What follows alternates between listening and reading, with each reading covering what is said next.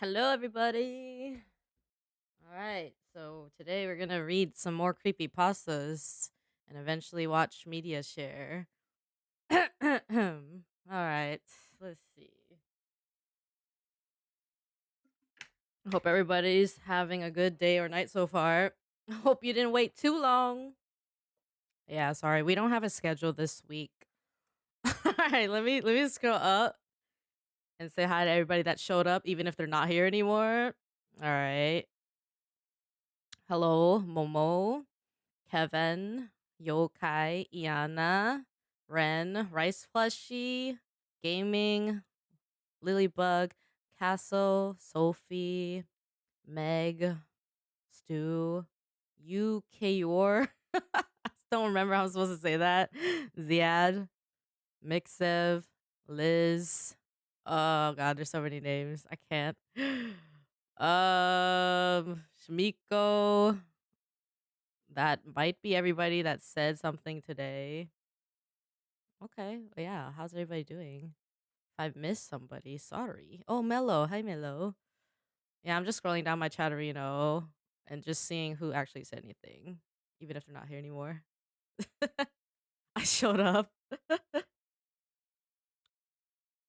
Yeah, so Saturdays, as most of you know, we usually just like chill, just chatting, reading, watching things. No gaming usually. Oh my god, 19K left. Yeah. So the thing is, we need to talk about what.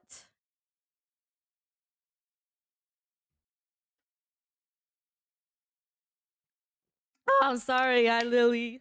No, it's like I know you're there, but I said so many names, I forgot.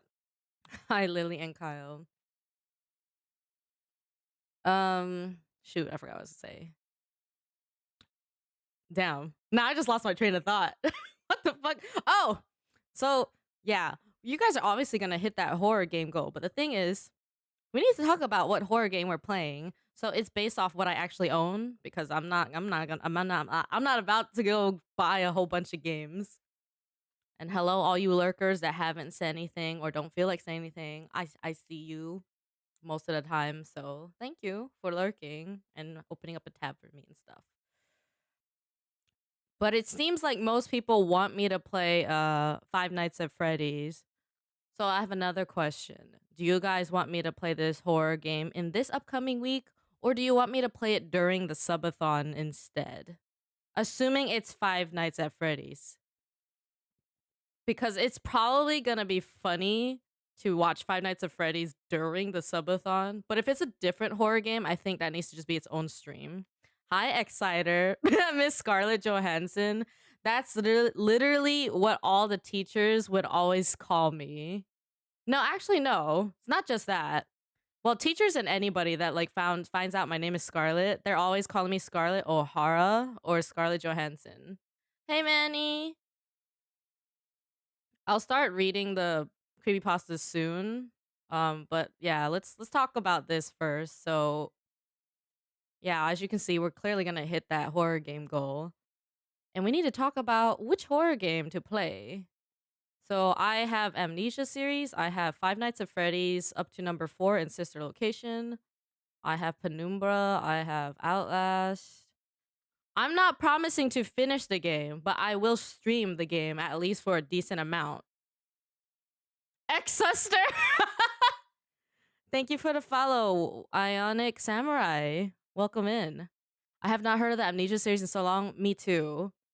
Can we do like a poll then maybe? I know Liz wrote down like all 200 titles, but let's be honest, Liz, half of those are definitely not the type of horror that people expect out of a horror game when they want to watch someone get scared. So I think what we need to do is just narrow it down to a series that we know I have.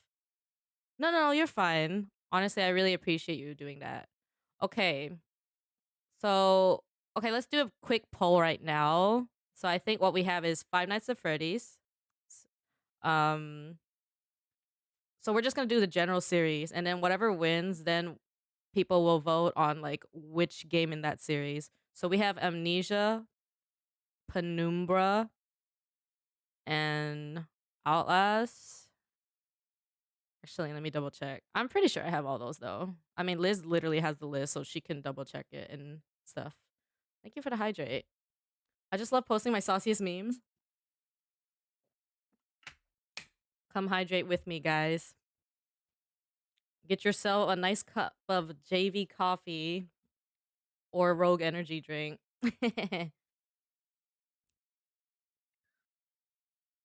I just followed your Twitch account. How did you pronounce my username? Says, can I clarify to you? I said Ionic Samurai. Feel free to correct me. Thank you for the stretch.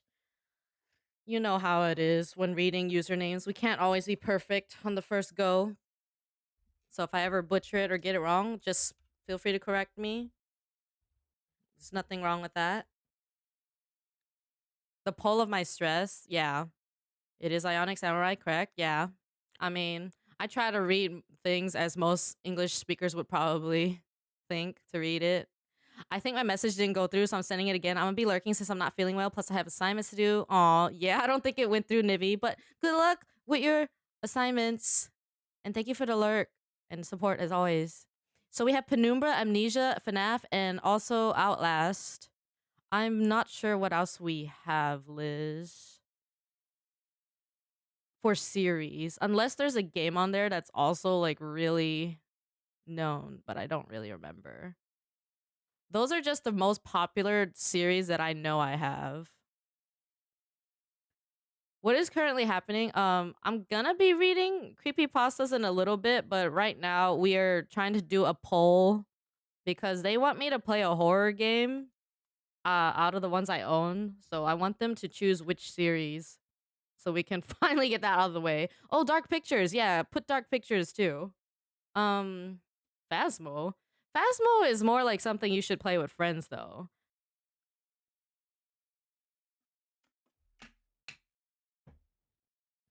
Let it be known I've never played Phasmo in my life because I just never had the interest, even though I do own it. A friend gifted it to me, but then the one time they asked me to play, I was not in the mood, and I've just never been in the mood. But who knows? Maybe one day I will play it and get scared shitless because I'm a pussy. But yeah, normally I play games like Genshin Impact and other stuff, Ionic. But Saturdays we like to just chill. We usually like have media share where we just like watch memes on YouTube and stuff. And lately we've been reading creepypastas because reading for me is very chill, and the community likes it a lot too. Hi Dryad, how are you? Mittens, I'm puss too. Yeah, I'm sure we all are. They don't have friendos. Yeah, imagine having friendos. Hey Shiv, how are you? Creepy Saturday nights. Hello, night. How's everybody doing? Here's the luckiest person in history. Who, me? Or you? Or what? Okay, so we have a poll up on the chat. Wait, Liz, we're missing Outlast. We gotta do it over. We're missing Outlast. Wait, don't vote. Don't vote. We gotta finish it. We gotta redo it. Just started Genshin and got a Wolf's Gravestone. Oh, okay. Congrats. Nice. Can we cancel the poll? Do I have to do it?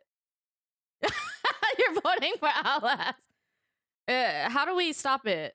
Oh, here we go. Let me end it. I can end it. Oh, shoot. Shoot. Is there a way of doing the same one again? New poll. I don't think I can. Here, I can do it. Okay, Outlast, Amnesia, Penumbra, Dark Pictures, or FNAF. And I'll give you guys 2 minutes. Thank you. Thank you, though, Liz. I appreciate you. All right, so I have pretty much a lot of the games in all these series. Oh my god, it's all Outlast. Why? What is it about Outlast? Damn. Oh, did you do that on your phone? How do you have that avatar at the bottom? Oh, you mean my PNG? There's a website. If you Google Discord reactive, I think it's like Fuji Tech or something. So basically, you put an inactive and an active picture depending on how you want it to be set. Like some people have it faded when they're not talking, so that it lights up when you talk. Some people just have the same picture throughout. But yeah, it's usually how most PNG tubers go about it. About to witness Outlast. Oh my god. I've never heard of Outlast. I just picked what everyone else picked. Oh my god. Oh, by the way, do you guys want me to stream? Would you prefer me to stream tomorrow or the day after? Just for this week. Because I still need to build my treadmill. Oh my god, it's Outlast. It's Outlast. Okay, I guess we're playing Outlast this week. You want me to stream the day after? The day after works for me. That would be Monday. Because I still need to do the Archon quest. Outlast 2 is spooky. Outlast 1 isn't that bad. Outlast gaming is going to be amazing. Yay, I did good. Poggers Outlast. I'll never get tired of watching streamers play Outlast. Okay, now we need to do a second poll. I'm going to end this poll. It's very obvious what the winner is. All right, but now we're going to do another poll. I'll make this shorter, only 1 minute, because I think it'll be really quick. All right, now you vote. Outlast 1 or 2? Wait. Let me double check that I actually have that. Okay, I do. Why do I have these games? I don't even know how do I have these games? I don't know. It probably came in a bundle. Outlast is crazy fun and scary. Oh my god. Okay, it seems like number 2's winning. Not me voting for horrors when I can't even watch streamers play them. Are you saying you're not even gonna watch me get scared and get scared with me?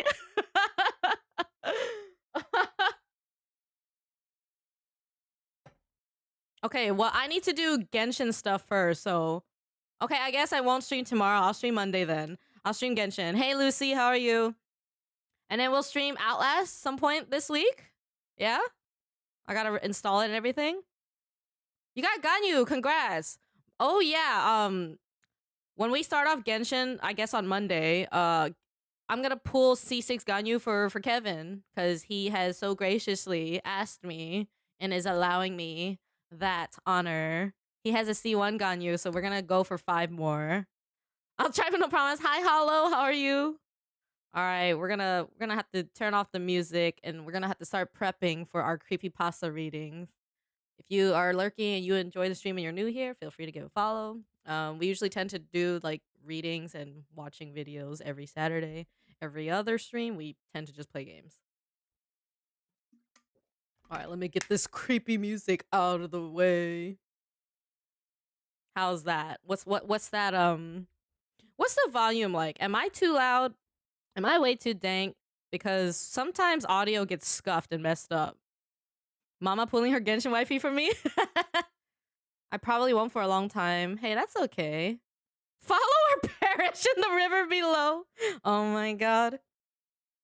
But yeah, I'm about to read creepypastas, so sometimes I like to read for a good amount of time, but sometimes I will like break your immersion and like respond to chat. So just letting you know, I'm not gonna fully like read stuff and ignore the whole chat like the whole time. I will always tend to go back and forth between like reading at some point and then responding to chat, just in case you're looking for like a full-on immersion. But that's why YouTube exists. One day, when I can have consistent like thumbnails and editing and stuff, I will definitely upload me reading stories of some sort, because I like it. It's very chill for me and relaxing. Even though I'm the only one in the house and there's a creepypasta, you know it's good. Shoot. It's okay, you're not alone. Wait, that's probably worse. Well, I mean, I'm here for you. We're all here for you. But I sadly couldn't play much because my game kept crashing and I was sounding, oh no. I probably made things very worse by saying that. I mean, you're not alone, really. Oh my god, I can't stop laughing. I'm so sorry. Hey, but you know what you're getting into being here.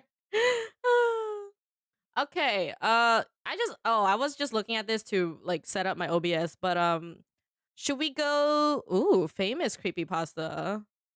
How do you guys want to do this? Took I'm in your walls to a new level. You want to read latest or famous, or should we browse through top ranked, or should we do random? How do we want to do this? Then I feel a sudden coldness right beside me. I'm sorry, it's me. I'm a vampire, so technically I'm undead.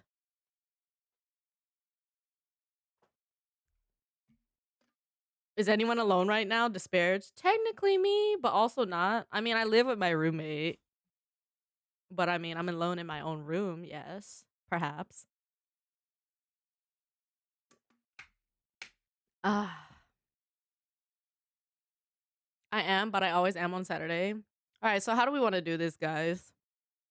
What do you guys want to do? Want to do random? Want to do famous, latest, top ranked? How do we want to go about this? I'm alone with Kitty.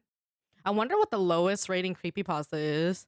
Imagine someone wrote one and it's like just like a 1 rating. My cat will protect me from the creepy. You know, sometimes it's pets that scare the shit out of you. May I suggest one? Oh yeah, of course. I mean, you could suggest it right now if you want, Kevin. Uh, but also reading does take like a lot of like energy and stuff. So if I get quiet at some point, just don't mind me. That's just me, like, taking a breather, as we all need to do sometimes. Used to ghost, but oh god, like a long time ago when me and a best friend were like house and dog and babysitting. So it was me, the baby, and my nephew who was like maybe 6 or 7, and then a dog, a really big pit bull. The pit bull like was doing something outside, I think. No, actually, I don't know. I think we might have all been in the bedroom, and then suddenly we heard a loud noise. And then when I went out to like the kitchen with my friend, I saw that the vacuum just fell on the floor because it was like hanging against the wall, and that scared the shit out of me, bro. I was just like, oh fuck. It's like nighttime and it's just me and my friend, but we're like hella scared. Well, it's not just us, but like the kids too, and the dog. And like sometimes, pets do shit and then like they fuck around and like knock shit over. Hey, bish splash. People sit around, people sit leave. Hi, Ed. It is rumored if you feel your room getting cold, there's a possibility. Yeah. Supernatural stuff doesn't necessarily have to mean something bad, but let's not go there right now. This is not an invitation for you to talk about your supernatural experiences, guys. We are going to be creeped out by fictional stories we're about to read, not real things that are happening to you already. Hey, Frozen Palace. All right, well, let's do random then. And then whenever Kevin finds the one Oh, it's rated 4.6. But I mean, we got to do it, right? We got to read them at some point, right? Maybe the real horror is how bad it is. My childhood house be haunted. Oh god. Okay.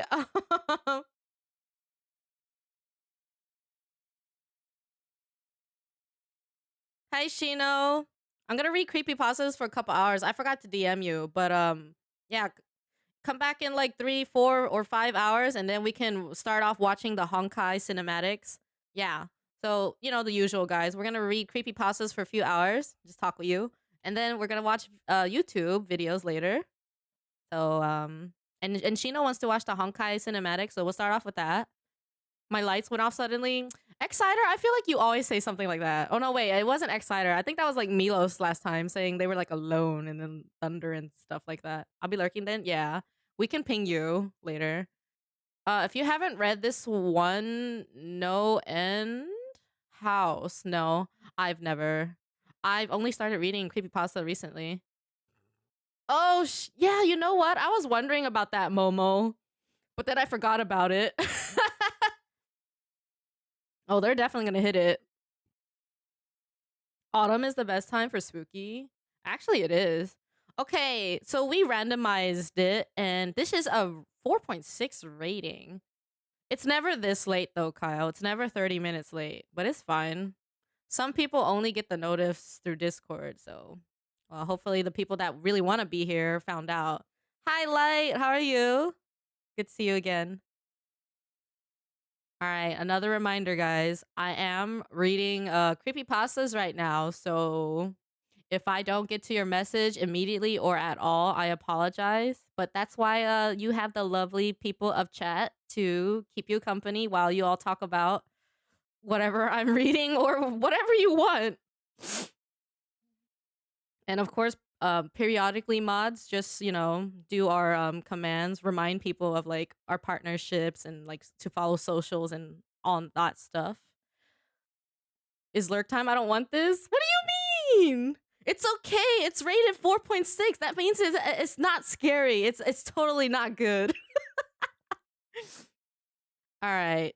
I'm going to start reading. So, talk amongst yourselves or just, do what you normally do best. Just listen in and comment whenever you want, and then I will respond when I can. Ah. All right. So this is called Lanterns. Oh, is the music really loud? Should I turn it down a little bit? That means it's bad? Exactly. There's nothing to be scared of. How many stories have I read? I honestly don't know. Oh yeah, once again, I am having a subathon, so make sure to check out the Discord events and stuff for like converted times. Can you hold me? Okay. Yeah, so we're just doing this, random story function up here. So we might get some shitty stories, we might get some good ones, who knows. Hi Beck. Okay. And so 4 minutes. All right. That means we shall get over this terrible story soon, right? Mark's head rocked wildly in the pillow as a muted moan popped from his throat. His eyeballs thrashed about under clenched lids, kamikaze fireflies trapped in a skin jar. He jerked awake, and his first sight was the glowing bulb of his bedside lamp. It lit the room in a pale imitation of daylight, and he was grateful. He glanced over at the next futon. Wife, son? I'm sorry. Wait. First, they say kamikaze, and then wife, son? I think I know why this story is rated a 4. What the fuck is this shit? This is some weebified creepypasta. What the fuck is this shit? Oh my god. Oh my god. No, not the wife's. Oh my god. Oh man, Eggy and Axel are gonna be late today. They slept late. Wife-san lay there. Hey, Sam. Breathing regularly, apparently undisturbed. Her face seemed somehow strange, unfamiliar, but when he rubbed his eyes, everything was fine. I'm good, Sam. How are you? Wiping his forehead with the back of one hand, he examined his sheets and pajamas with the other. They were all drenched in sweat, and the book he'd been reading as he drifted off was wedged under the small of his back. Maybe he shouldn't have started it. Sure, it was full of trite, mostly laughable, true stories of alleged hauntings, but one of the tales in it had really creeped him out.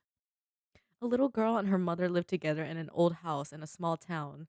There was the unusual stuff about disembodied footsteps, doors opening by themselves, and voices calling in the night. But one of the manifestations was a bit unusual and had given him a case of the heebie jeebies. Thank you for the follow, Love Murder Rose. I'm telling you, even if I play a horror game, I am such a pepega and like I'm literally like so funny that I make it like not scary. If you guys saw me playing the closing shift, you'll know. Have we had the phrase hyper realistic blood yet? I don't think so. But yeah, welcome in Love Murder Rose. Can we call Mitten's wife son if you want to, but my wife son might not really like that. The little girl had told her mother of a triangle-headed man who occasionally peered into her room at night from the closet. The phrase Triangle headed man had opened up bizarre geometrical perspectives for the human face and head, making Mark's mind wander in lurid curiosity. After reading that passage, he had snapped the book shut and gazed up through his window, seeing an alien, bitter man with a triangle shaped head in every dark cloud. Again, he glanced over at wife's son, her face sweet in repose. He clicked off the lamp, but the moon lit the room quite well all the same. A sudden sensation of being lost among dark mountains overtook him. He was traversing a mountain path, could feel the hard ground beneath his feet as he gently ascended a slope. Up and up he went, the moon lighting his way. Triangle head pyramid. It felt good. He began thinking of the famous landmark, Bake Toro. Oh, Reaper, thank you for the hydrate. Is opposite, by the way, husband kun?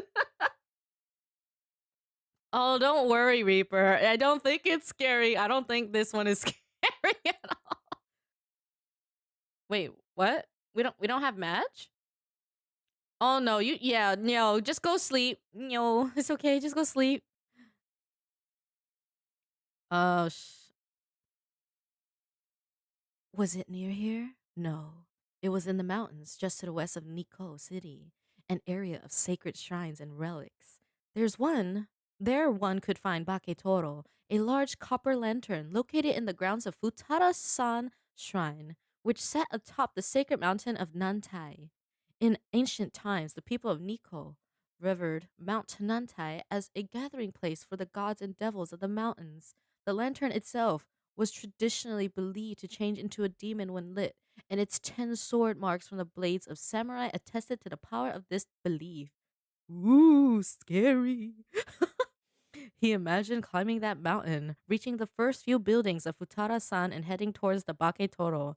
In the dim light, he could just make out the sword marks on its frame. Someone was nearby, seen in shadow, a robed man. That man was about to light the lantern. Neckbeard. Wife San coughed loudly in her sleep, breaking the reverie. The cold, plain walls of the bedroom were again visible in the moonlight.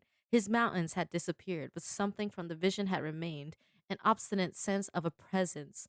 The atmosphere felt murky around him, the blankets oppressive. He shook free of the heaviest of them and turned to look at Wife San. It's the writing, yes, exactly, Rose. Her sleeping face seemed strange again, somehow distorted. He moved to get a closer look and felt his hair stand on end. The face he gazed upon was not the face of his wife, but that of some incomprehensible, ghastly being. It opened its eyes. Lunging up through the darkness, he landed on his feet and slapped on the overhead light. There lay beautiful wife San again. Her eyelids tightened as she turned over on her side. He turned the light back off and went next door to read in his den. Several hours later, he awoke in the sofa, his neck aching. He headed downstairs to get ready for work. Before preparing his usual breakfast of toast and coffee, he went to the washroom for a quick shave in the dirty mirror. Walking to the train station, he reflected on what he had seen. Up close had been the test. In the dark, wife San's face had seemed fluid, evil. Then in the light, she had appeared normal again. Now here he was, heading to work in the early dawn, trying to convince himself it had all just been his overexcited imagination. He caught the rapid train as usual and found a good seat. On the 20-minute ride, he stared at the pretty face of a young passenger who was intently reading a magazine. When she finally raised her eyes to meet his gaze, her eyes startled him terribly. That night, he found himself near the Bake Toro again. It was more real than sleeping, more real than his room. The robed man stood nearby, glaring at him with dull, triangular eyes. Mark turned away from the robed man and looked down at his own arm of copper, counting 10 sword marks. The sudden reflection of a flame over those marks mesmerized him. You know what's funny? It said this was a 4-minute read, and I think it's been way over 4 minutes. And then someone coughed, waking him back into reality under the blankets. His gaze fell upon wife San's fluid face. It was changing again. The sight was unspeakably real, but he didn't try to rub his eyes. Her face morphed through a rapid succession of hideous animal appearances. Confusion became terror. He turned away and tried to focus on the moonlight, which soon coalesced into a cloud of mist. In awe, he perceived that something was trying to enter the room through that mist. Never enough for wives. Oh my. He fought desperately to move, to get up, but his body would not respond. He opened his mouth to scream, but the pathetic, muted sounds he voiced were the incoherent mutterings of a baby, as though by some invisible force, his body vaulted upright all at once, and he came face to face with an evil triangular head, which somehow bore three distinct faces, each vying for space in dark shades of gray. They spoke to him in unison, alien tongues. Wife's son cried out. She could hear pained mutterings nearby in the dark, and some deeper voice as well. Who is? She began to ask, but her mouth refused to complete the sounds. Presently, there came a violent thrashing of limbs and blankets. Fighting a burst of pure terror, she lunged for the light switch. Wife's son gazed down helplessly upon the convulsing body of her husband. His arms were flailing in unison, his hands gripping together as though wielding some invisible weapon. She called out to him, got down on her knees, and shook him and screamed his name, but he could not hear her calling to him. He would never hear earthly sound again. I am so confused. Giggling in between, not included. Sounds like a 10-year-old girl watched too much anime, fell asleep, had a weird dream, and woke up and wrote a story. Wife, son, really? The comments. There's only two, but I was waiting for this. Rip husband Kun. It's so bad it's good. I'll do anything for wife, son. You know what? I'm glad we stumbled upon this because now we have been introduced to wife son, and now this is gonna be an inside thing between us. You know, kind of like Saz. The stinger was he'd never heard earthly sounds again. Really, Saz, wife son, Saz. I'm mad. For those of you who were here during Corpse Factory days, you know what you know all about it. I don't think this music is very helpful either. Oh god. I like this one better. No. Wait, it's the same one? Eh? Why is it the same one? What? So much for randomizing. Huh? Why does it just keep going to the same one? All that build up for a shitty payoff, like goddammit, I was passively accepting that it was badly written, but that fucking sends me straight into blind. Nani? What's the point of a random story being the same one? Oh fuck, man. Okay, should we just read good ones? Famous? Famous ones, maybe? We didn't do famous last time. Have you guys heard of the psychology behind horror music? Oh, okay, yeah, Kevin. You could just send me the link, or do I look up the name? Do you want me to look up the name? Whichever is easier. Can I kiss wife-san? Do you want to kiss wife-san after hearing that type of stuff? What did you expect? I didn't expect anything good from a 4 rating, but I expected random story to keep putting random stories, so I'm a bit upset about that. But okay, it's okay. We could just do things on our own. No End House or Sleepwatchers.net is the title. Is it on here or is it on another is it on that site, Kevin? Oh, is it this one? Wait, what is this? Oh, this is something else. Huh? Did I do it wrong? Oh, right here, right? Oh my god. This is 52 minutes? Oh, wow. That is a long one. I mean, that's fine. I mean, we're going to be here for a few hours, but that means we're just going to be reading this one story. That's okay with me. I mean, do we want to read a really long story? Huh? Wait, what happened? The other one is 10 minutes. You guys. Oh boy. There's a specific low frequency that will make you scared. Are we talking about sounds? Didn't get answers, so I'm a smooch kittens. Oh, I mean, if I'm wife son, yeah, you can kiss me. As long as it's good, yeah. I have to do something, so I might miss most of the story. Okay, take care, back. Thanks. That's a whole fanfic chapter. Thank you for the follow, El Tian. A long time ago, I wrote a no sleep story that got featured on a no sleep podcast. Oh, nice. Yeah, this is something we've been doing recently since we usually stream like gaming, but Saturdays we like to just watch stuff and now read random things. I might just marry wife son. Get yourself a wife son limited edition. All right, do we want to go with this? Do it for the memes. This is like fully laid out and organized. Wow. I mean, makes sense if this is 52 minutes. But see, this estimate I don't trust. It's probably way longer than that. Excuse me. I'm still drinking some Rogue. Do it for the mic. All right.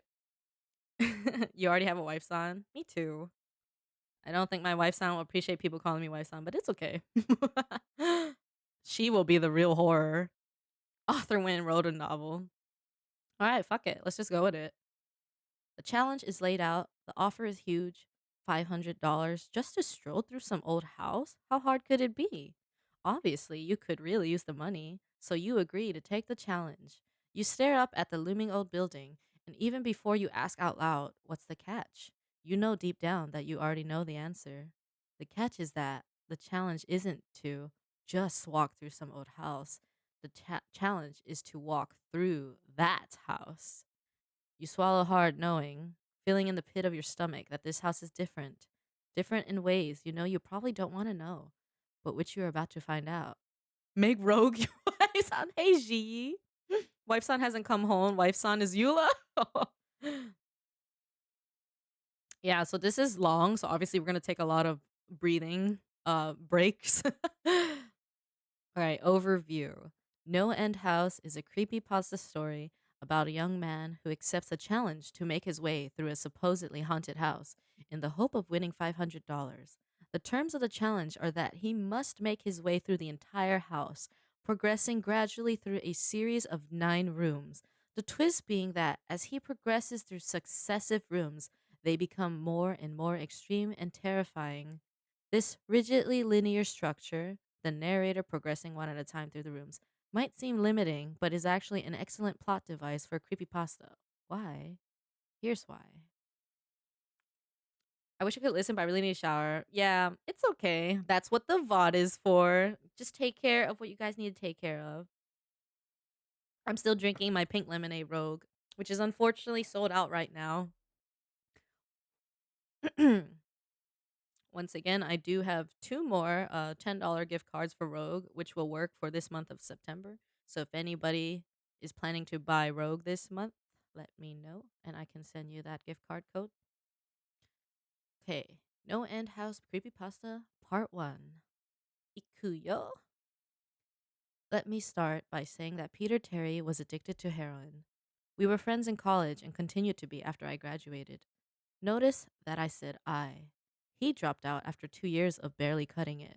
After I moved out of the dorms and into a small apartment, I didn't see Peter as much. We would talk online every now and then. AIM was king in pre Facebook years.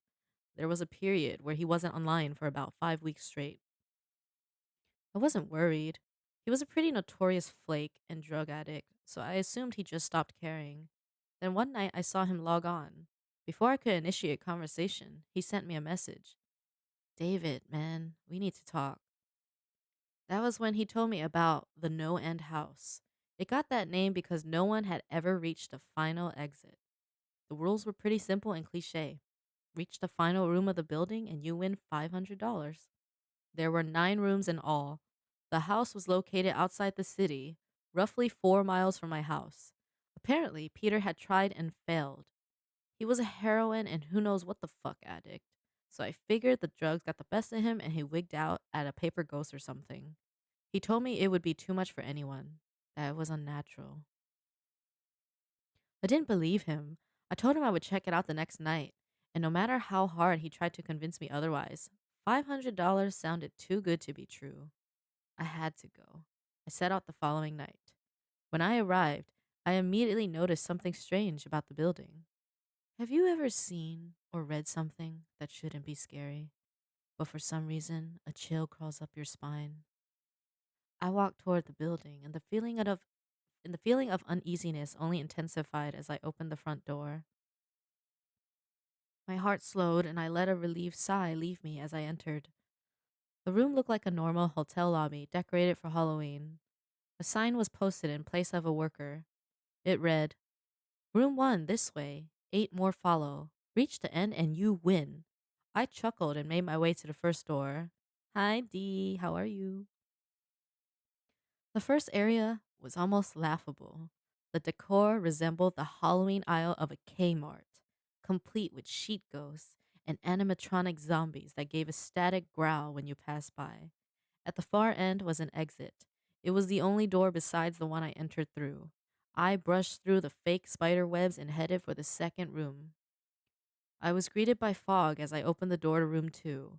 The room definitely upped the ante in terms of technology. Not only was there a fog machine, but a bat hung from the ceiling and flew in a circle. I'm good, thank you for asking. Scary. They seem to have a Halloween soundtrack that one would find in a 99-cent store on loop somewhere in the room. Okay, y'all are gonna have to pay attention for when people come in and ask what's happening, because I'm not gonna be able to tell them. So you guys are the summarizers today. I didn't see a stereo, but I guess they must have used a PA system. I stepped over a few toy rats that wheeled around and walked with a puffed chest across to the next area. I reached for the doorknob and my heart sank to my knees. I did not want to open that door. A feeling of dread hit me so hard, I could barely even think. Logic overtook me after a few terrifying moments, and I shook it off and entered the next room. Room 3 is when things began to change. On the surface, it looked like a normal room. There was a chair in the middle of the wood paneled floor. A single lamp in the corner did a poor job of lighting the area, casting a few shadows across the floor and walls. That was the problem. Shadows. Plural. Someone trying to get through the haunted house 500. Should I turn the music up? Is it a little too low that you can't even hear it?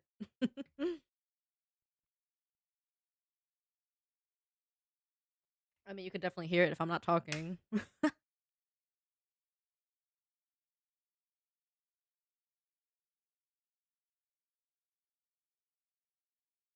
Yeah, I would never. Fuck that. With the exception of the chairs, there were others. I had barely walked in the door, and I was already terrified. It was at that moment that I knew something wasn't right. I didn't even think as I automatically tried to open the door I came through. It was locked from the other side. That set me off. Was someone locking the doors as I progressed? There was no way I would have heard them. Was it a mechanical lock that set automatically? Maybe. But I was too scared to really think. I turned back to the room and the shadows were gone. The chair's shadow remained, but the others were gone. I slowly began to walk. I used to hallucinate when I was a kid, so I wrote off the shadows as a figment of my imagination. I began to feel better as I made it to the halfway point of the room. I looked down as I took my steps, and that's when I saw it. Or didn't see it. My shadow wasn't there. I didn't have time to scream. I ran as fast as I could to the other door and flung myself without thinking into the room beyond. The fourth room was possibly the most disturbing. As I closed the door, all light seemed to be sucked out and put back into the previous room. I stood there, surrounded by darkness, not able to move. I'm not afraid of the dark and never have been, but I was absolutely terrified. All sight had left me. I held my hand in front of my face, and if I didn't know what I was doing, I would never have been able to tell. Darkness doesn't describe it. I couldn't hear anything. It was dead silence. When you're in a soundproof room, you can still hear yourself breathing. You can hear yourself being alive. I couldn't. I began to stumble forward after a few moments, my rapidly beating heart the only thing I could feel. There was no door in sight. Wasn't even sure there was one this time. The silence was then broken by a low hum. I felt something behind me. I spun around wildly, but could barely even see my nose. I knew it was there, though. Regardless of how dark it was, I knew something was there. The hum grew louder, closer. It seemed to surround me, but I knew whatever was causing the noise was in front of me. inching closer. Hi, Foxy. How are you? I took a step back. I had never felt that kind of fear. I can't really describe true fear. I wasn't even scared I was going to die. I was scared of what the alternative was. I was afraid of what this thing had in store for me. Then the lights flashed for a second and I saw it. I'm okay too. Thank you for asking. I'm glad you like your new mouse. Or at least I think that's what I read.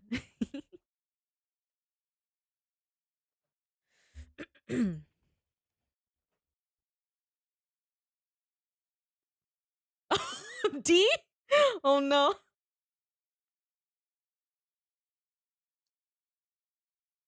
Nothing. I saw nothing.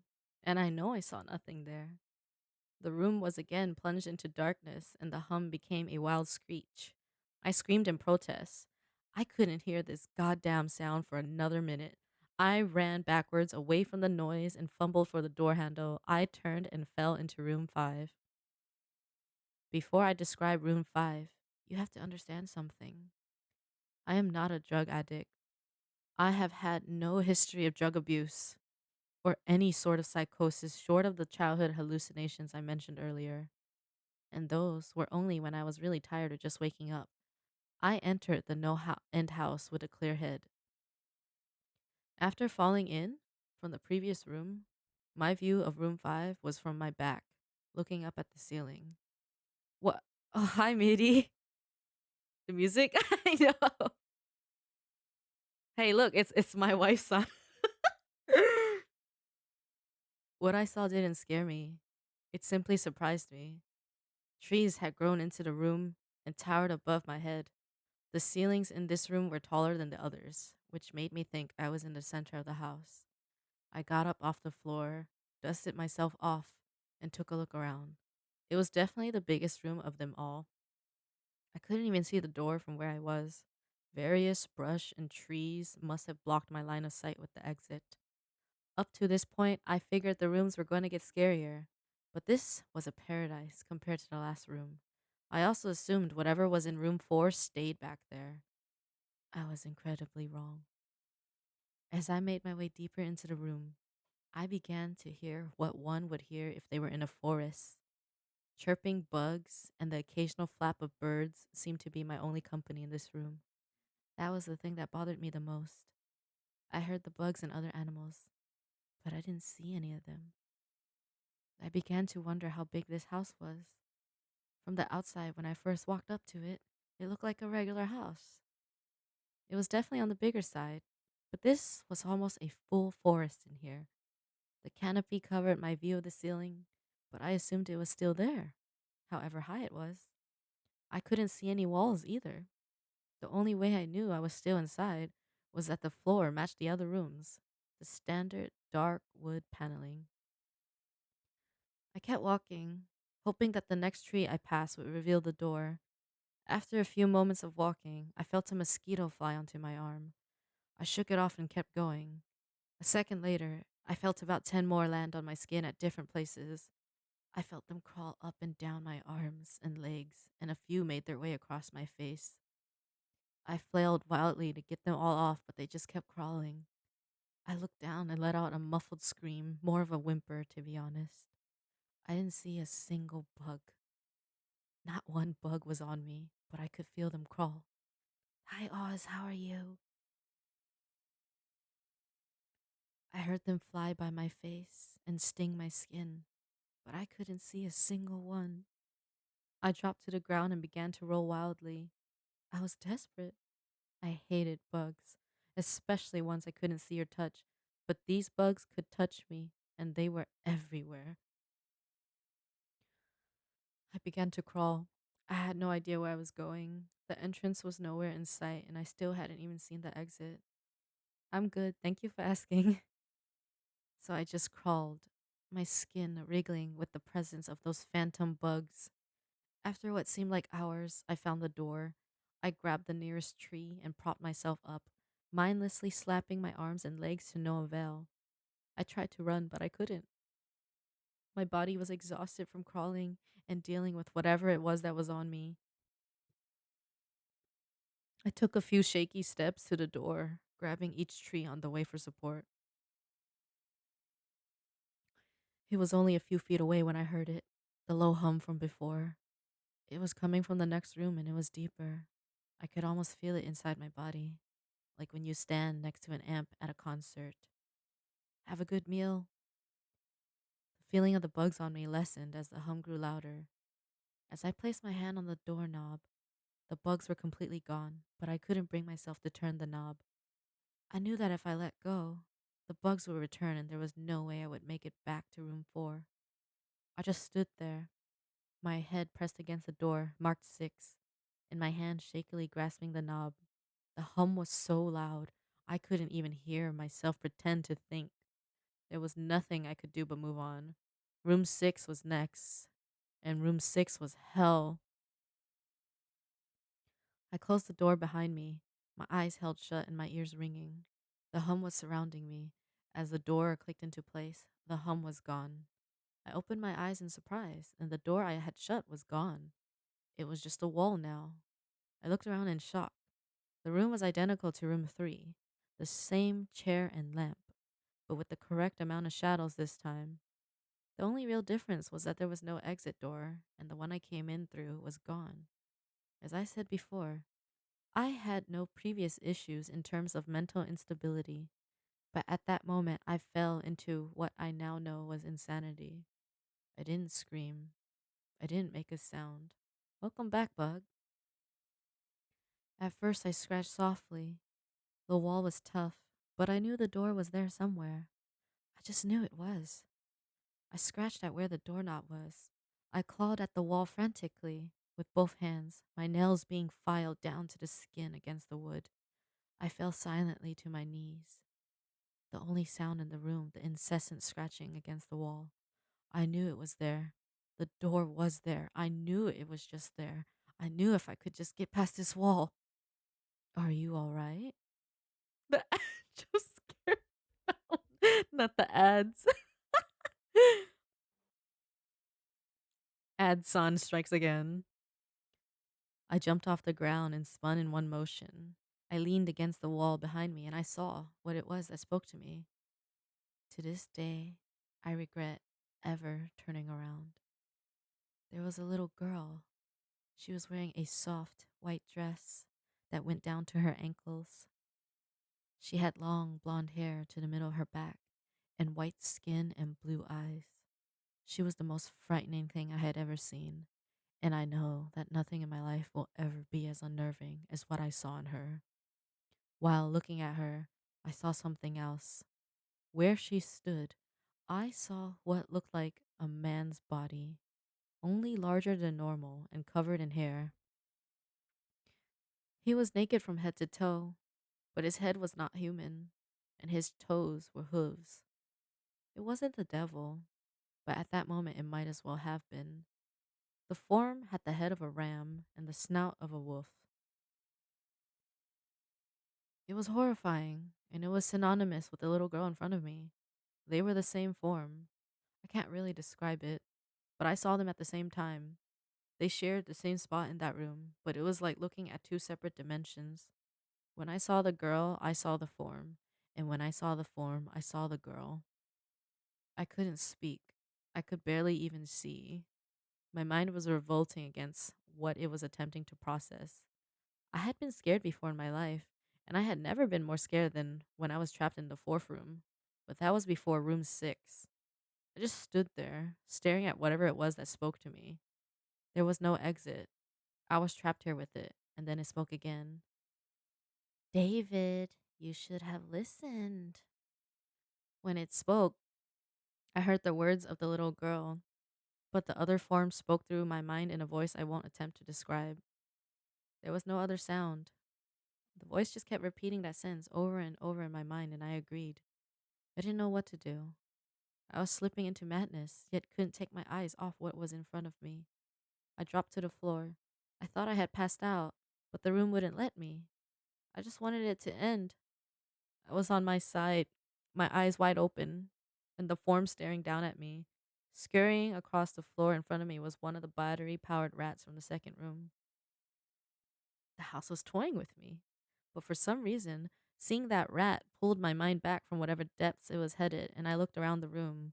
I was getting out of there. I was determined to get out of that house and live and never think about this place again.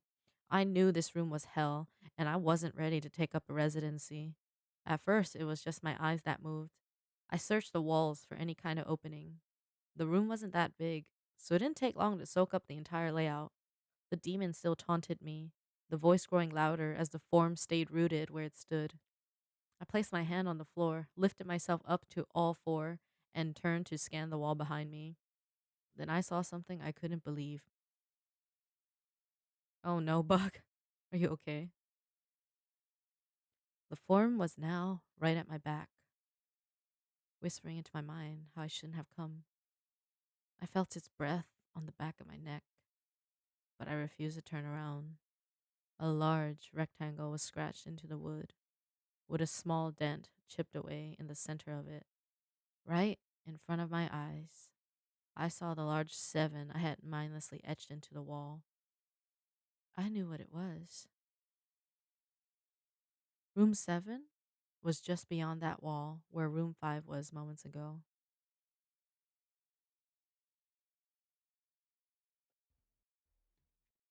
Hydrate break.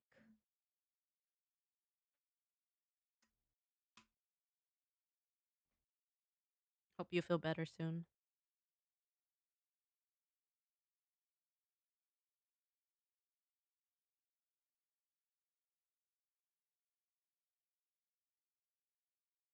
I don't know how I had done it.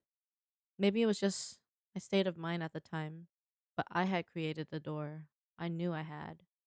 In my madness, I had scratched into the wall what I needed the most, an exit to the next room.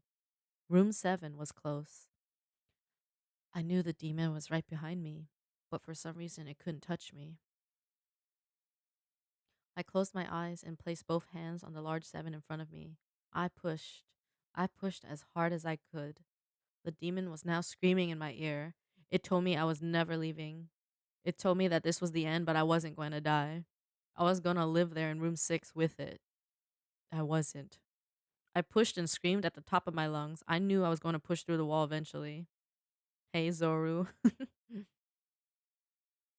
I clenched my eyes shut and screamed, and the demon was gone. Okay, Liz, take your time. I was left in silence. I turned around slowly and was greeted by the room as it was when I entered. Just a chair and a lamp. I couldn't believe it, but I didn't have time to well. I turned back to the 7 and jumped back slightly. What I saw was a door. It wasn't the one I had scratched in, but a regular door with a large 7 on it. My whole body was shaking. It took me a while to turn the knob. I just stood there for a while, staring at the door. I couldn't stay in room 6. I couldn't. But if this was only room 6, I couldn't imagine what 7 had in store. I must have stood there for an hour, just staring at the 7. Finally, with a deep breath, I twisted the knob and opened the door to room 7. Hey, War! I stumbled through the door, mentally exhausted and physically weak. The door behind me closed, and I realized where I was. I was outside. Not outside like room 5, but actually outside. My eyes stung. I wanted to cry. I fell to my knees and tried, but I couldn't. I was finally out of that hell. I didn't even care about the prize that was promised. I turned and saw that the door I just went through was the entrance. I walked to my car and drove home, thinking of how nice a shower sounded. As I pulled up to my house, I felt uneasy. The joy of leaving No End House had faded, and dread was slowly building in my stomach. I shook it off as residual from the house and made my way to the front door. I entered and immediately went up to my room. There on my bed was my cat, Baskerville. He was the first living thing I had seen all night, and I reached to pet him. He hissed and swiped at my hand. I recoiled in shock, as he had never acted like that. I thought, whatever, he's an old cat. I jumped in the shower and got ready for what I was expecting to be a sleepless night. After my shower, I went to the kitchen to make something to eat. I descended the stairs and turned into the family room. What I saw would be forever burned into my mind, however. My parents were lying on the ground, naked and covered in blood. They were mutilated to near unidentifiable states. Their limbs were removed and placed next to their bodies, and their heads were placed on their chests facing me. The most unsettling part was their expressions. They were smiling, as though they were happy to see me. I vomited and sobbed there in the family room. I didn't know what had happened. They didn't even live with me at the time. I was a mess. Then I saw it, a door that was never there before, a door with a large 8 scrawled on it in blood. I was still in the house. I was standing in my family room, but I was in room 7. The faces of my parents smiled wider as I realized this. They weren't my parents, they couldn't be, but they looked exactly like them. The door marked 8 was across the room, behind the mutilated bodies in front of me. I knew I had to move on, but at that moment I gave up. The smiling faces tore into my mind. They grounded me where I stood. I vomited again and nearly collapsed. Then the hum returned. It was louder than ever, and it filled the house and shook the walls. The hum compelled me to walk. I began to walk slowly, making my way closer to the door and the bodies. I could barely stand, let alone walk, and the closer I got to my parents, the closer I came to suicide. The walls were now shaking so hard it seemed as though they were going to crumble, but still the faces smiled at me. As I inched closer, their eyes followed me. I was now between the two bodies, a few feet away from the door. The dismembered hands clawed their way across the carpet towards me, all while the faces continued to stare. New terror washed over me, and I walked faster. I didn't want to hear them speak.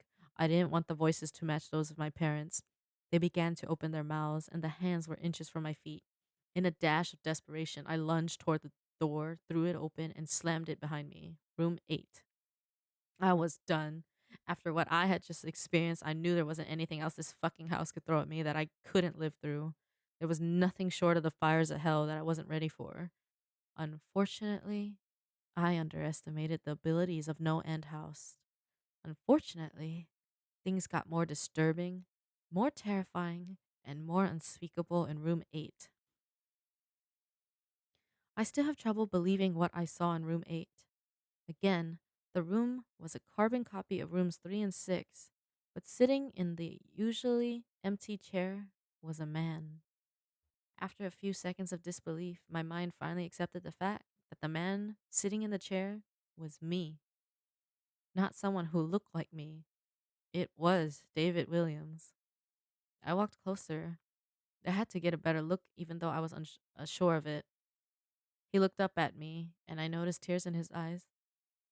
Please, please don't do it. Please don't hurt me.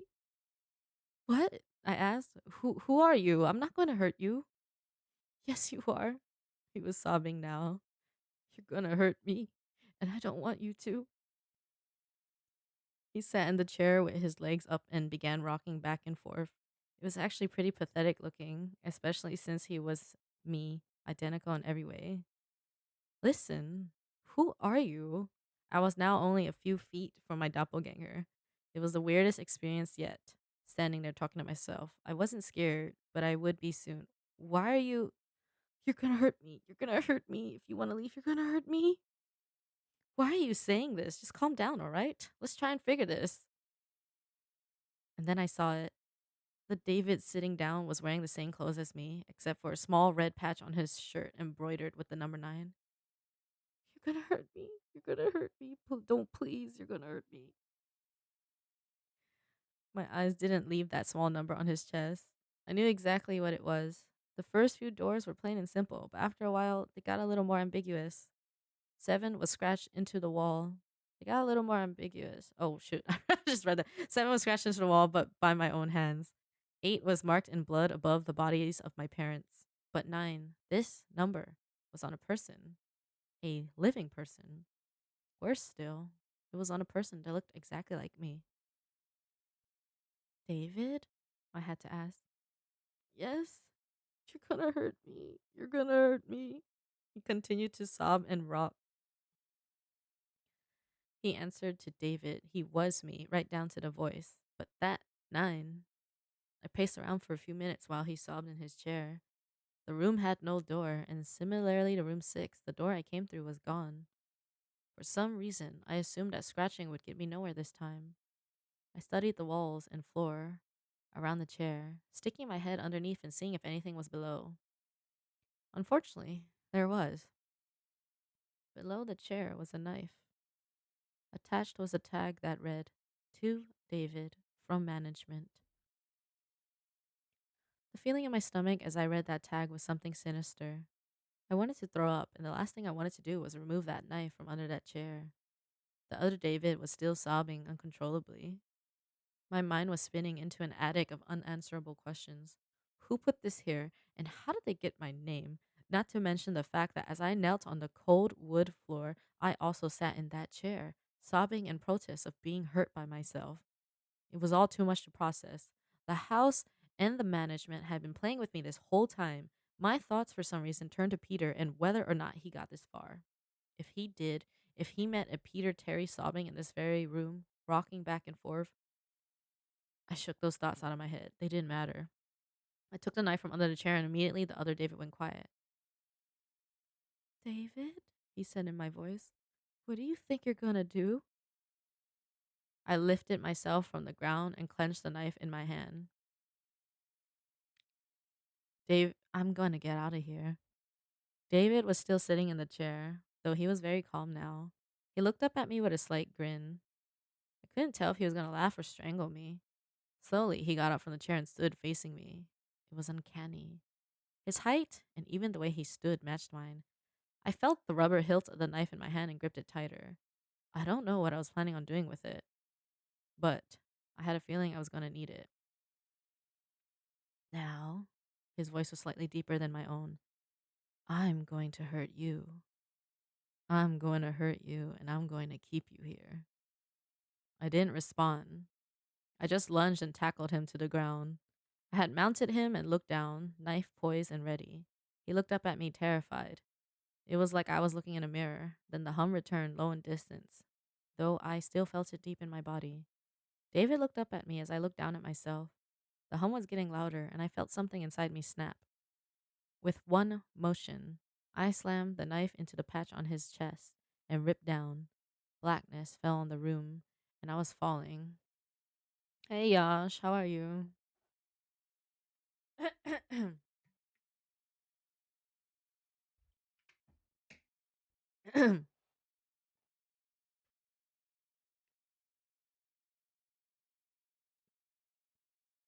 The darkness around me was like nothing I had experienced up to that point. Room 4 was dark, but it didn't come close to what was completely engulfing me. Did afternoon shift? Oof. Thanks for the hydrate, Gio. Oh, God. Not me, almost choking. I don't know why, but not feeling much good. Yeah. Just take care of yourself. All right, guys. I will just take a quick pee pee break at this point. I hope you're all doing well, though. Everybody that just came in. Just reading some creepy pastas. Don't mind us.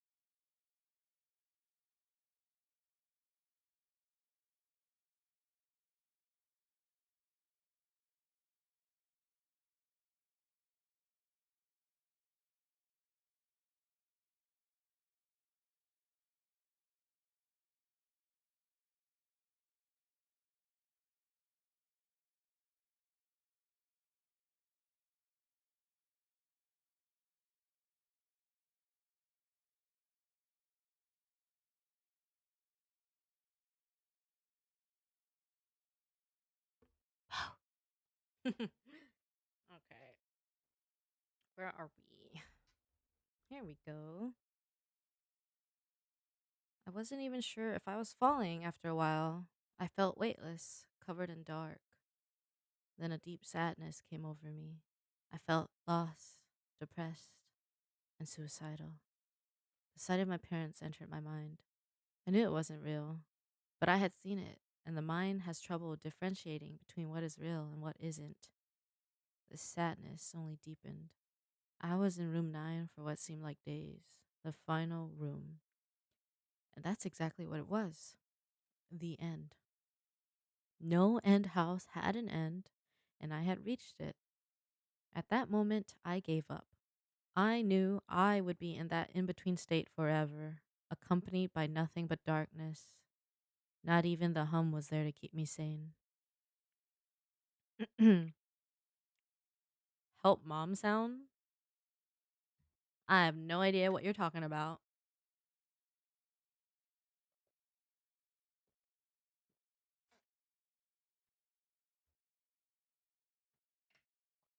If I'm going to be completely honest, I have no idea what you're talking about.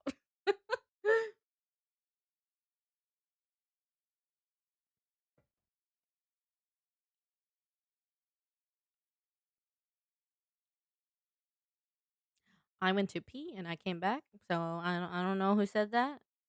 I don't know if that's part of the music.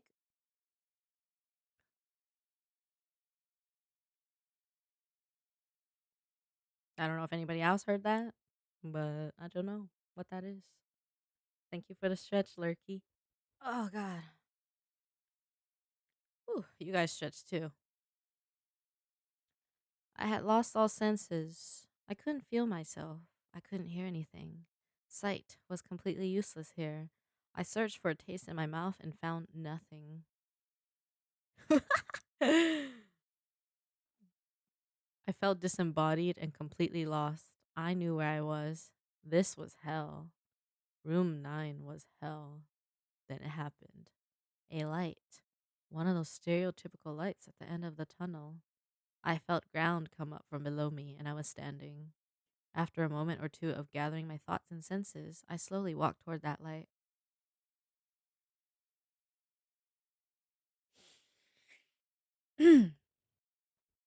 As I approached the light, it took form. It was a vertical slit down the side of an unmarked door. I slowly walked through the door and found myself back where I started, the lobby of No End House. It was exactly how I felt it. Left it, still empty, still decorated with childish Halloween decorations. After everything that had happened that night, I was still wary of where I was. After a few moments of normalcy, I looked around the place trying to find anything different. On the desk was a plain white envelope with my name handwritten on it. Immensely curious, yet still cautious, I mustered up the courage to open the envelope. Inside was a letter, again handwritten.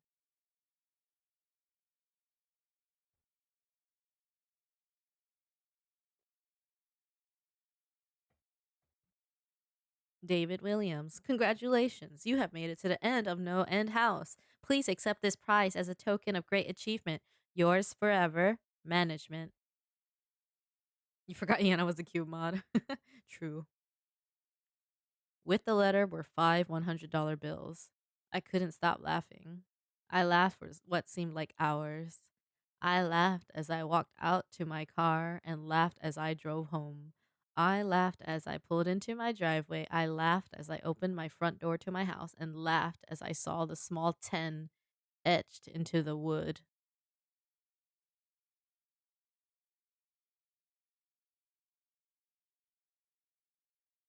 Part 2. It had been 3 weeks since I heard any word from David.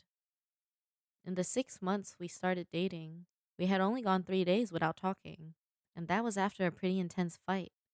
There was nothing out of the ordinary when I had talked to him last. He had just mentioned that he was going to check something out a friend told him about. But then I got a really weird text the night before. It was from David, but it wasn't from his number. It only had 5 words in it. No and don't come, David. Something was wrong. After I read that text, I felt nauseous, like I was seeing something I shouldn't. I decided to get a hold of Peter, but I had talked to his ass before. He was a deadbeat, but at least he might have some information on where David might be. I decided to log onto AIM with David's account. I figured it would be easier to start something with Peter if he didn't know it was me. When I logged on, he immediately messaged me, David? Holy shit, you had me worried. I thought you went to the house. What do you mean? No end house, man. The place I told you about, I could have sworn you were gonna go. No end. This guy knew what was going on. Yeah, I actually couldn't find it. Maybe I'll try again tomorrow. Where was it again? No way. You already had me worried. Fuck that place. I've been there. You do not want to go there. Peter, this is Maggie. Wait, what? Where's David? I don't know. I thought you would know, but apparently not. Oh shit. Oh shit, shit, shit, shit. What? Seriously, Peter, you need to tell me what's going on. I think he went to that house. It's outside of town, maybe 4 miles down Terrence Street. Unmarked road, turn right. Shit, man, he's gone. No, I don't think he is. What are you planning on doing? I'm going to get him back. I left the next night at around 8. There wasn't a single car the entire trip, and as I turned onto the unmarked street, I saw a sign pointing down the road. No end this way. Open 24 hours. My breathing hadn't been steady since I left my house, and seeing the house didn't help. There weren't any other cars around, which made me think that it wasn't open. Light from the front stoop illuminated the surrounding area, and the windows showed that lights were on inside. I parked my car, walked up to the front, and made my way in.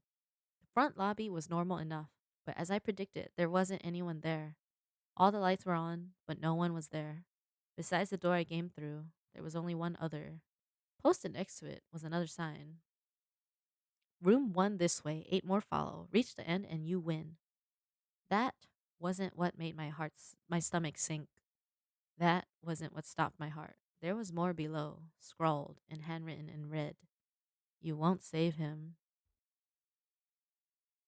I must have stood in the lobby for an hour. I was frozen. I didn't know how to go on. Did I go through the door? Did I call the police? After reading the sign, I decided that I may have bitten off more than I could chew. I'm average height for a girl, but pretty thin. I wasn't about to fight off some psycho that was holding David's hostage. All right, good night, Yash. I decided calling the cops was the best thing to do, so I reached into my pocket and opened my phone to call. No service. The house must be blocking the signal, and it was basically in the middle of nowhere. I walked towards the entrance, figuring I'd find service outside. I reached to the knob and twisted, and nothing. Welcome back, Liz. It was locked. I shook it harder. Nothing. It was locked from the outside. I slammed my hands against the door and called out to anyone that could hear me. I knew it was useless. No one was out here except me. Then I felt a vibrate in my pocket. I reached down and looked at my phone. One unread text. At first, I was really glad I had service. I was saved. Maybe the text was from David that he was all right. It was from a different number, one I didn't have in my phone. I pressed open and nearly dropped the phone. You can't save yourself either. My entire body was shaking. I wanted to pass out. I was stuck there. A cell phone with no service in a room with no exit. My eyes scanned the room and landed on the door across the room. A gold 1 was mounted on the front. It looked like a room door in a hotel. The ground felt far away as I walked closer to the door. In a few moments, I was within inches of it, and I placed my head against the wood and listened. All I heard was distant Halloween music. Just creepy instrumental music you'd hear at any haunted house. Suddenly, I got a little calmer. David was always known for his pranks. He would tell me about these elaborate setups he and his friends would make for the new players on their soccer team. Somehow, a smile found its way onto my face, and I opened the door without fear. Entering the first room alleviated my fears even more. The room was a completely normal attempt at a haunted house, though rather lacking. In each corner was a scarecrow, but not even scary ones. They were the kind you used to see in grade school, with the big smiling faces. paper ghosts hung from the ceiling, and a fan in the corner added a cold breeze that made them spin. Next to one of the scarecrows was again the only other door in the room. Printed on the front, similar to the first door, was large too. I laughed and left this lame room behind me. You haven't read or heard part 3? Well, I guess we're gonna find out together. Oh god. Ugh. Stretch. Ugh.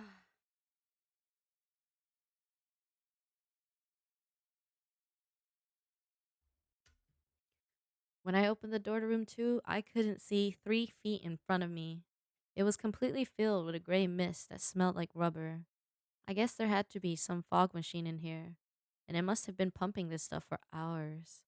There were no windows in the last room, so the ventilation must have been terrible.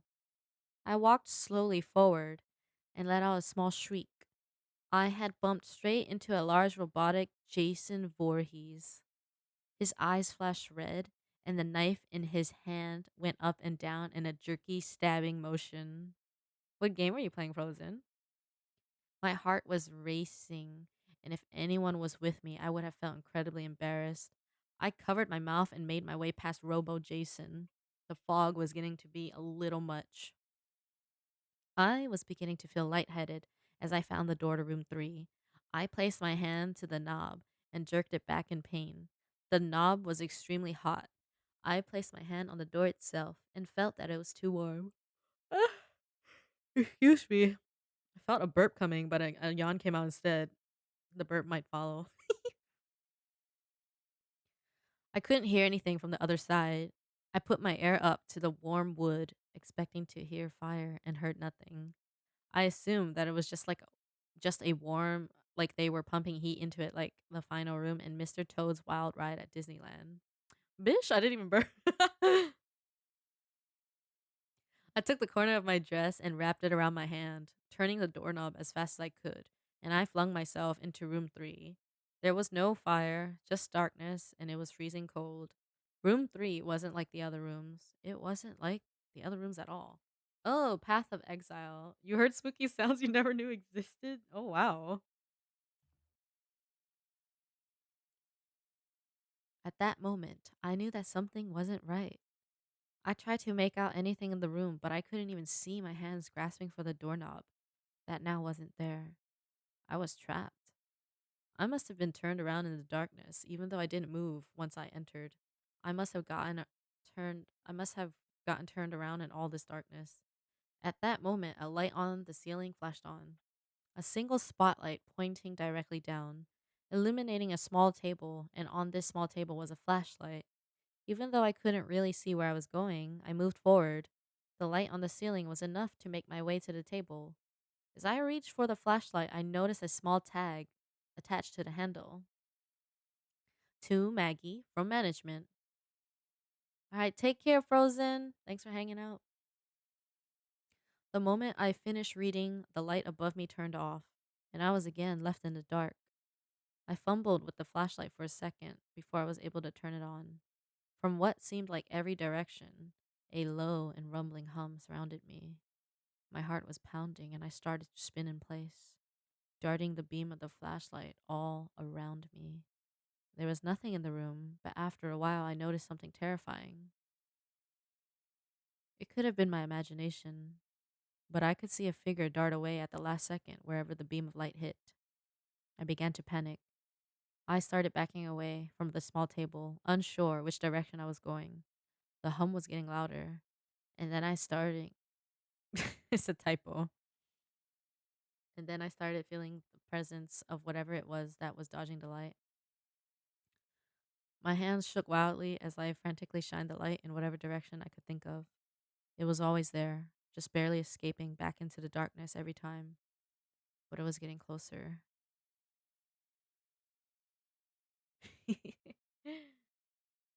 That dramatic effect.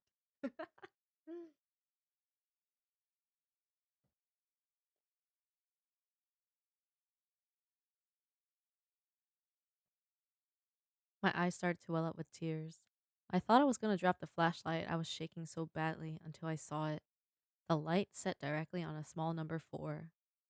It was written on a piece of paper and taped to a wooden door in the corner. I ran.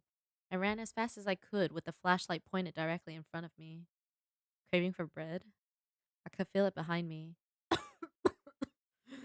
Excuse me. The hum was getting louder, and I thought I felt its breath on my neck. I was sprinting at this point, only a few more feet to go. In one motion, I grabbed the handle, twisted it, and slammed it shut behind me. I was now in the fourth room. I was outside. I wasn't in the house anymore. What awaited me after opening the door to room 4 was what looked like a cave. Thank you for the hydrate. No, I'm not choking. I just took a sip of water and just coughed a little.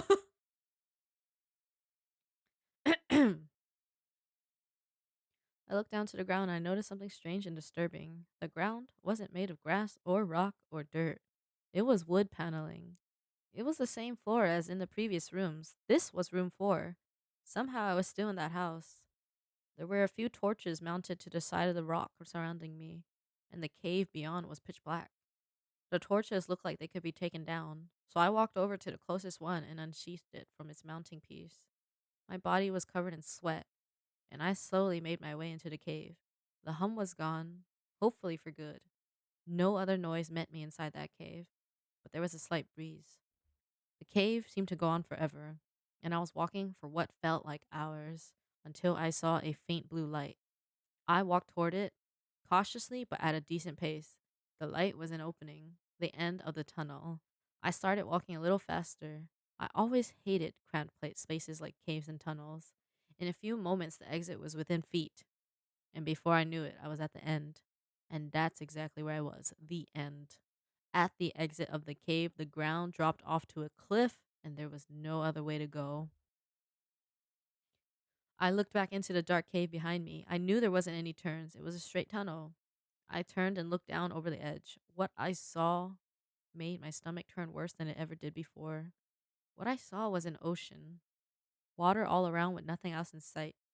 The drop must have been 100 feet, with a small rock formation at the bottom. After a few seconds of studying the rocks, my stomach turned more than I thought possible, and my body broke into a fresh sweat. The rocks formed a number. The rocks formed a 5. I stood up and backed away from the edge. I hated heights. I was stopped by a wall that shouldn't have been there. I turned around and was met with a terrifying sight. The cave was gone. I was face to face with a solid stone wall, the side of whatever mountain this was. I had to keep telling myself I was still in the no end house. I didn't leave. Clearly, this isn't an actual mountain, but it felt so real. I turned back and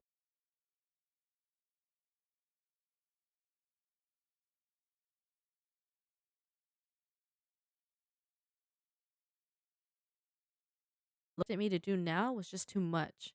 I knew what those rocks down there meant. That was the entrance to room 5. There was no stairs leading down, no other paths to use. I was trapped again.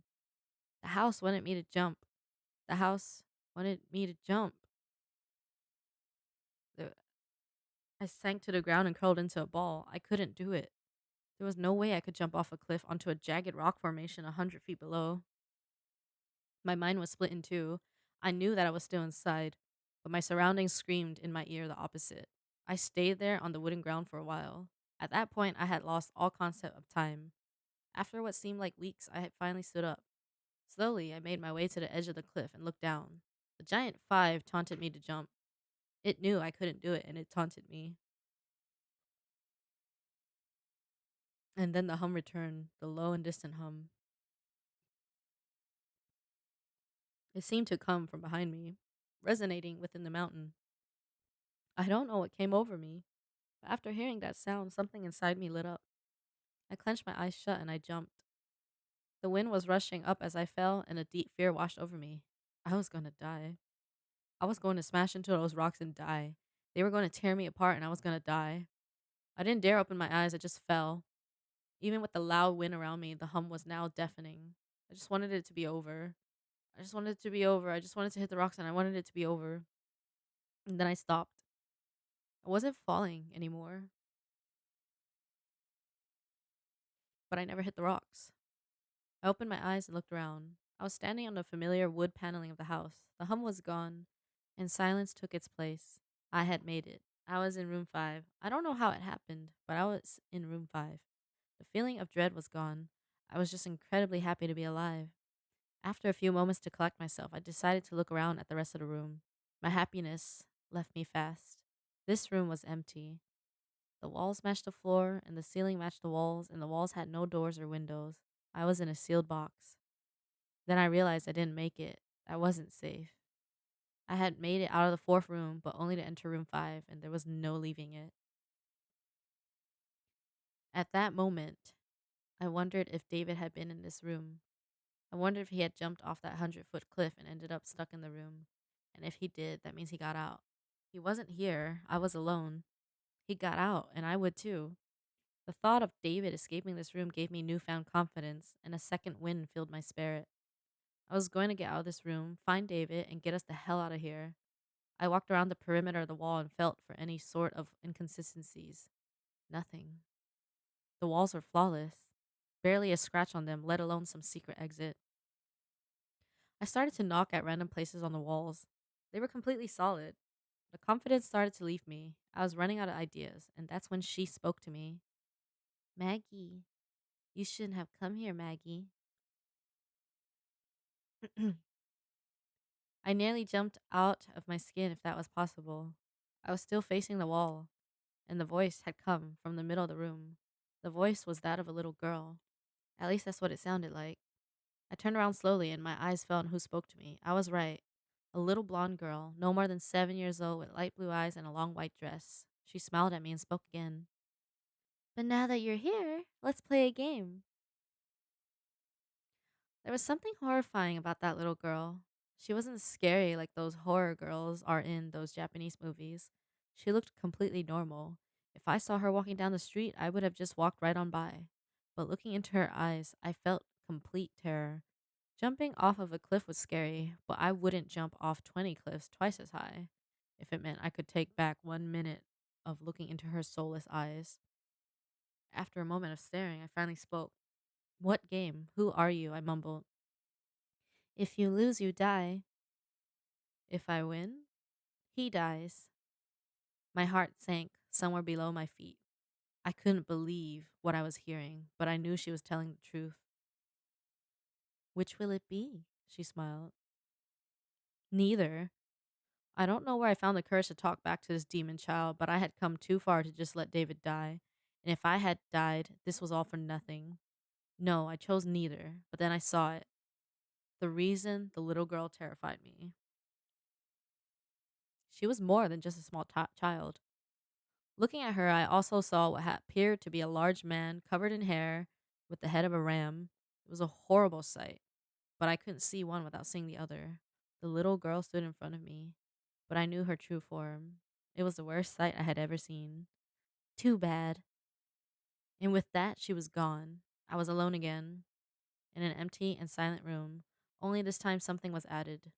A small table where she stood appeared from nowhere, as though it was there the whole time. There was something on it, but I couldn't tell from where I was. I walked up to the table and looked at the small knife object. It was a small razor, like one you would find in an X-Acto knife. I reached out to pick it up, and as I did, a scream left my mouth. When my hand came into view, I saw something that was never there before. It looked as though something was branded into my skin. A single number 6. I looked back to the razor and noticed the tag attached to it. To Maggie for management. Thought you may need this. After reading the note, I started sobbing uncontrollably. Tears were rushing down my face harder than they ever have in my life. I had never cried like that, and I don't think I ever will again. Welcome back, Dee. I fell to the ground and sunk my head into the hardwood floor. I was sobbing for hours, just lying there on the ground. And then the crying stopped and the depression set in. I don't even know why I was crying. It wasn't about David. It wasn't even about how I was stuck there. There were still no doors in the room. I was still trapped. But that's not why I was sad. I was in the deepest depression possible. complete and emotionless depression. I felt empty and clawed my way up from the ground and steadied myself against the table. My eyes fell on the razor and I picked it up. I was going to kill myself. I couldn't handle it anymore. I had had it. David was probably dead. I was trapped in here. It was over. I pressed the razor against my wrist, right above the six that had appeared on my skin. The sobbing came back, and I just stood there, crying with the razor pressed against my wrist. David was dead. I was about to die. Nothing mattered anymore, and with one deep cut, I sliced down my wrist. Immediately after slicing down my wrist, I was no longer in room 5. I didn't die. I knew that for sure. The depression was gone, but I was by no means happy. Tears were still finding their way down my face. The room I was in was similar to the one previous, and again, it had no doors. There weren't any lamps, but somehow I was still able to see everything clearly. The room was completely empty, but before I had time to think of what to do next, it went dark, and the hum from before returned. I covered my ears in protest. It was louder than it ever was, but it was over in a moment, and the lights returned. Only this time something was added to the room, and then I screamed.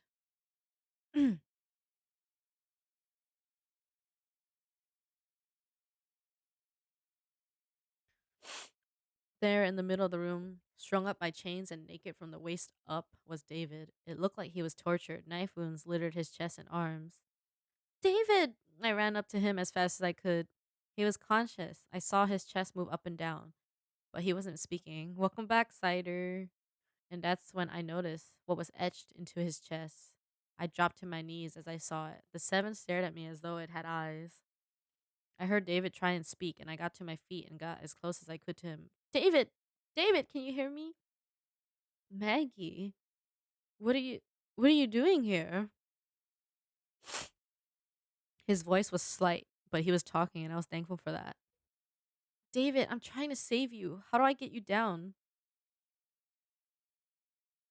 The wife's on 2.0. There were large padlocks on the chains holding him in place. I looked around the room for any sort of key, but all I found was a small knife in one of the corners. The metal was way too thick for that knife to even dent it, so I disregarded it as useless. I went back to David. It looked like he was on the verge of death, and then I felt my pocket vibrate. It startled me something awful. I took the phone out of my pocket, as I suspected. One unread text. I flipped open the phone. That isn't me. I didn't know what to think. David was right there in front of me, but that text was from the first number that contacted me. It was the first text I received from David that mentioned the no end house. Maggie. I heard his voice clearly with my ears and my mind. It seemed like his voice was coming from all sides. Maggie, you have to go on. What are you talking about? How? I was face to face with David or whoever it was that was chained up here. That knife. He made a small movement of his head toward the corner. Go get it. I ran and was immediately back with the knife clenched in hand within a few seconds. I had no idea what was going on, but I needed to save him would do any now stab me in the chest. What? I was shocked. David hung there, staring directly into my eyes. You have to run that knife through the 7 on my chest. It's the only way to save us both. The timing.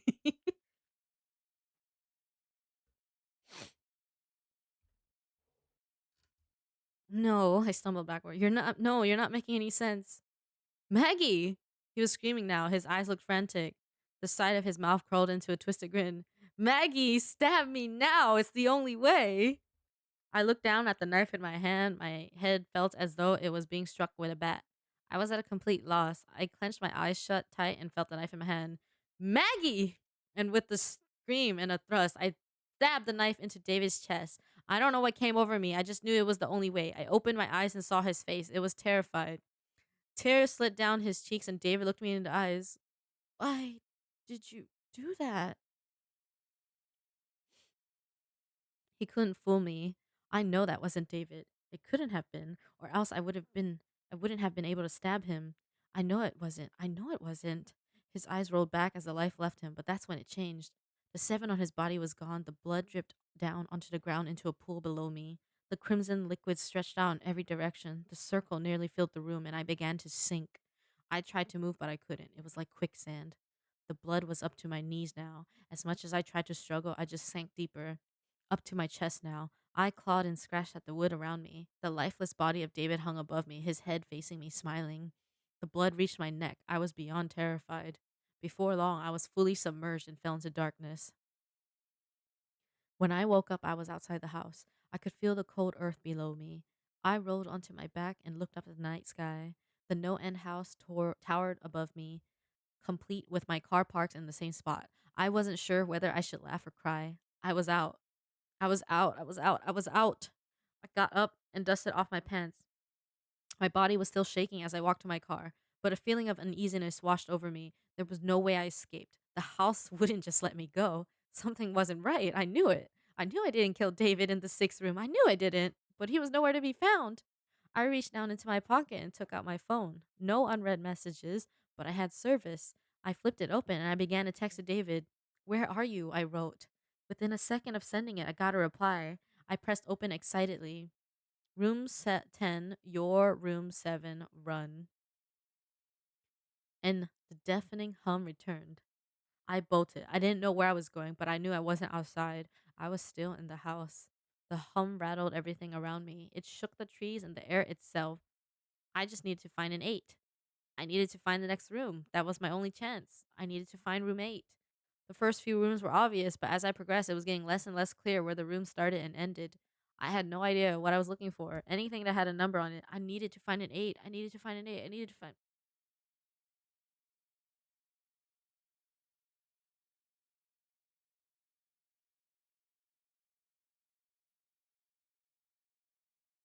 louder and louder. And that's when it hit me. My address. My address.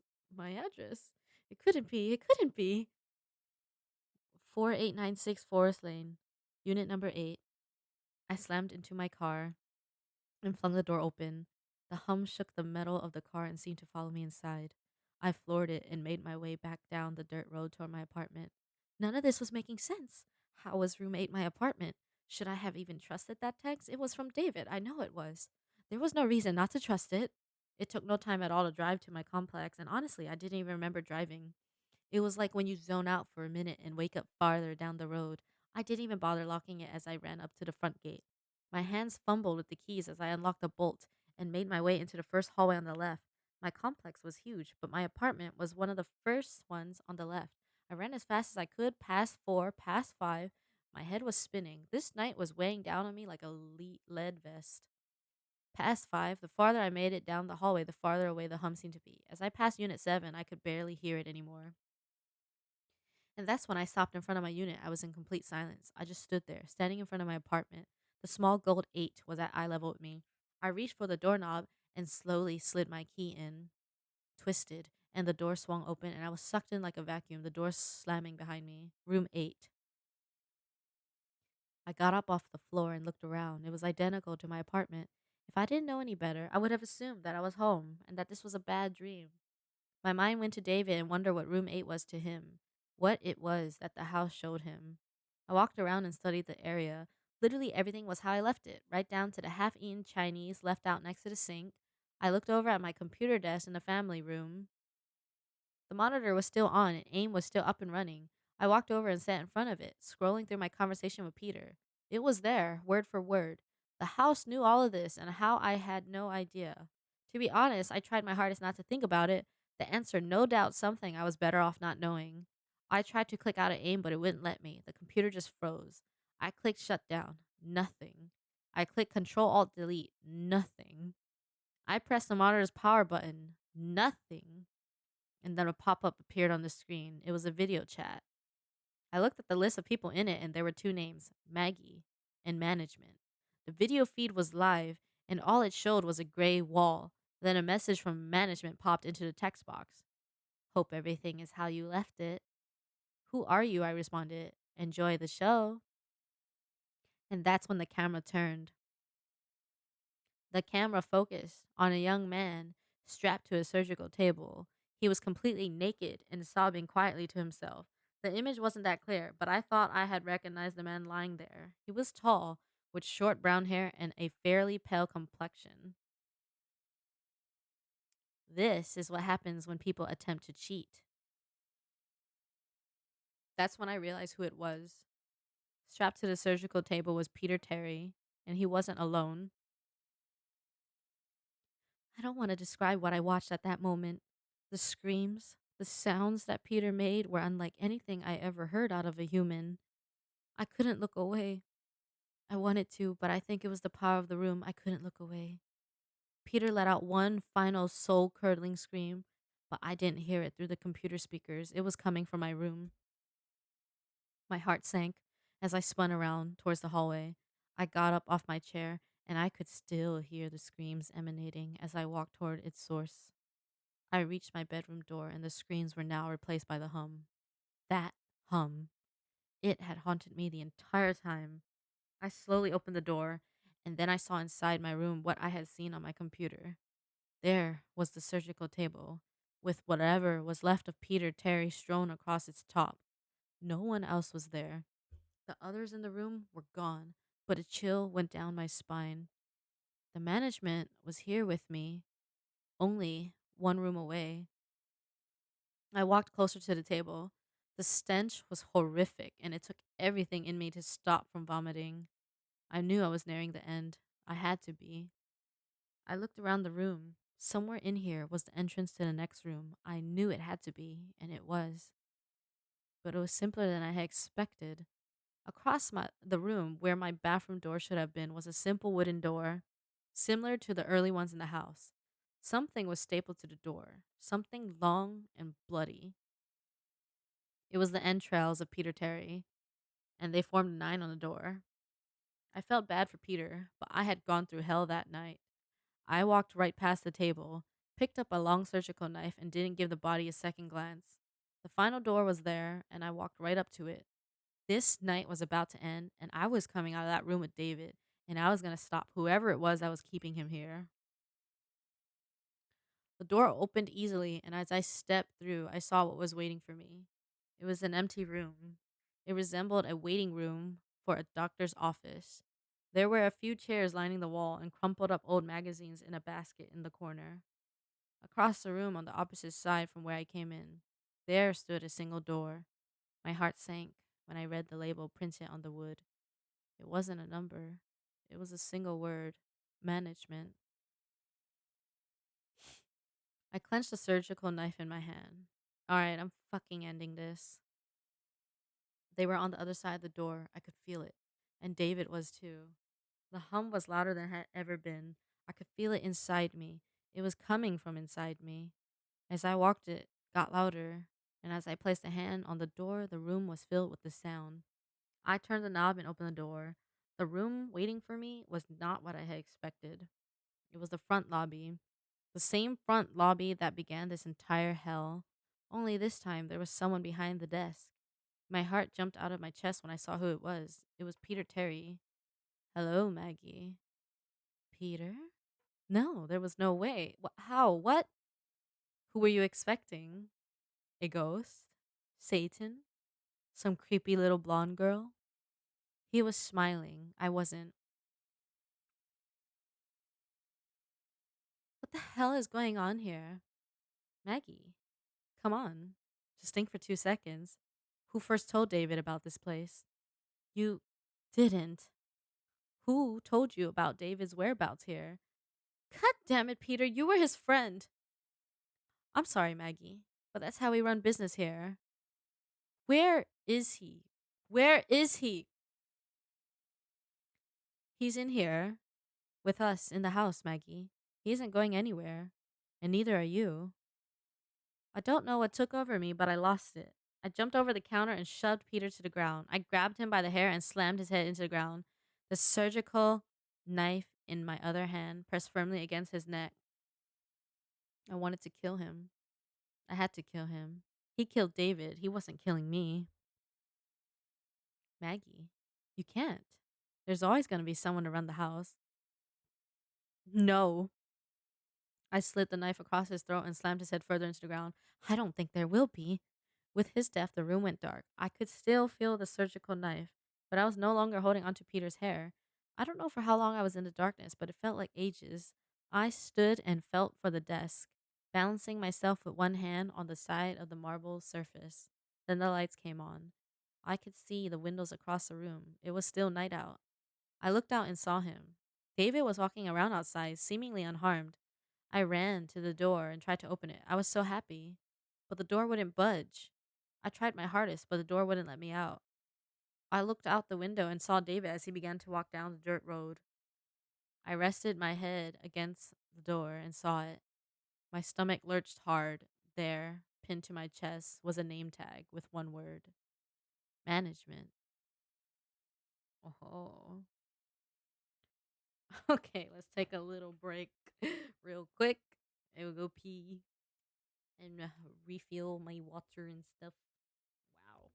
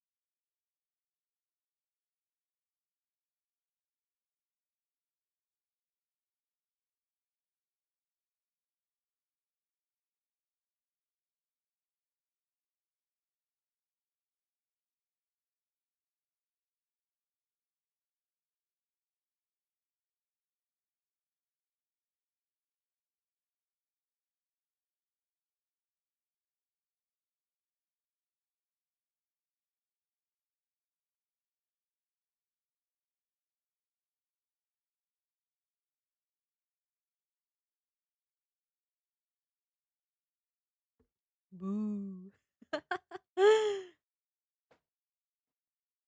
I also heat up some leftover dim sum because I haven't eaten yet. I'll probably eat periodically. Liz. God, my face is itchy now. What, did that scare you? There's no way that scared you. Well, I mean, it might have if you really weren't expecting anything. Thank you. One final stretch.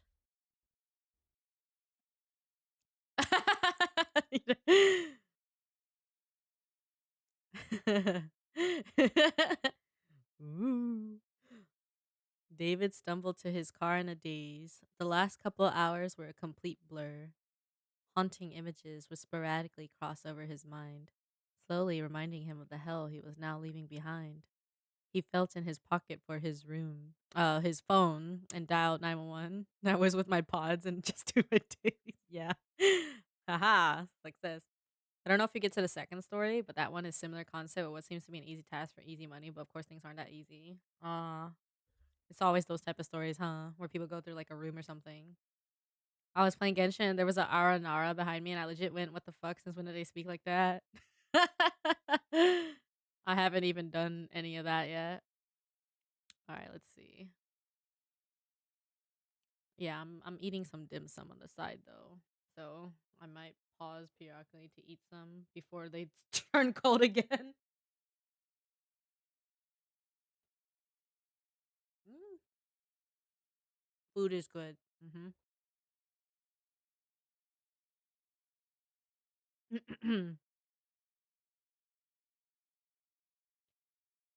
was no way he could explain any of this, but for some reason, his first reaction was to call. Maybe they could just come here and confirm that it's a normal house. Nothing more. They could put his mind at ease and he could go home, live a normal life with. Then he remembered the dirt under his feet slipped around him as David tore back to the house. Doing it for Ganyu? Yes, everything for our queen. Good luck. It's good. It's a good story, yeah. I am fully seeing it to the end. Everything for Ganyu. Yeah. We did not come this far to not get Ganyu. Fuge without weird smiling. Oh god. Yeah. I mean, they're all kind of like the same thing. God, my nose itch.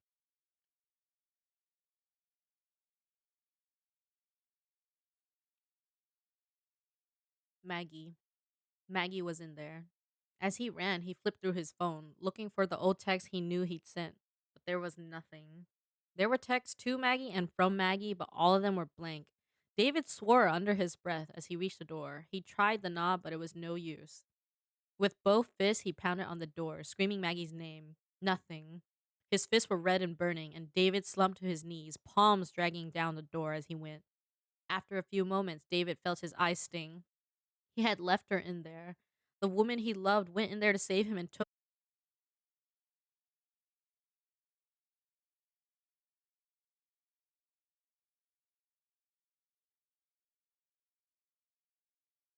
him, gave him relief. It was Peter Terry. Maybe he could help. Hey, Dave. You alright? Haven't heard from you in a while. Peter, Jesus, where are you? I'm in the house. I went in to find you, man. I told you not to go. It's past now, whatever, but Peter, I need to get back in. Do you know how? Go round back. There's an oak next to the house with a trap door at its base. Go through there. It's a service entrance. Excuse me. What? Why the fuck would this place need a service entrance? Just get to the tree, man. I'm trying to help you. David didn't have time to ask anything more. He took off running down the porch to the other end of the house, leaping over the side rail and landing in an awkward pile below. He could see the tree wasn't far. Or maybe it was. The tree was so big that the depth perception was hard to figure. And was that even there before? Yeah, he had other shit on his mind earlier, and who really takes notice of trees? But this one, it was massive. He ran up to the side, and there it was, a small wooden door on the ground below it, like one of those old cellar doors houses used to have leading into their basements. David looked around him and behind his back, and he wasn't even sure why he did. He just had one of those feelings. Shaking it off, David yanked on the handle. The rusted hinges groaned in protest, but after a few hard pulls, it gave way and revealed the darkness below. With a heavy sigh, David slowly made his way down. Jesus, it was dark. But soon David was hit with a smell that put the darkness to shame. It was like burnt hair covered in shit and mold. He spat onto the ground. He could fucking taste that smell. David got his phone out and turned it to its highest brightness. It wasn't much, but he was at least able to see the surrounding walls. Looking around in a dim light, Davis noticed something strange. He hadn't been in too many underground tunnels, to be fair, but he assumed the walls would be dirt, mud, or something like that. He couldn't quite see what it was, but it wasn't anything man made or that could pass as dirt. Curiosity got the better of him, and with his phone outstretched, he went up to one of the side walls. He had to get close to see it, with the phone almost touching the wall. David's eyes grew wide. No, can't. With his other hand, David prodded at the wall. It gave a bit, but was solid. He was reminded of the smell and now knew its origin. It was flesh. The walls of the tunnel were covered in burnt skin. David moved the phone a few inches and followed the light. He saw areas where different skins were sewn together with some rough metallic string, almost like copper wire. One section made his stomach turn over on itself. It was a face, a human face, stretched out and elongated, with the eyes and mouth sewn shut. The nose was removed, and the hole that was left behind was sutured as well. Oh, nah. Yeah, nah. Nah. Maybe it was the smell or the sight of this, but David couldn't take it. With a lurch, he turned to the side and vomited on the ground. Fuck that shit. This is why you never go to haunted houses. Fuck that shit, y'all. Fuck that noise. Mm. Oh, God. Oh my God.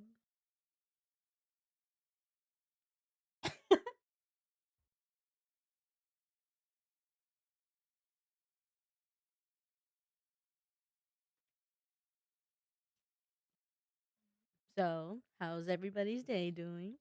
Going? Or, yeah, I don't know what I was saying, but you know what I mean.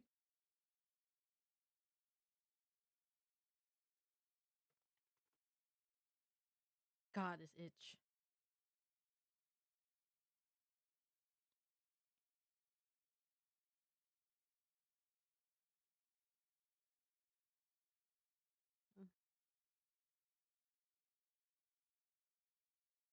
Good. How about you?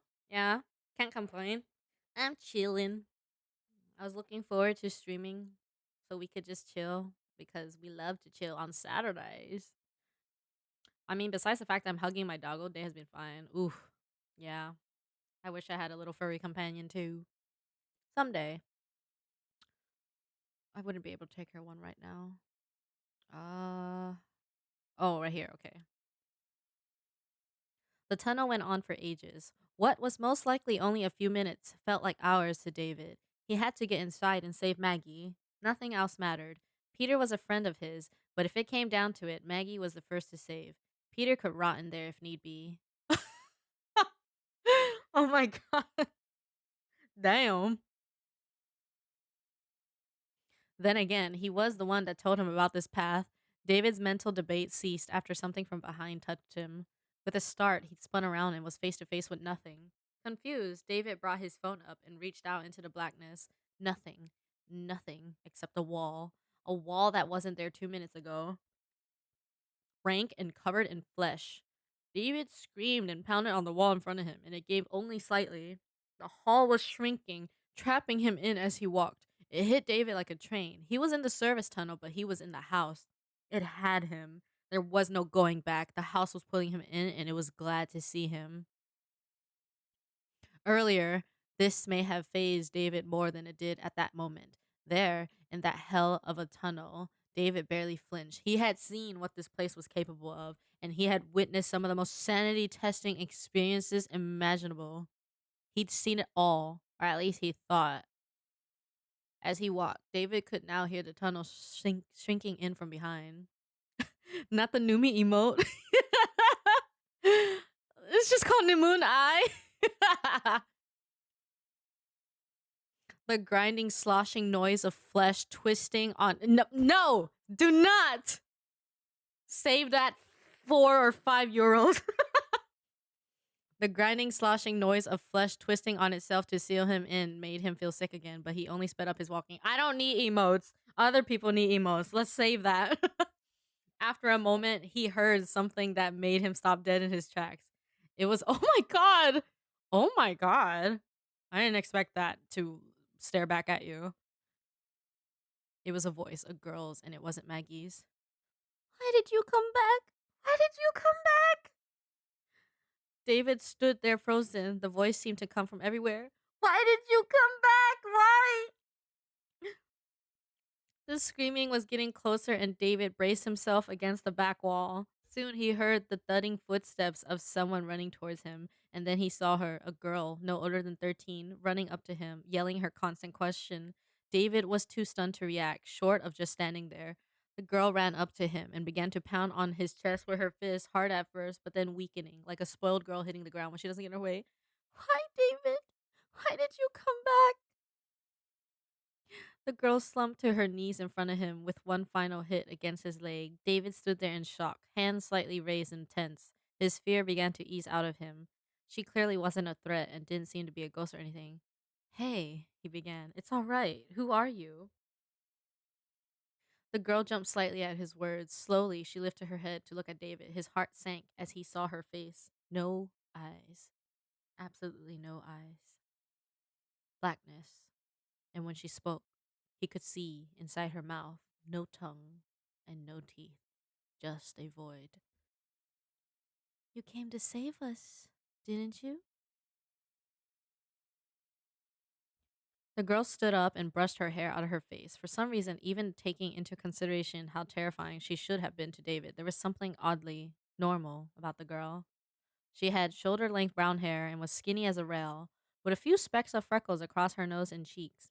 Even her clothes could have been found in any store, black tank top and jeans tucked into black red boots. She was older than he thought as well, closer to 16, if she even had an age. A hum from behind them startled them both and dragged David back into his current situation. We have to go, she said, now. And the girl grabbed his hand and took off. Surprised, David followed and nearly dropped his phone. He tried to hold it up as far as he could to light the way. No need, the girl raised her free hand in front of her as she spoke. I got it. She mumbled something under breath. Something that couldn't have been English, and a glowing light pulsated in front of them and followed. It was like a spotlight from above was following their movements. The hum from behind was getting louder as they approached the first fork in the tunnel. Without hesitation, the girl veered them over to the right. Clearly, she knew where she was going, and David wasn't about to argue. After a moment, the humming stopped, and they stood in front of a ladder leading up into darkness. Just up here! And the girl began to climb the ladder before them. David snapped back into reality, and he was incredibly confused. Wait! The girl stopped mid climb and looked over her shoulder. Look, I know this is weird. No, no, I know what weird is. I've seen weird. Who are you? I'll explain soon, okay? We just really kind of need to get out of here, okay? No one is supposed to be here, and we, well, are. So, and with that, the girl returned to her climb. David was about to retort, but the hum from behind grew louder. Survival outweighed understanding at that point, and David grabbed the ladder and followed the girl, leaving that tunnel hopefully for the last time. The ladder led the pair into an empty room. It almost looked like a huge broom closet. A few scattered buckets and mops were lining the walls, but for being a part of the house, it was very unassuming. Oh. The girl next to him shook herself off and shoved her hand toward David. Her mood swings were clearly something to be impressed with, and David reluctantly took her hand and shook it. You're probably wondering who I am and why I know you. The girl didn't even wait for David to respond. My name is Natalie, and this is sort of my house.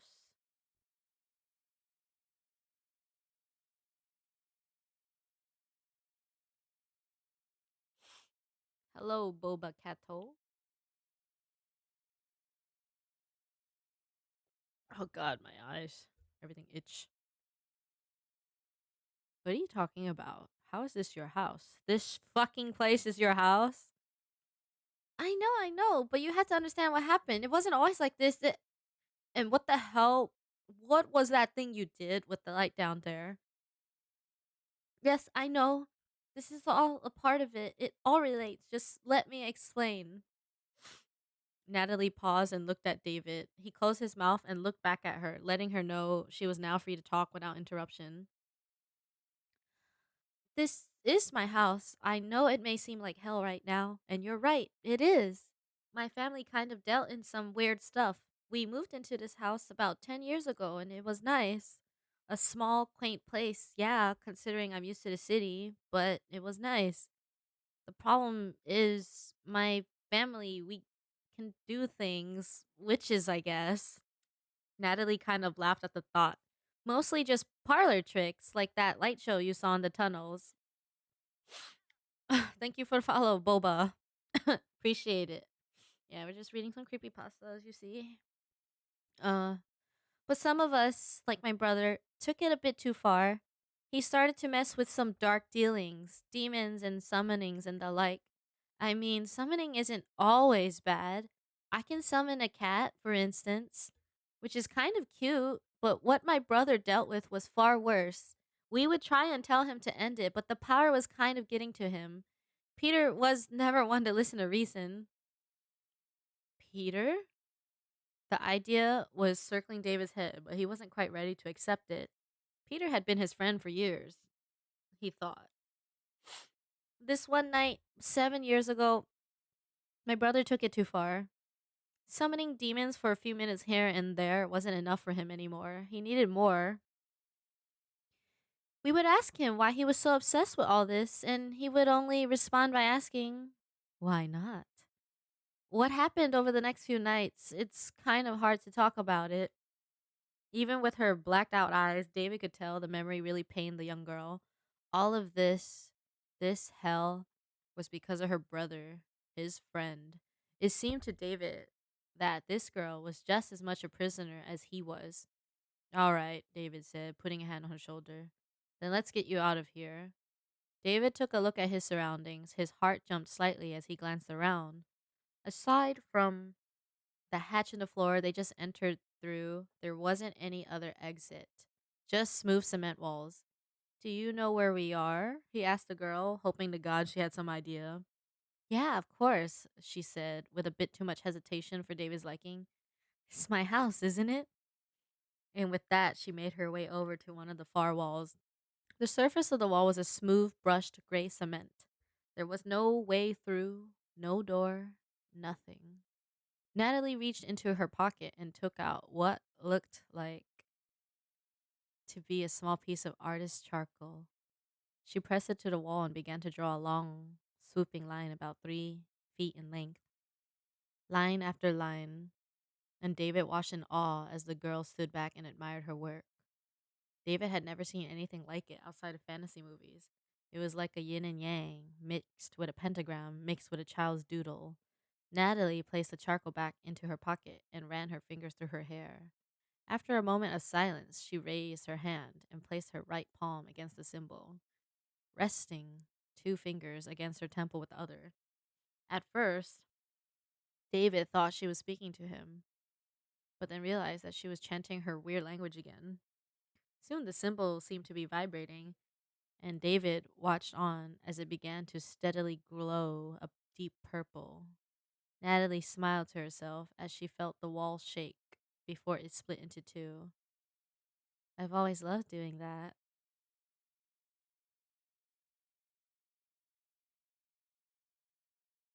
What just happened?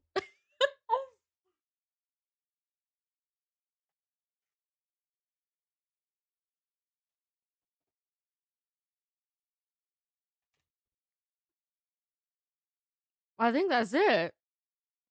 I think that's the end. What?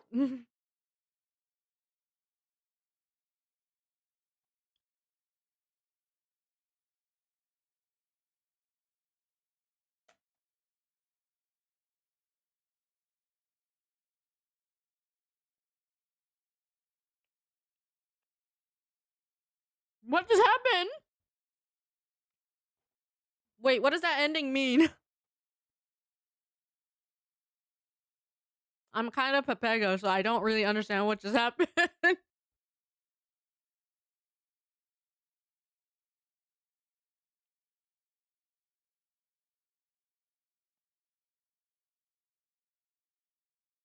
That was part three. That whole thing from David's point of view was part three. That's the end.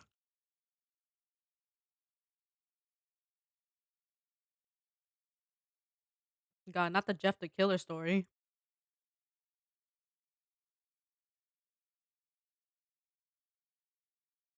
Holy moly.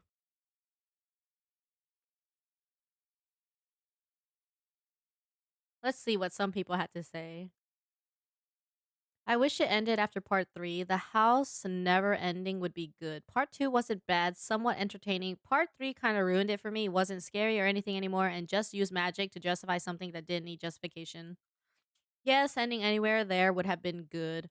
Like when he got back and saw 10. That left it open ended without it being a letdown like this. I didn't mind part three if it had an ending, if not end it earlier in a better spot. It was a good read, but I don't like the ending or lack thereof. I get the symbolism, but I still don't care for it. The first two parts were solid, with the first being stronger than the second. The third felt like we left a horror story and entered a World of Darkness campaign with an NPC doing the heavy lifting for the protagonist. He didn't have to suffer through anything because she was there to take care of it. If she wanted to help, where was she in the first part? I agree, I really liked it till that point. I understand the point he was trying to make. I guess I didn't like that point. I wanted to see if David, Maggie, and Natalie got out. I feel as much as I love the rest. I just wasted an hour. This ends perfectly because there is no end beautifully. Okay, so okay. Yeah. Uh, I guess it really just ended like that.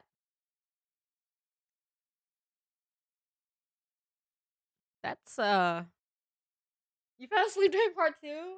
Yeah, part two is probably something you definitely want to read because it was a point of view from his girlfriend.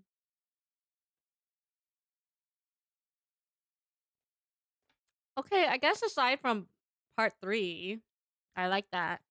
Yeah, I was kind of confused once we finished because I was like, is that little sister actually evil? And is she like doing something bad and getting him back into it? Or are they actually gonna do something good? It just stops like that.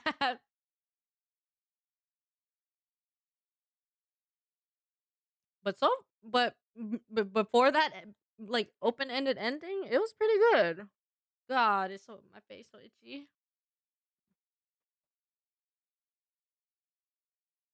You say you had another one, Kevin? Another story?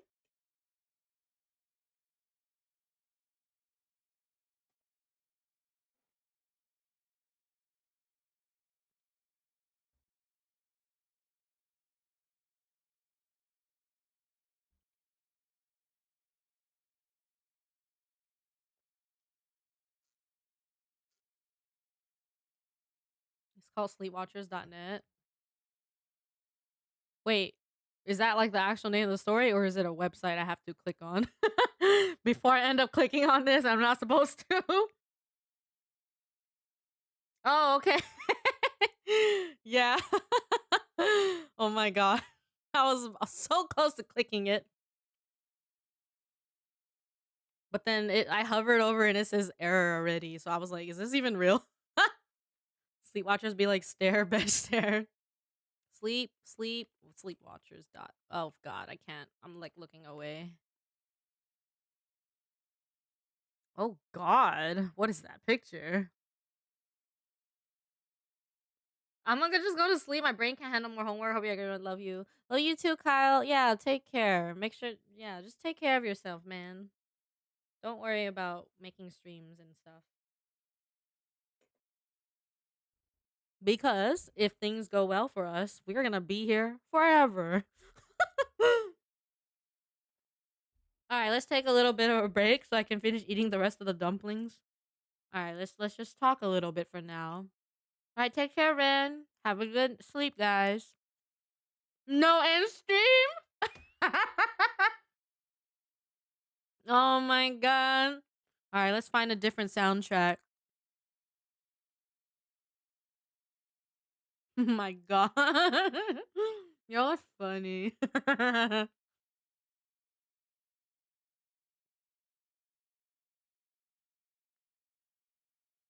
All of you are so cute. And you. The story is short. Oh yeah, it's way shorter. It's like 13 minutes.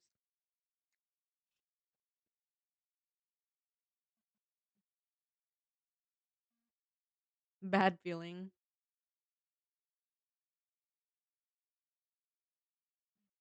I hope you guys are eating if you haven't yet. If I can do it, you can do it because you know it's hard for me to do it. The way you bite into a dumpling and it just falls apart, bro. I took like a small bite of it, but now the whole rest of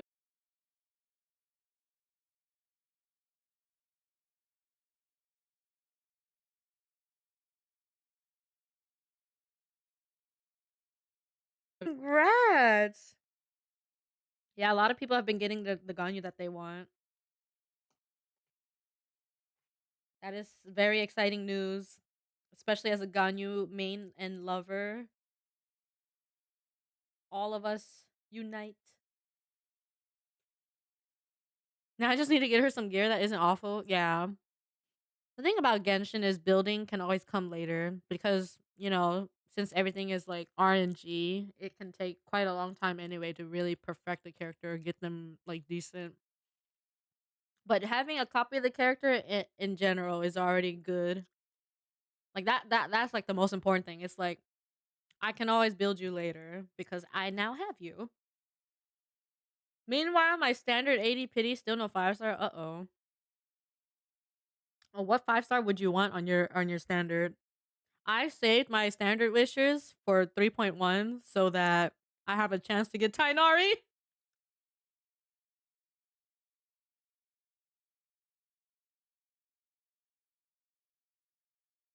You pitied a 50-50 loss, my first Chi-Chi, and then got you onto 20 more. Ooh, that's early.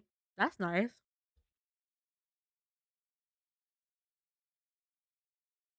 Yeah, that was one of my earliest pities, like about 26 or so. But aside from that, I'm pretty much averaging all up in like the 70s and 80s now. Ugh.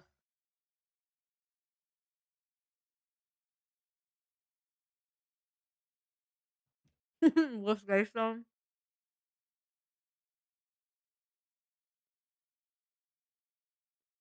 Wait a minute.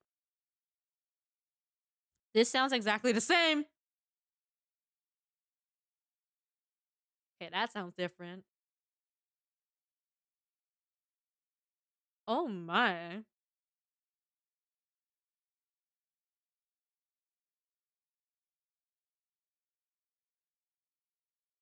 Yeah, what's up, Liz?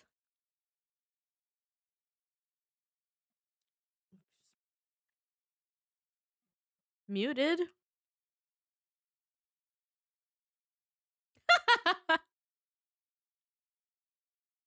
not that bad. I don't even think that's really scary, not gonna lie. It's just like okay. But who knows? Maybe it'll get better. Oh my god.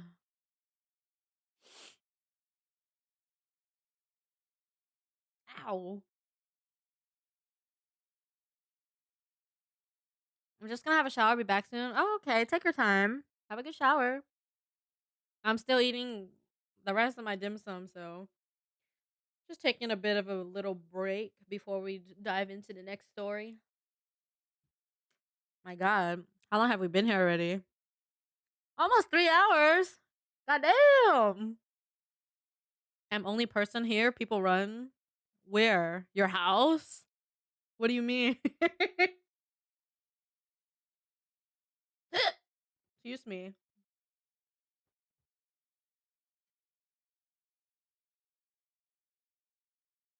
Oh, a comfy 3 hours. Yep, we like to see it.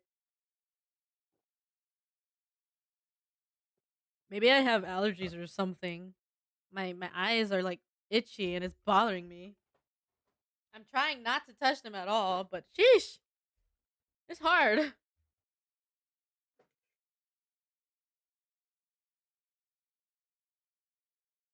This sounds sad.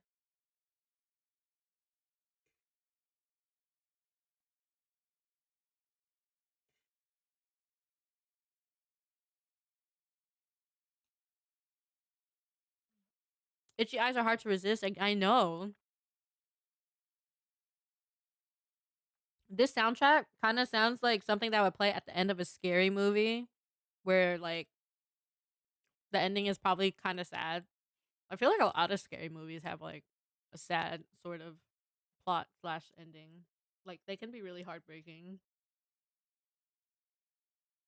which kind of makes sense, I guess, because a lot of horror movies obviously deal with like death or something.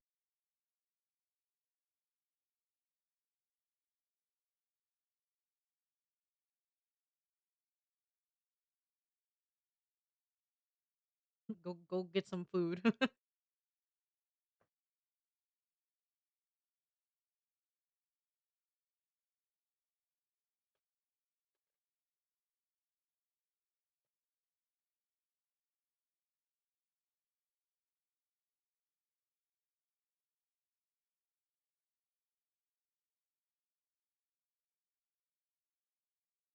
Yeah, once again, I do have two more $10 gift cards for Rogue.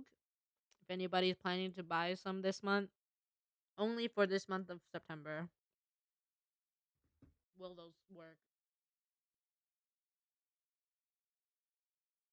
I already gave 1 out of 3 to Axel. I might give one to Yato because he said he wanted to buy some soon.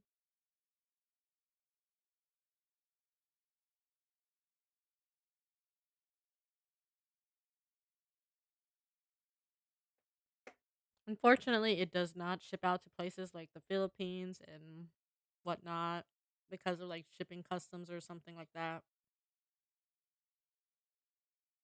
Sad.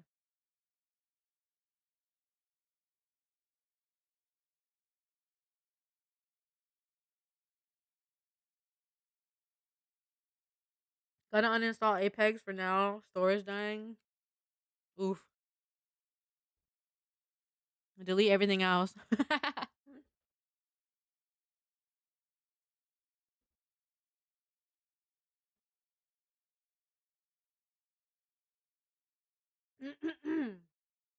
All right, just finished up my last bite. I'm gonna drink some water, and I'm gonna go wash my face real quick. And try to help with this itchiness.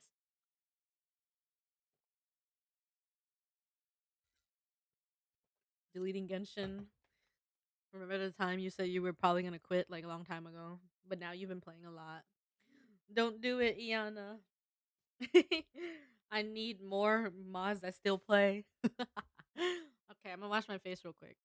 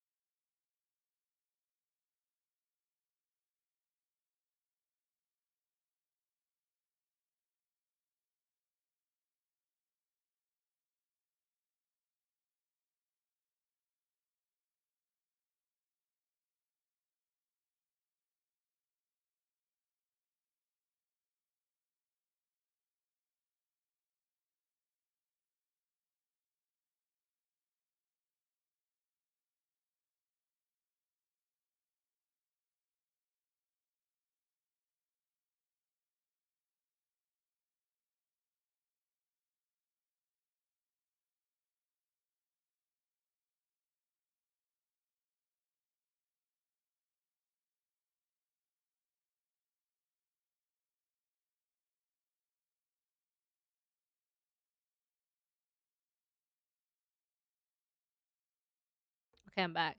You play League a lot though? Imagine playing League. All right. another reminder, subathon is finalized for September 23rd, 8 p.m. Eastern. For those in GMT plus 8, that should be September 24th, 8 a.m. That is just the starting time. You don't have to worry about not making it to starting time, but if you're able to make it at all at some point throughout the subathon, that'd be fun. But yeah. I mean, worst case scenario, if you can't make it at all because of exams or other things, there's gonna be VODs and YouTube videos and things like that. It is Lumi's birthday, yeah. Well, technically, it'll still be the 23rd for us in NA, but not Asia anymore. The problem is Lumi has preliminary exams that week, so he's not gonna be able to celebrate his birthday on the actual date of his birthday. And I'm thinking of maybe making a kudo board for him. So I'll probably ask you guys to write posts on that kudo board. Someone remind me later or something, or I'll try to remind myself. I gotta pay like $5 to make it go from 10 posts to 100. So if you guys could write like some happy birthday posts or something nice. If you don't know who Lumi is basically the whole reason I'm still here as a streamer, especially as a PNG tuber and an upcoming like full on live 2D model. So he is the magic behind everything here. All I'm providing is the voice, really. And I guess somewhat maybe entertaining things if you think so. All I have is my personality and my voice, which could go a long way, but at the same time, the art is what attracted a lot of people. I was surprised when I found out his birthday is a week after mine. What's up, Foxy? Um, yeah, Ian and Kyle's birthdays are also this month. It's the day right before Lumi's. Ian and Kyle are September 22nd. But yeah, I think I have some pretty fun things planned out for the subathon for you guys. At least I hope so, because the subathon, I see it as a way of forcing myself to do things I wouldn't normally stream. So I'm gonna try to stray away from our normal like games and stuff. I mean, we will do Genshin a little bit at least. I have asked Eggy and Yami and I guess Axo to join me on some co-op shenanigans. You were watching ice. You were you were eating ice cream and watching anime. What kind of ice cream and what anime? So, so what I can tell you so far is, for the subathon, we will start off Genshin, just co-op things because I never really play co-op, and I'm playing with some friends that don't really play Genshin like that. Well, at least it's just Yami. Axel and Eggy still play daily, and then I promised Yami I would play some Valorant with her. Yami's kind of a degen. She doesn't sleep early, so we will probably play just a little bit of Valorant after the Genshin co-op. And then it depends on how tired I am if I decide to sleep like maybe 6 to 8 hours in. So I am starting at 8 p.m. and 6 to 8 hours will be about 2 to 4 a.m. So I might take like a little bit of a sleep. No way, Kisan Valo. I know, Foxy. I'm only doing it just this once because my Valorant finally works. I was gonna play with her on her birthday during June, but it wasn't working, so I had to skip out and Lumi had to play instead. But I'm willing to do things once for our queens. I mean, I did ask her to play Apex too. Yeah, so Genshin will probably do for like 2 to 4 hours at first. Because I'm gonna do a 12-hour base, but it is gonna be an uncapped subathon because I just want to hang out with you guys for as long as possible. Because I don't know what's gonna happen with me and streaming in like the upcoming months. Like I don't know if I'm going to have to take off a lot of time to do whatever. Yeah, of course, Foxy. If you have any things you want to do as well, Foxy, I'd be willing to like have like a little slot or section for like when you're finally awake as well.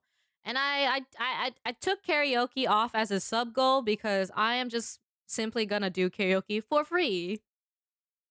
So I'm thinking of doing it at around noon the following day, so that It's about the same time that I did my last karaoke stream that everybody showed up to.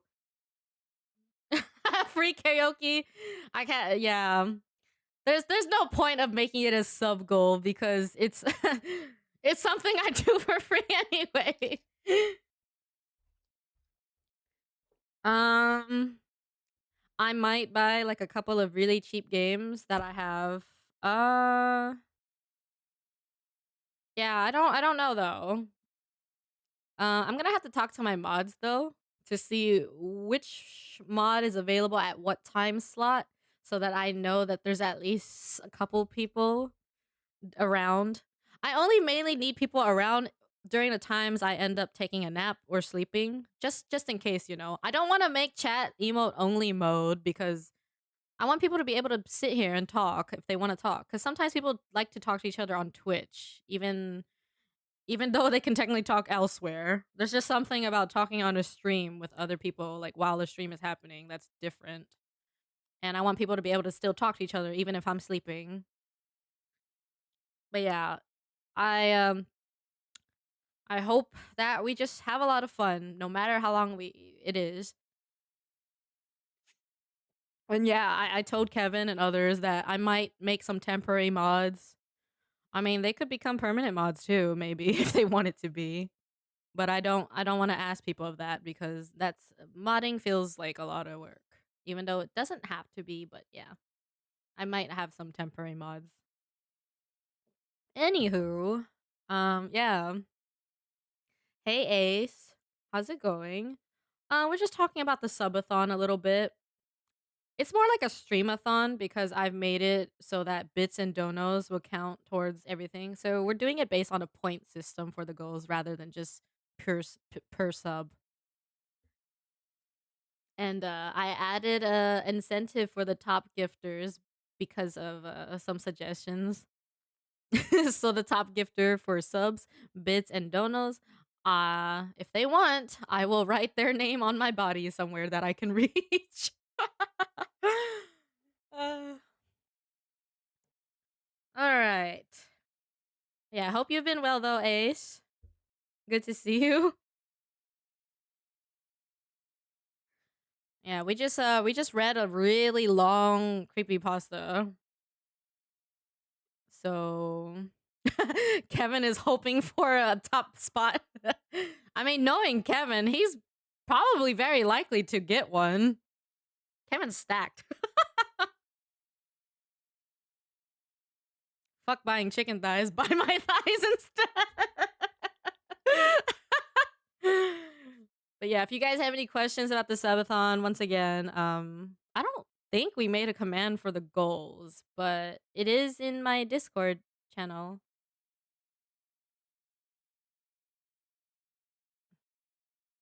Oh yeah, Foxy, I saw what you just posted. Yeah, don't mind that person. They're a fucking bitch. Yeah.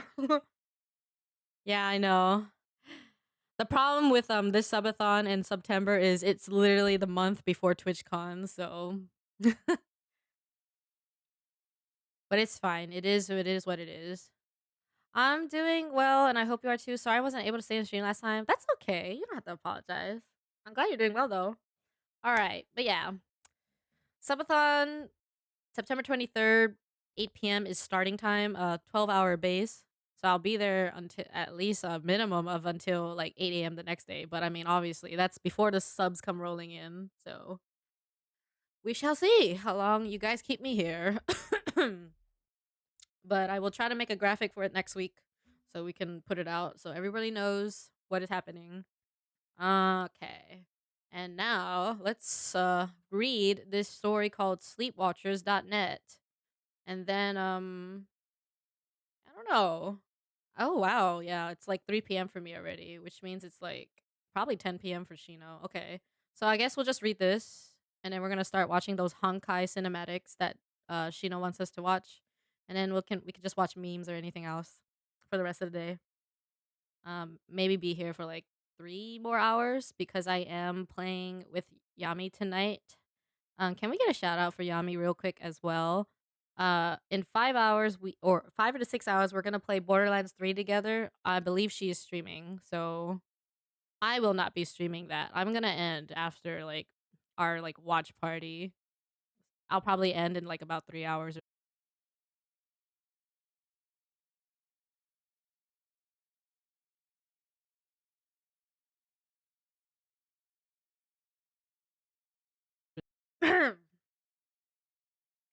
Okay, maybe my mods are not here at the moment, so uh yeah, so make sure to give her a follow because she also promised that when she hits 700 followers, she's gonna play a horror game called The Closing Shift, and am I'm waiting for that. I want it so bad. I need to see that. So if you haven't given her a follow yet, follow her for this just for that. Nah, I'm just kidding. Follow her because she's awesome. She feels very homey and comfy, and she's just so fun to be around. And she is a sussy ass baka. Nah, don't worry, Yana.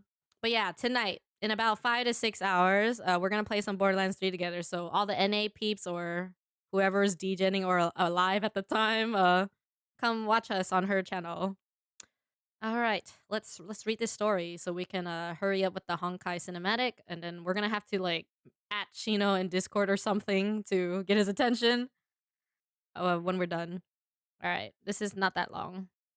So this is called sleep-watchers.net. Estimated reading time 10 minutes, but knowing me, it's probably gonna be double that. All right, here we go. Life is supposed to be better after graduation. What? I'm sorry, but every time there's a typo, it gets me so bad. What is I don't know what it is. Not me trying to act like a temporary. I mean, honestly, Kevin, you're literally on every stream.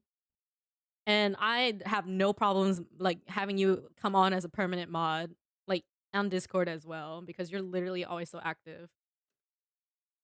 But of course, like I always say, I don't want people to feel an obligation or a pressure by being a mod, especially when I know you already mod for someone else. But if that's something you're interested in or whatnot, then I don't mind having it as a permanent status. But yeah, like I said, when the subathon comes, I'm gonna ask my mods like all their availability first for that whole 24-hour window, and then I'll see if I need temp mods because I think a lot of my hot dogs are in exams and stuff that week. You're walking across that stage, grab your diploma, and then you're welcome into the real world with open arms.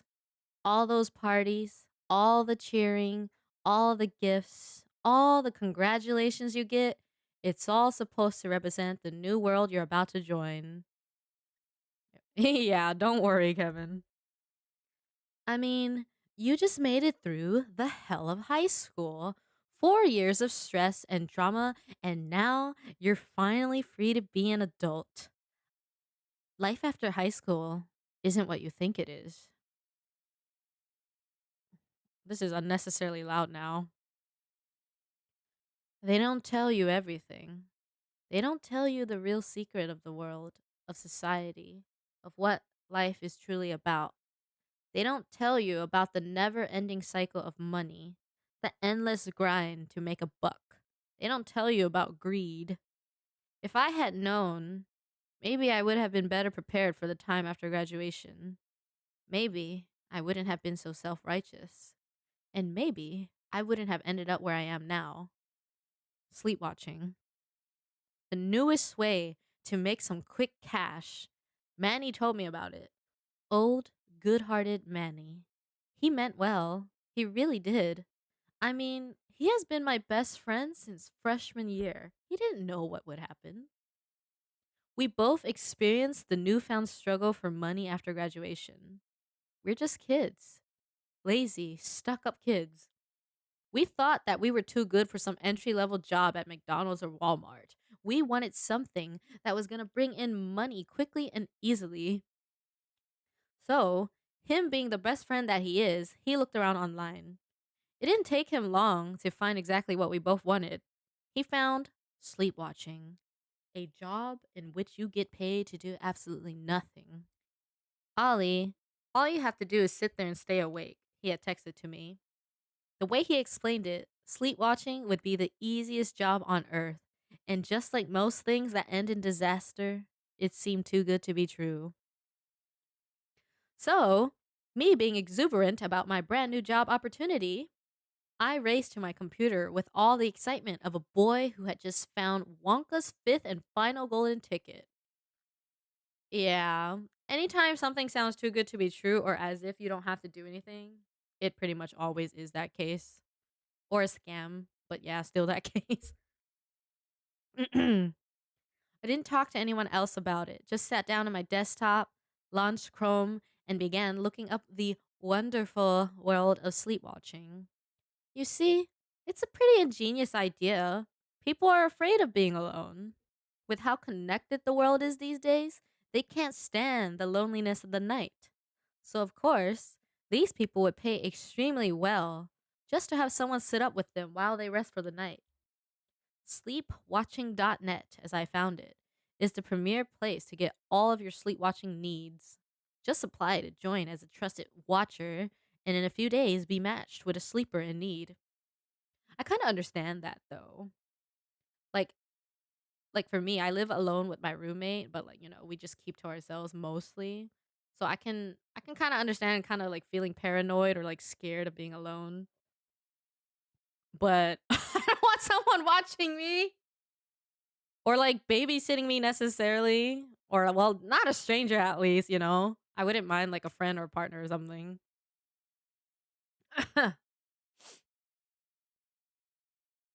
Signed up that day. Oliver Twitch, I typed into the bar, putting in information you shouldn't put into any website. I assured myself, though.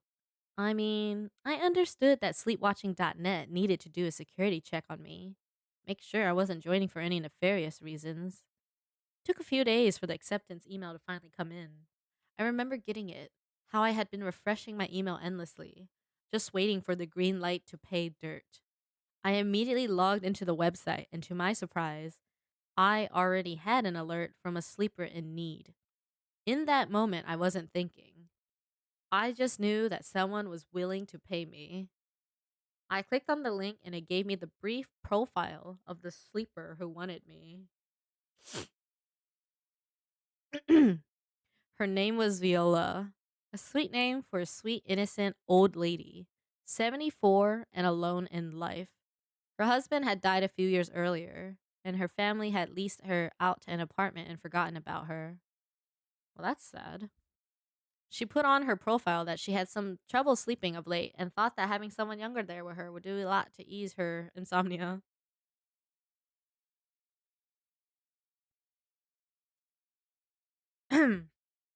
I greedily accepted.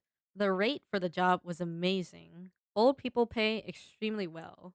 We messaged a little that day, just short messages. She wanted to make sure I was okay with the job and the pay. All she needed me to do was to be on the webcam feed. She said she was fine with me doing anything else during the night. It had been around noon when we talked, so I decided to take a nap.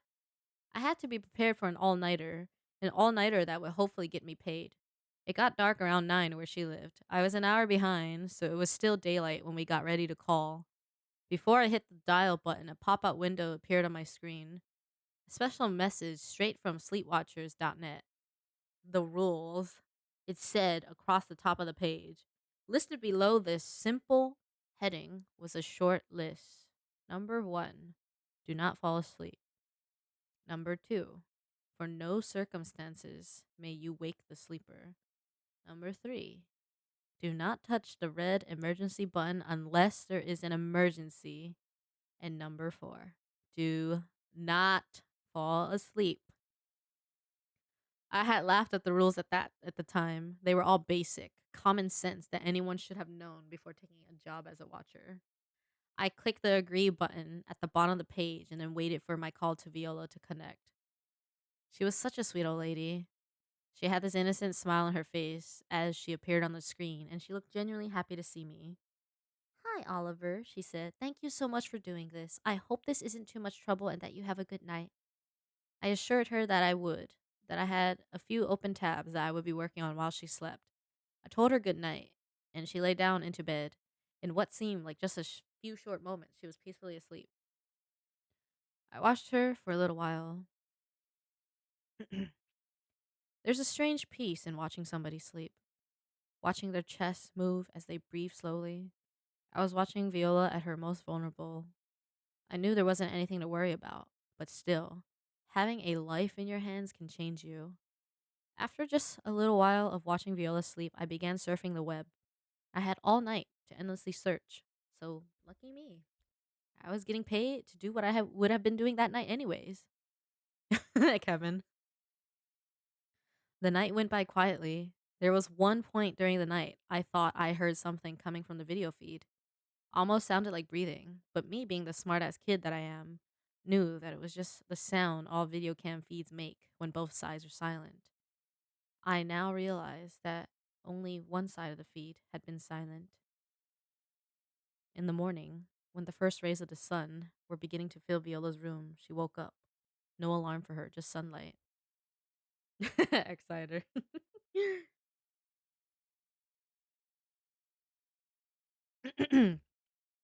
I happened to be watching as this happened, just doing my job, you know. Her first move was to look to her side, the empty portion of her bed. Goodness, the typos are getting to me. She placed her on her head. Huh? I think there's some words missing too. She placed her head on the unused pillow there, and I could have sworn I saw her body shudder. Then I guess she gathered herself and she turned to look at her laptop, which was sitting on a desk next to her bed. She smiled that genuine smile again when she saw me, asked me how my night had been. I told her it had went smoothly. She sighed a sigh of relief and thanked me. She told me that she had just had the best sleep in weeks and to have a good day and then hung up the feed. I'm a teenager. I'm used to all nighters, but with my job done, I gladly went to bed with a smile on my face. The next few nights were the same. I would video call Viola around 8 at night and she would be asleep by 8:05.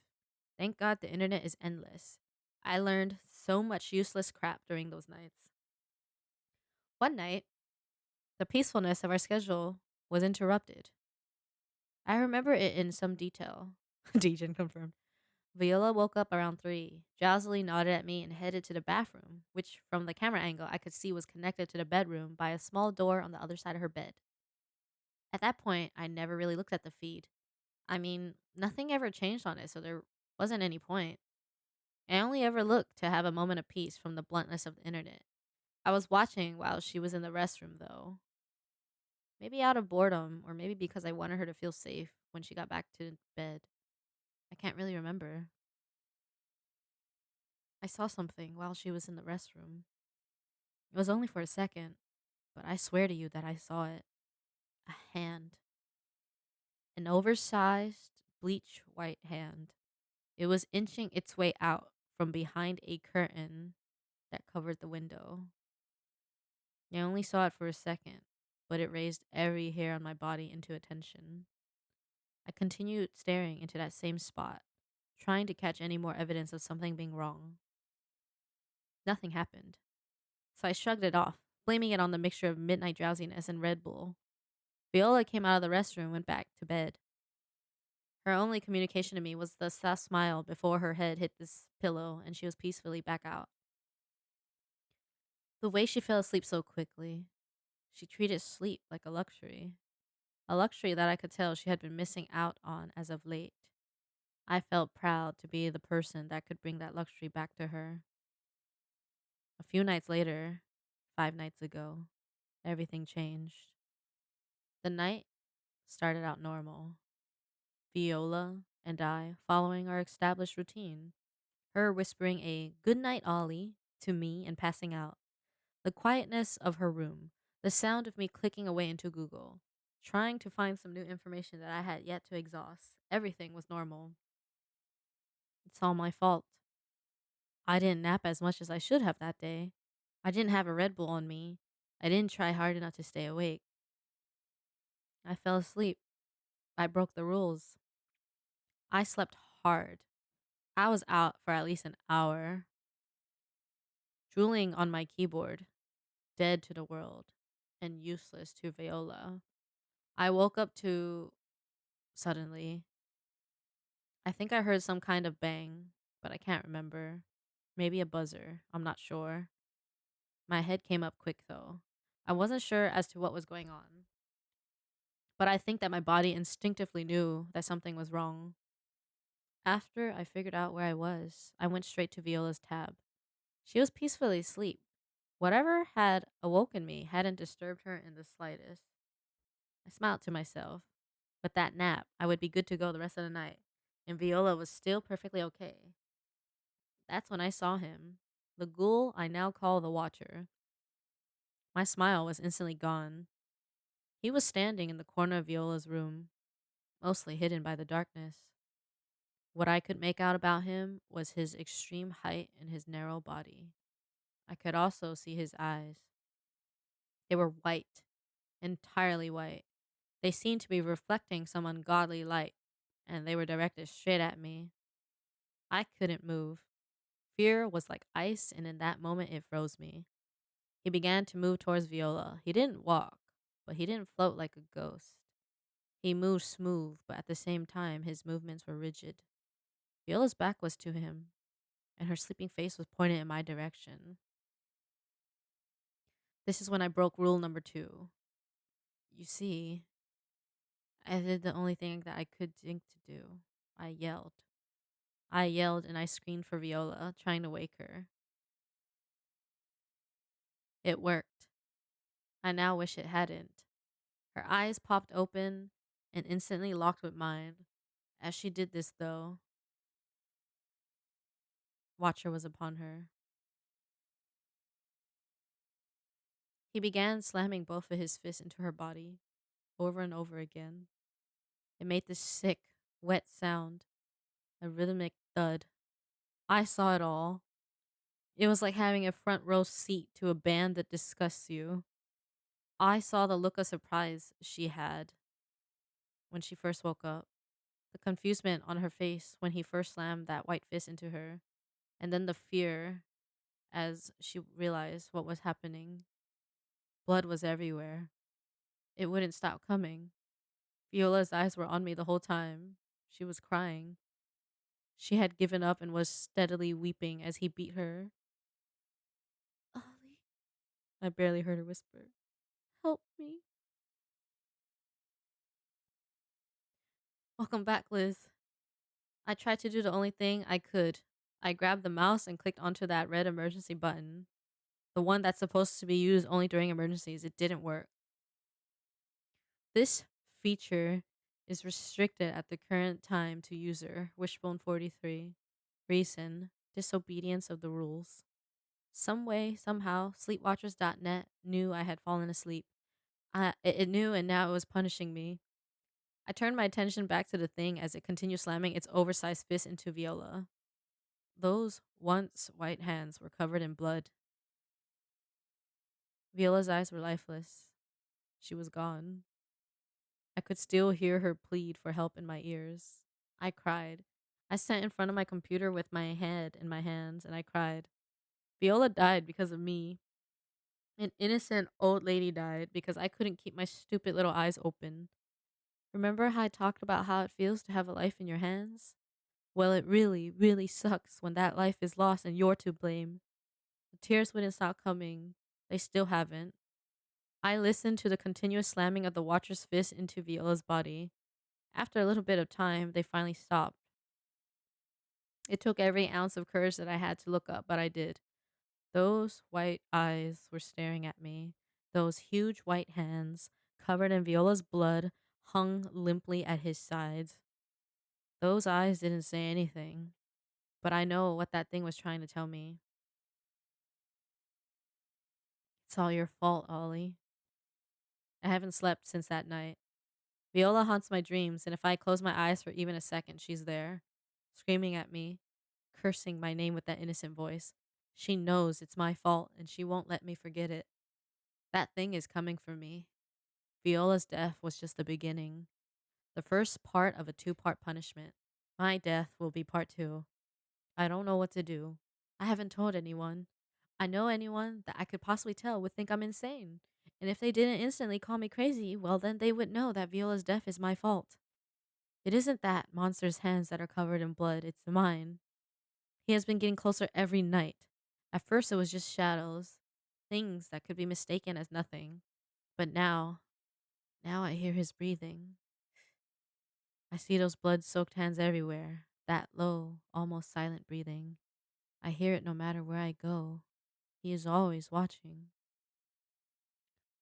I know he's here right now, behind me as I type, standing over my shoulder and reading what I have to say about him. This nightmare is torture. I'm gonna go insane soon if I don't sleep. Please, I need help. I'm begging you. I will give you everything I own. Just please go find my account on Sleep Watchers. Please be my watcher. I won't make it through another night without one. Don't let me die. Don't fall asleep.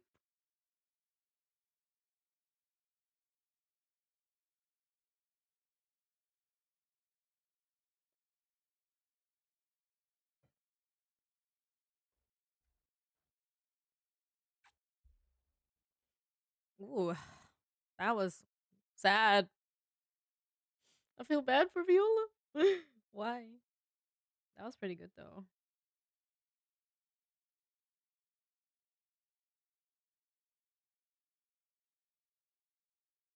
Mm. The sad music.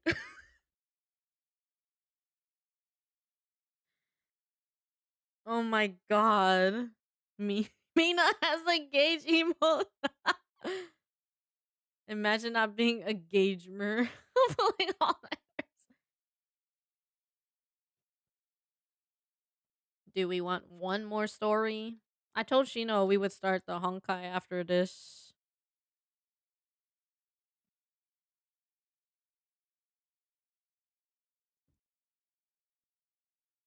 I could try to find a short one if you guys want one more really fast.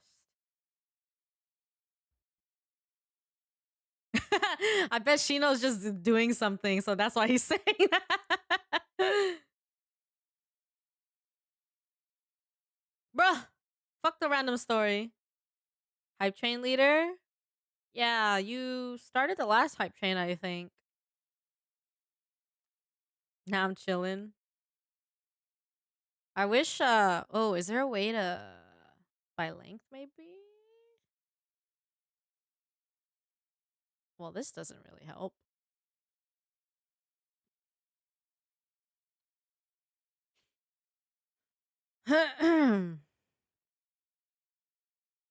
Oh god, we can't read something that has multiple parts or else we're gonna keep wanting to read it.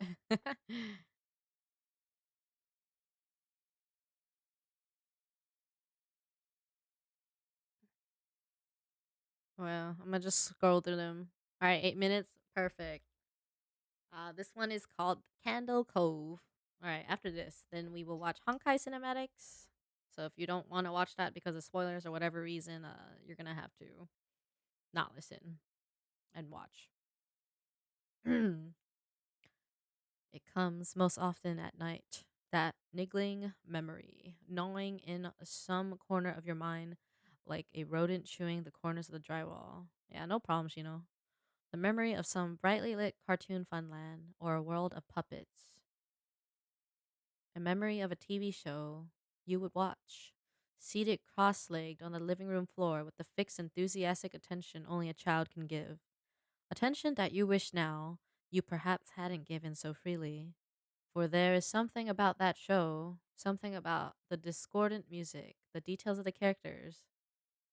All right, good night, D. Although creepy.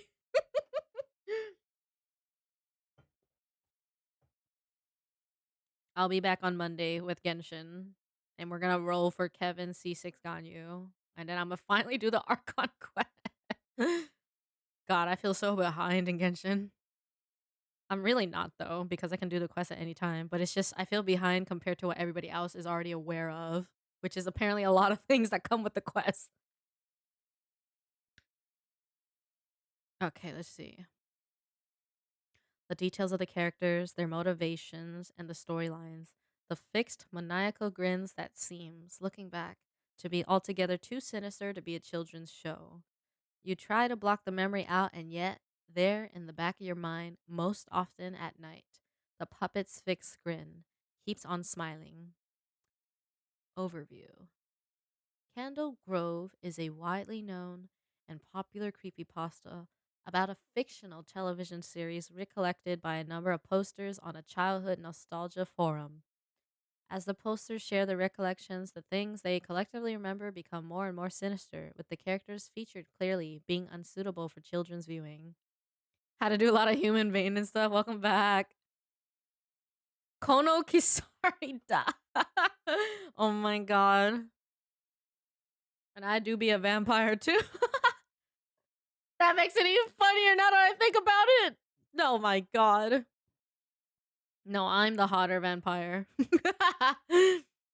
Notable examples are the laughing stock, the boat that is alive and sports a huge mouth, Horace Horrible, a one-eyed character with two large teeth, and most famously, a skeleton character known as the Skin Taker, who wears the flesh of children over his naked bones. Hardly Sesame Street, is it?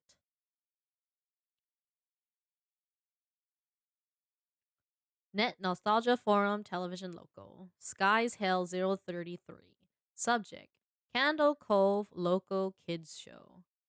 Does anyone remember this kids show? It was called Candle Cove, and I must have been 6 or 7. I never found reference to it anywhere, so I think it was on a local station around 1971 or 1972.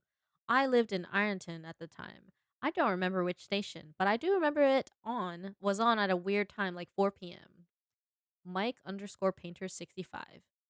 Seems really familiar to me. I grew up outside of Ashland and was 9 years old in 72.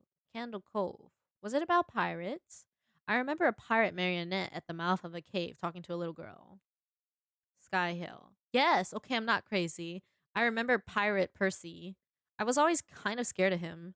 He looked like he was built from parts of other dolls, real low budget. His head was an old porcelain baby doll, looked like an antique that didn't belong on the body. I don't remember what station this was. I don't think it was WTSF though. Jaren underscore 2005. Sorry to resurrect this old thread, but I know exactly what show you mean, Sky's Hell. I think Candle Cove ran for only a couple months in 71, not 72. I was 12 and I watched it a few times with my brother. It was Channel 58, whatever station that was. My mom would let me switch to it after the news. Let me see what I remember. It took place in Candle Cove, and it was about a little girl who imagined herself to be friends with pirates. The pirate ship was called the Laughing Stock, and Pirate Percy wasn't a very good pirate because he got scared too easily. And there was Calliope music constantly playing. Don't remember the girl's name, Janice or Jade or something. I think it was Janice. Thank you, Jaren. Memories flooded back when you mentioned the laughing stock in Channel 58. I remember the bow of the ship was a wooden smiling face with the lower jaw submerged. It looked like it was swallowing the sea, and it had that awful Ed Wynn voice and laugh. I especially remember how jarring it was when they switched from that wooden slash plastic model to the foam puppet version of the head that talked. Haha, I remember that now, too. Do you remember this part, Sky's Hell? You have to go inside. Ugh, Mike, I got a chill reading that. Yes, I remember. That's what the ship always told Percy when there was a spooky place he had to go in, like a cave or a dark room where the treasure was. And the camera would push in on Laughingstock's face with each pause. You have to go inside. With his two eyes askew and that flopping foam jaw and the fishing line that opened and closed it. Ugh, it just looked so cheap and awful. You guys remember the villain? He had a face that was just a handlebar mustache above really tall, narrow teeth. Kevin Hart? I honestly thought the villain was Pirate Percy. I was about 5 when the show was on. Nightmare Fuel. That wasn't the villain, the puppet with the mustache. That was the villain's sidekick, Horace Horrible. He had a monocle too, but it was on top of the mustache. I used to think that meant he had only one eye. But yeah, the villain was another marionette, the Skin Taker. I can't believe what they let us watch back then. Jesus H. Christ, the Skin Taker. What kind of a kid's show were we watching? I seriously could not look at that screen when the Skin Taker showed up. He just descended out of nowhere on his strings, just a dirty skeleton wearing that brown top hat and cape, and his glass eyes that were too big for his skull. Christ almighty. Wasn't his top hat and cloak all sewn up crazily? Was that supposed to be children's skin? Yeah, I think so.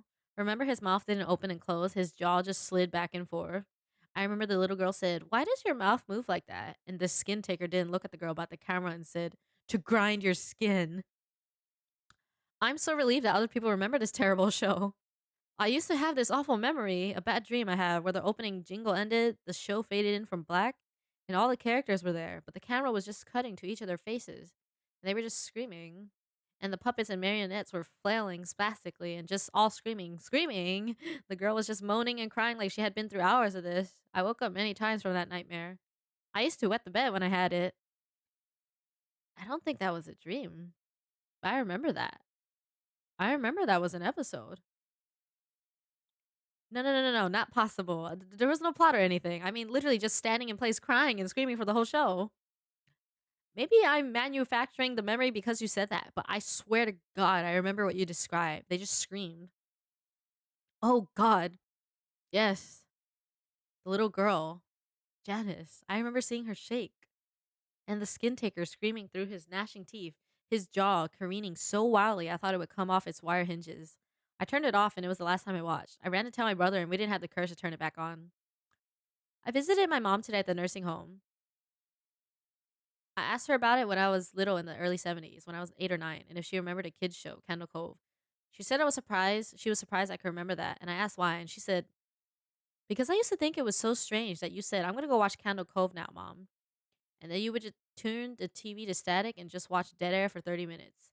You had a big imagination with your little pirate show." uh, this story is from Icar Falls, an absolute must-read site if you dig creepy stories. Seriously, I'm so in love with that site. Eh? What the heck did we just read? Origin and development. Unlike most creepypastas that, by their very natures, evolved out of the contributions of numerous posters who over time sculpt and shape the narrative into its present form, adding, removing, and altering details until a collective version of the story or character is formed, Candle Cove can be traced back to a single author, who initially presented the entire story as finished piece and later released the story commercially as part of a collection of short stories. The author Chris Straub, who is also an illustrator, originally posted the piece to Icar Falls, a site for horror fiction, on March 15, 2009. He did not approve the later versions and adaptations of his work, but the fiction has mutated into new forms nevertheless.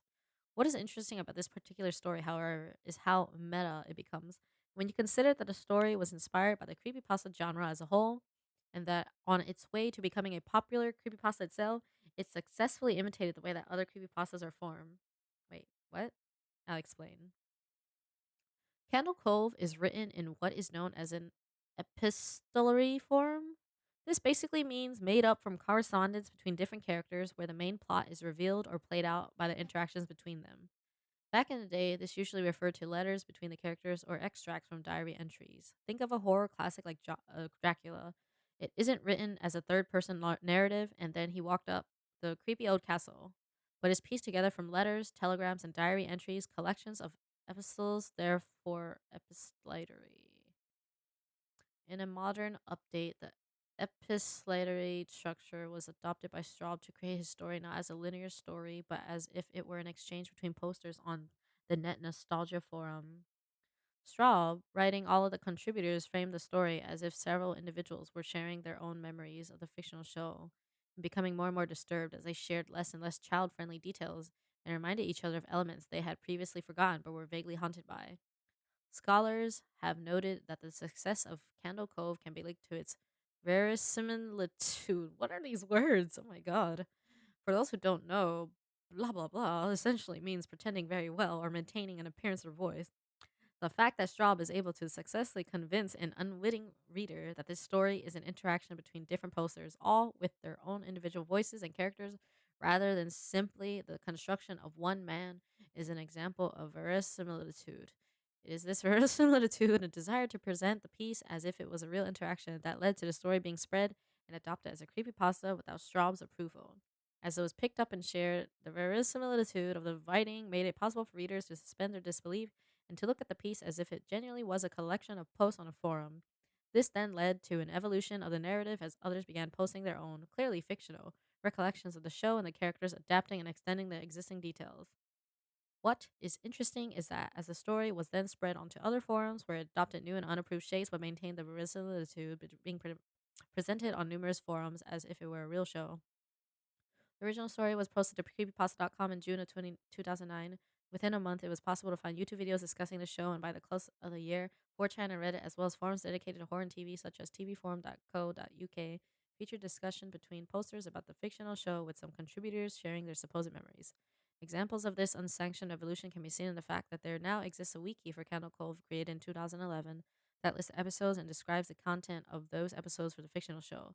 There is even analysis of the novel The Knickerbocker's Tale, a short story written in 1767, and upon which the series is supposedly based, with which within the wikis is presented as if it actually existed and is the inspiration for a series that also did not exist. The strange meta evolution of the story came full circle when Candle Cove was selected as one of the stories to be used in Sci-Fi's Channel Zero series, meaning that in the end the fictional show would be developed as part of an actual show, albeit not one aimed at youngsters. Straub has cited an article on the satirical humor site The Onion as being part of the inspiration for Candle Cove. The article was about a man who still experienced nightmares about a show he watched on public access television as a child. While he is protective of his copyright and ownership of the idea, Straub has also acknowledged that the adoption of his work by others and its subsequent morphing and alteration is inevitable, and has described the process as flattering, clarifying that this organic group ownership serves the mythos way more than me being a litigious dick about it. Well, yeah, it's a mess story, but at the same time, people thought it was creepy because no one knew it was a fake story, but people made it seem like it was and caused a mini hysteria among some users. Yeah, that's pretty much what is going on here. Similar to how the Blair Witch Project was presented in a movie. Ugh, I wouldn't know. I stay away from horror stuff. All right. Well, I guess that's it for today for reading. I'm gonna have to pull this playlist up now. Let me DM Shino real quick.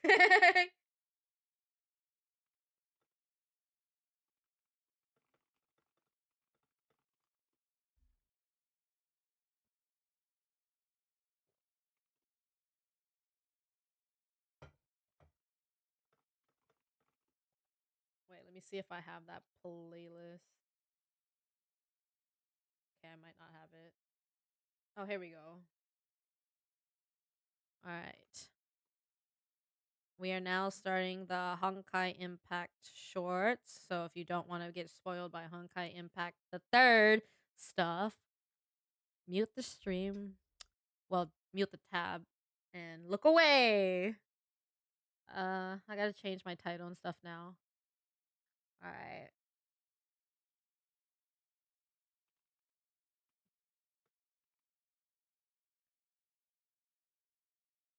That's it.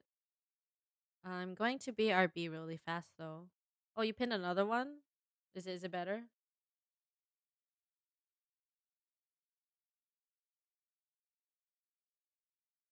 And pretty much they just placed the movie in theaters for no reasons why, and people thought it was a found footage. That's spooky. All Japanese apart from one. It's in the suggestions, I'm guessing.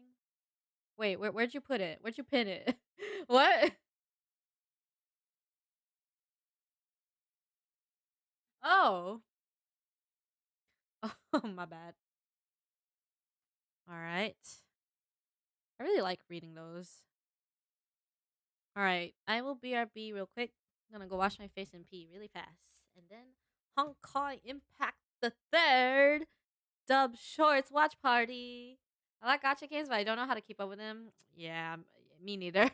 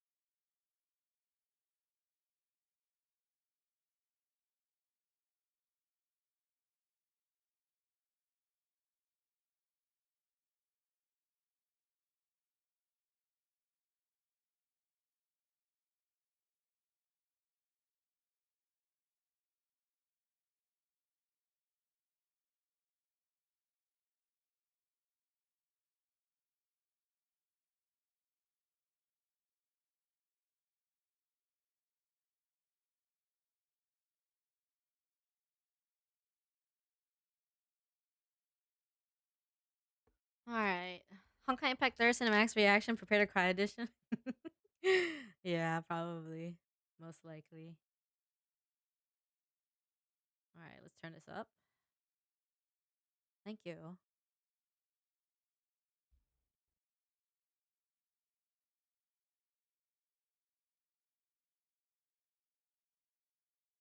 my god, that's so loud. Okay, that's a little too loud.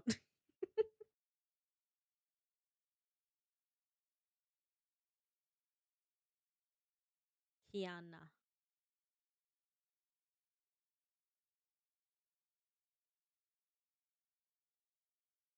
Do I need to turn on captions or something?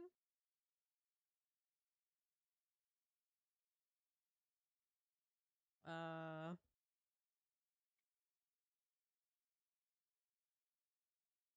because I don't know what she's saying. Let's. Oh yeah, I guess there isn't any. Finally, some content we'll fall asleep to. Wow.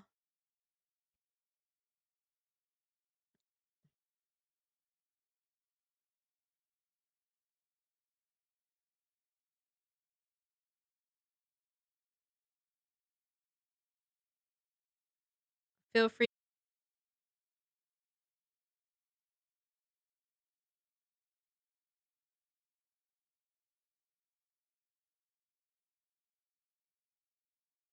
Or something like that. One of the scenes where they're doing that. If you guys have more videos that you want to watch, make sure to put those in once we're done with this because we need stuff to watch. Be here for like a couple more hours. Oh damn, physics. Oh, oh my god, liquid and slow mo in her throat. Weird, bruh. You know those things you don't notice until people say something. Then it makes me wonder what's really weird, if we notice it or if we don't.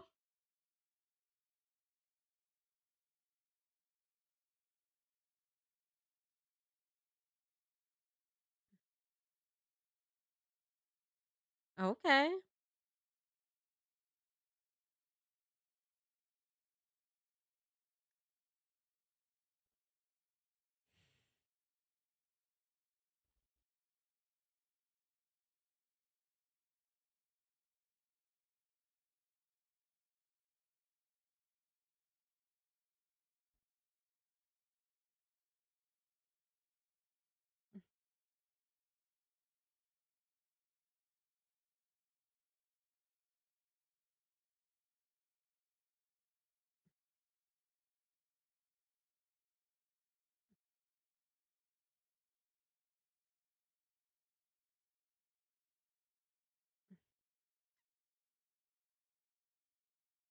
Oh my.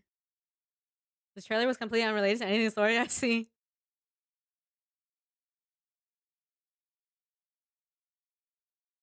Choke me, mommy.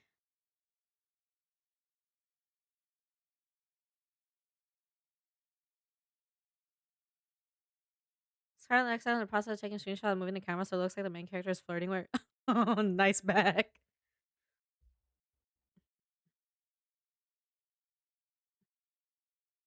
Mm, mm,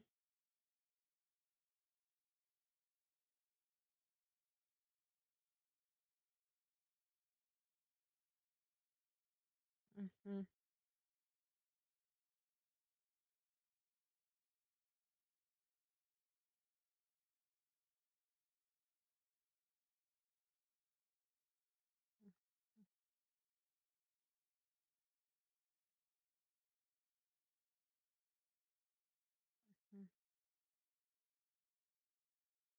mm.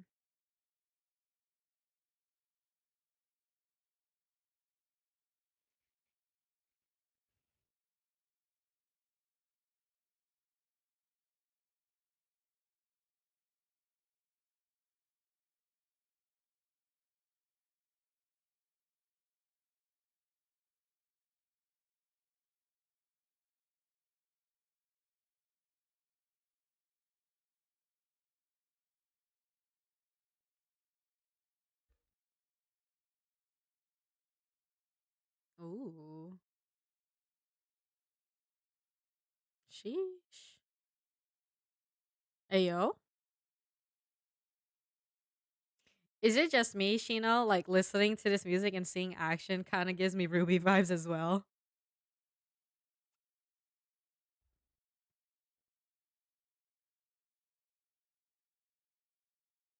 Yeah. I'll turn this up. This video is a little quieter.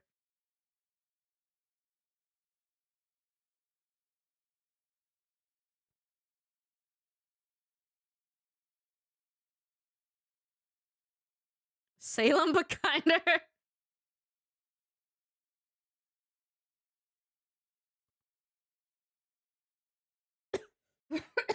Genshin unknown.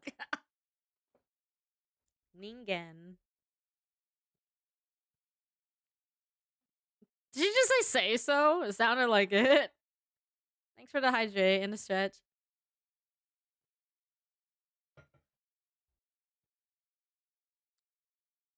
Senso? uh, yeah, I know. It sounded like it will say so. It was so fast. I am the Honkai.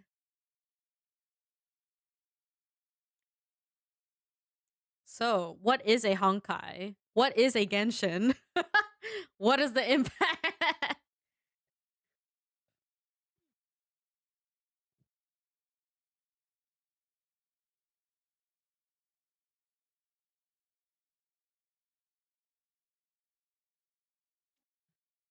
Ooh. Hey yo, the impact is on all your wallets. Yep, true.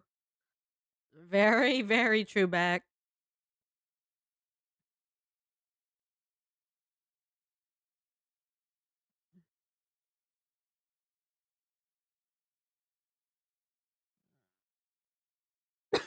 Excuse me.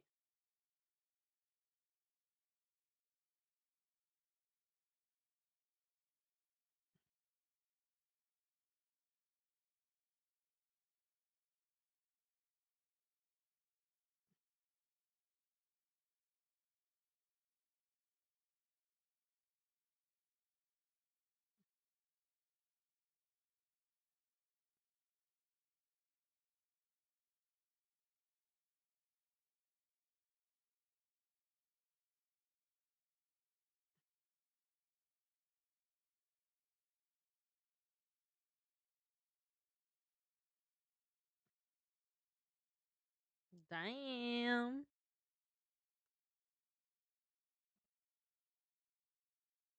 Tech otaku save the world. Bruh.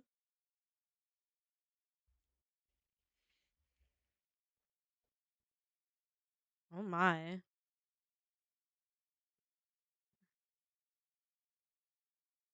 No, I know. I just find it funny whenever I see it.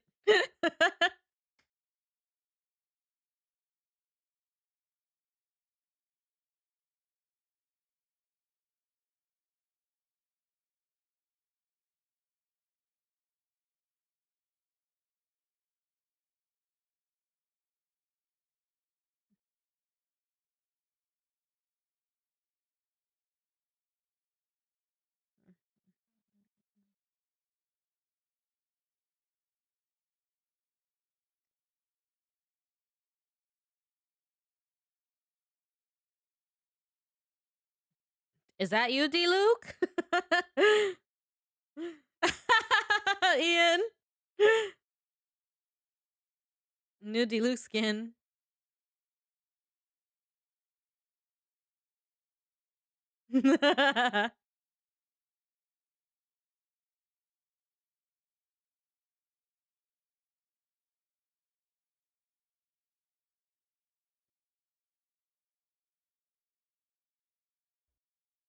Booba.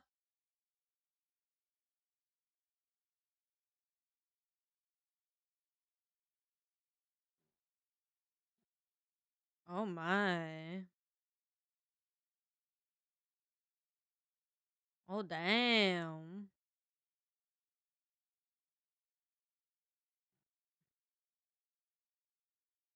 Oh no, not hypostasis 727. Not the cube mod.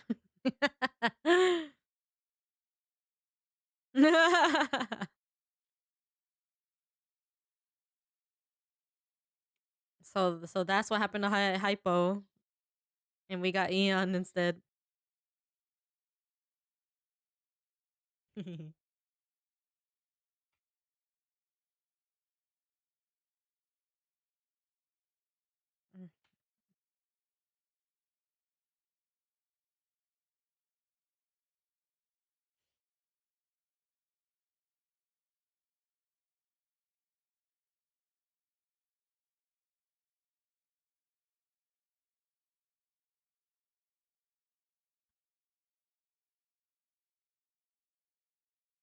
Oh, hello there, Axel and Herpy.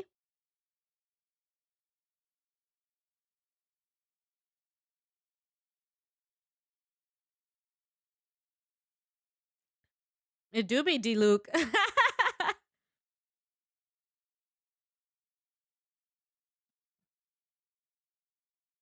Full on Honkai spoilers and yep. You're actually awake early. What time is it for you, Herpy? Oh God. Numi chair.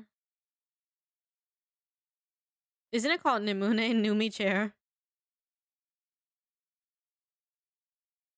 4 p.m. Oh, okay. We're in the same time zone.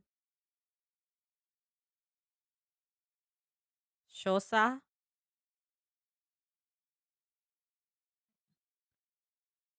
When a kid says Shine during a dodgeball match and the teacher calling him out for being vulgar. To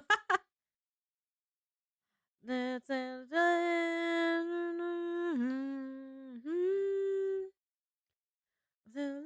in your way.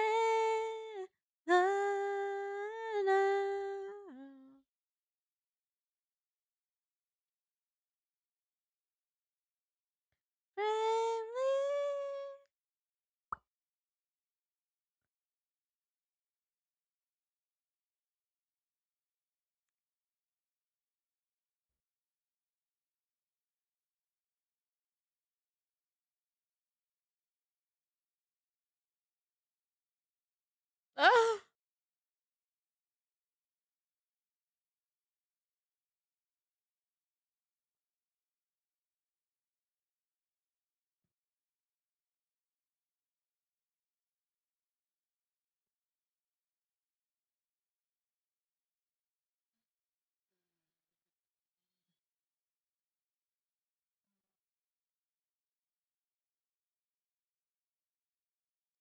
Never let you go.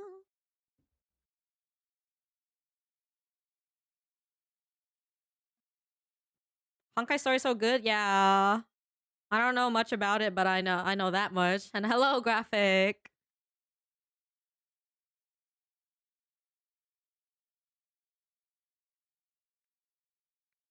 Akame ga Kill. Oh, I never finished Akame ga Kill. I think I only watched a few episodes, but I do want to finish it at some point. It's a little on the brutal side for me, but I'm sure I can finish it. I'm kind of scared to get attached to people because I know a lot of people die. You want to know more about the story? Honkai Story has been upper right button, but I read during what? Let's not finish it. Whatever episode you're on, just end it there. No, we're watching a whole playlist graphic. We're going all the way. Cause I don't play Honkai and I probably never will, but yeah. I always said I'm willing to watch the stuff. Digging your own grave. I'm already dead. Should I play Jump King or Scarlet Nexus first? Scarlet Nexus? Why not? I mean, I'm not completely new to Honkai. Like, I do know a lot of the sad stuff about it. No, Foxy, you can't watch. It's spoilers. Discord light mode be like I can dig you some small story recasts after this if you want to watch stories. You watch this one is fine. It's up to you guys. I'll be here for like 2 more hours. Goodbye, Foxy. Oh, the screen scares you? Yeah. Y'all gonna have to go on another screen so you don't accidentally look.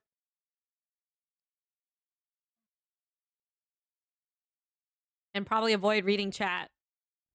Because they're gonna end up talking about it.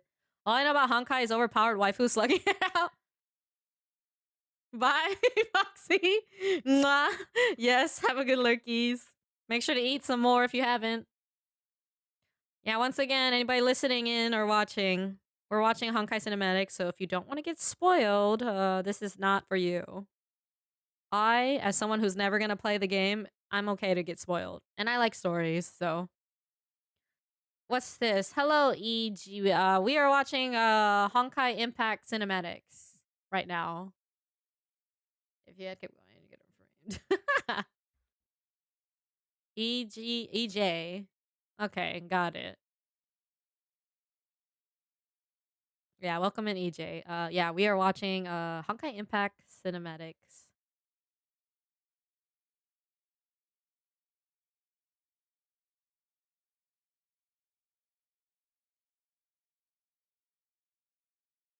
Rip.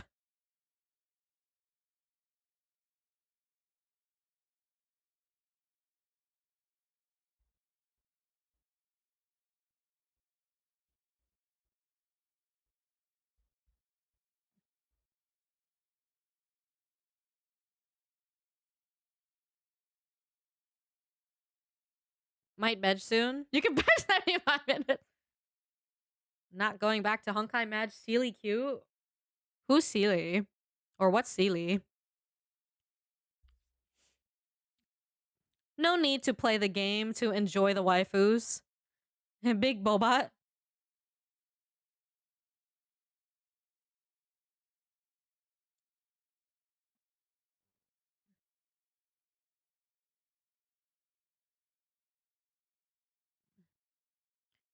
The girl reaching out. Okay.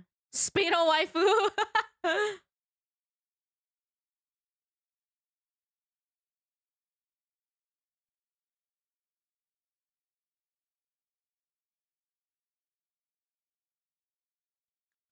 Thank you for the follow, EJ. Hey, yo, Cyber Angel.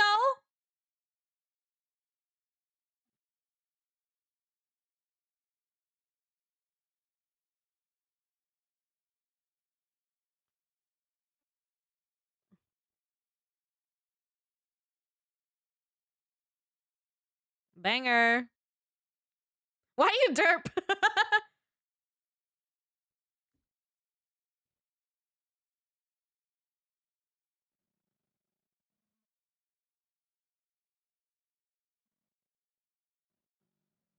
Cat Jam.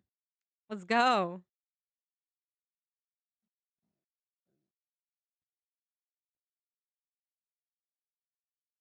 You stole my nuggies. I'm gonna ride this cool bike on your face.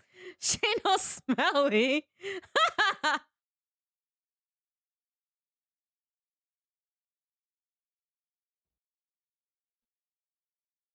She no.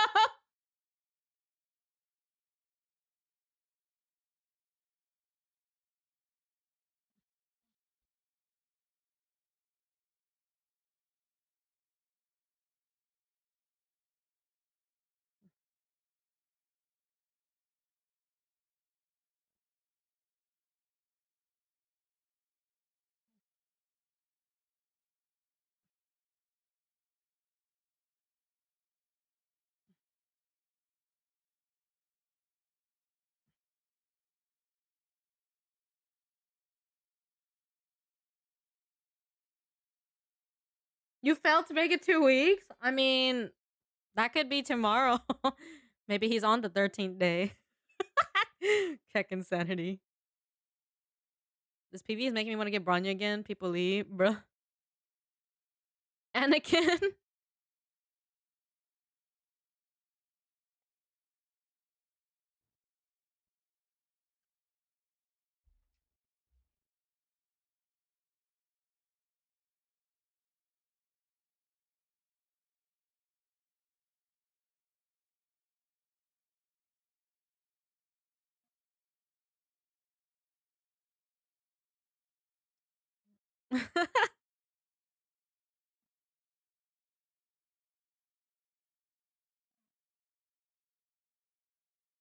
Ayo, Eggy. All the hot dogs. Formation. Oh, Meaty, it's Honkai Impact song, Meaty. It's from the video we're watching. This is Cyber Angel. It's from the video, Meaty. We're watching Honkai cinematics right now.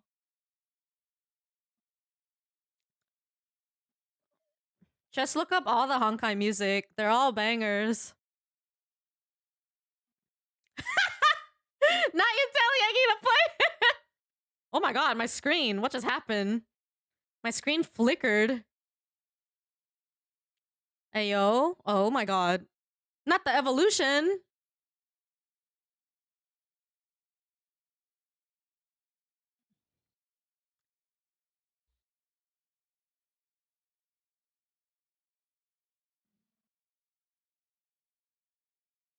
Sheena wants to see me cry. Well, I just mean like growing up, right? I mean, growing up is kind of an evolution, is it not? I don't know. Maybe not the proper word for it, but I mean, you know. I didn't expect to see a little girl grow up. Oh. Oh. Alternate universe. Okay. I see. Just skip all. If we cry together, Eggy. Or like last night, we almost cried over how cute my alert was. Meaty, you should just watch with us.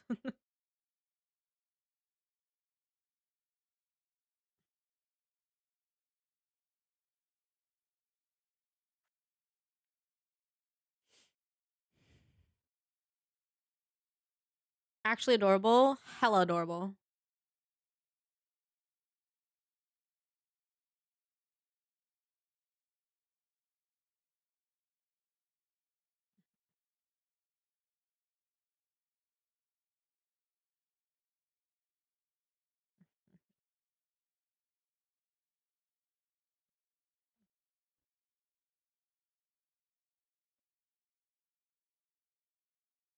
My other screen like randomly flickers. It's kind of spooky. The fuck? I don't know.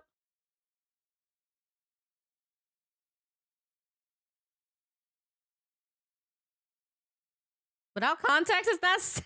Okay. Hey yo, is this Lico Rico?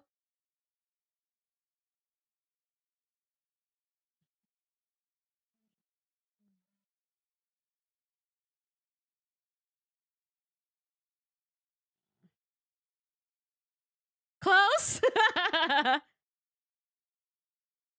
Fantasy Lico Rico.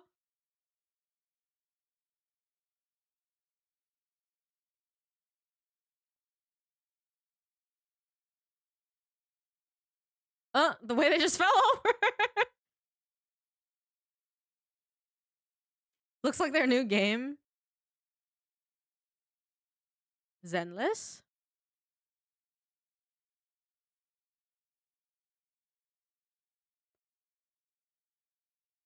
Oh. It is 4 years old? Oh my god.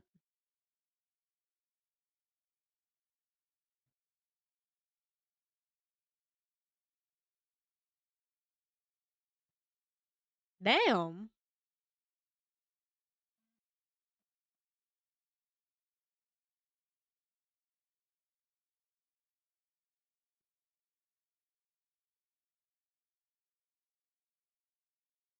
Fire. Auto dodge.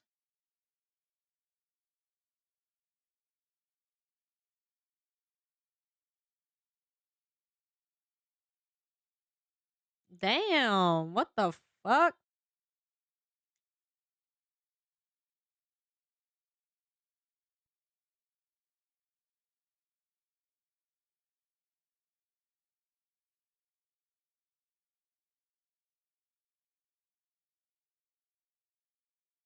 Everybody's a Hershey, and it seems to be that way.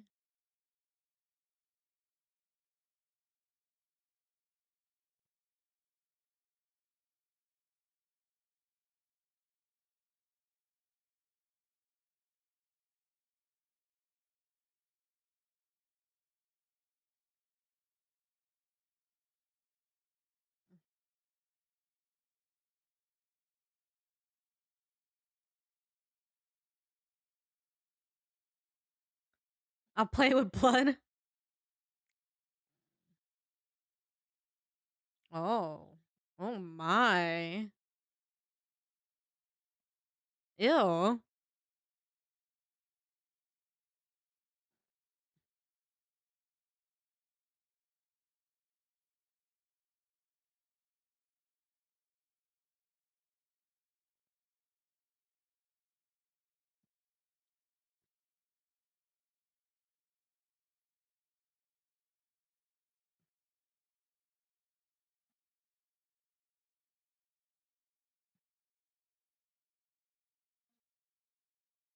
Eh. Oh.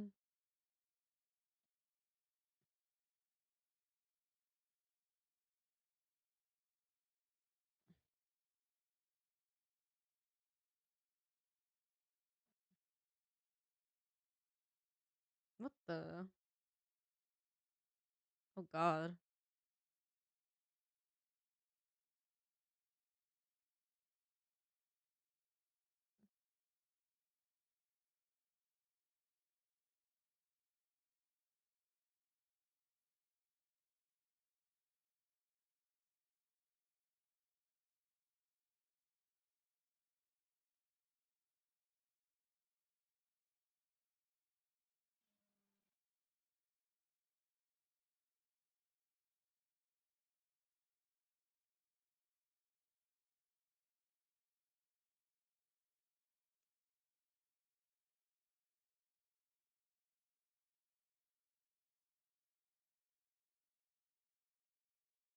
Hey yo.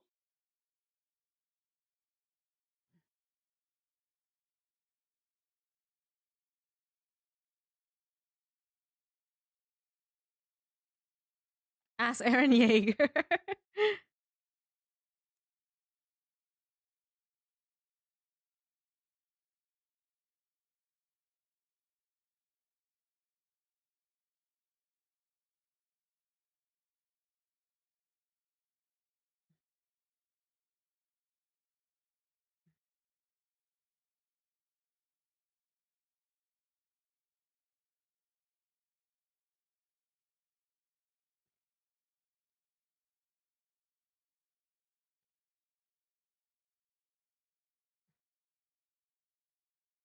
Bussin'.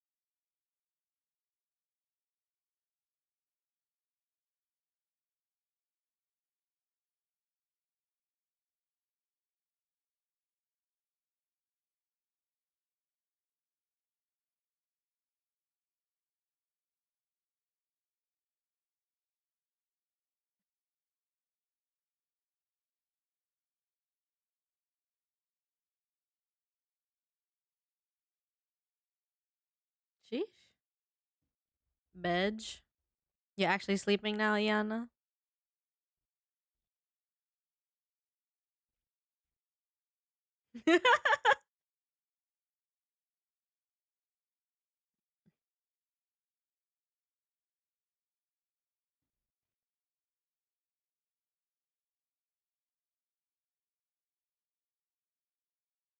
We all bedge.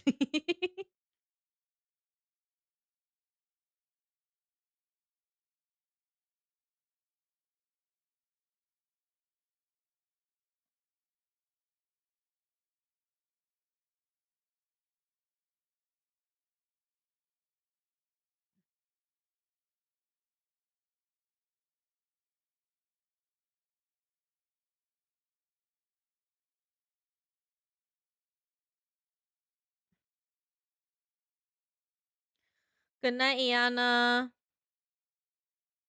Watch one eye close and the other open.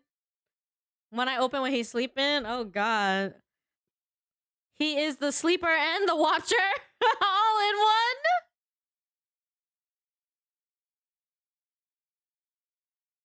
Iana is the one and only sleep watcher. Good night, I gotta go. Okay, take care, EJ.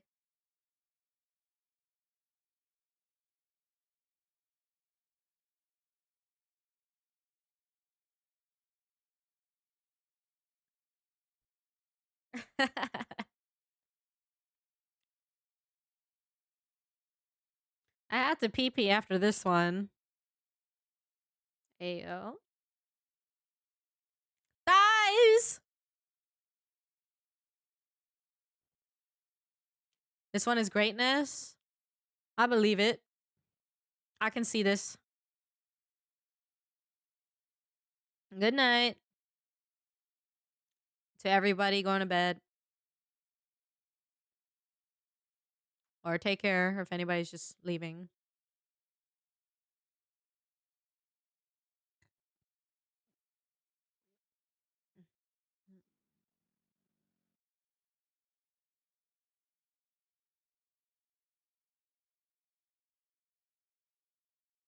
Oh my.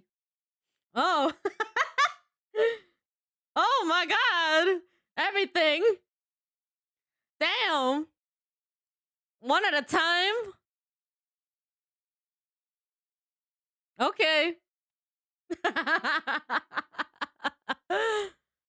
Sheesh.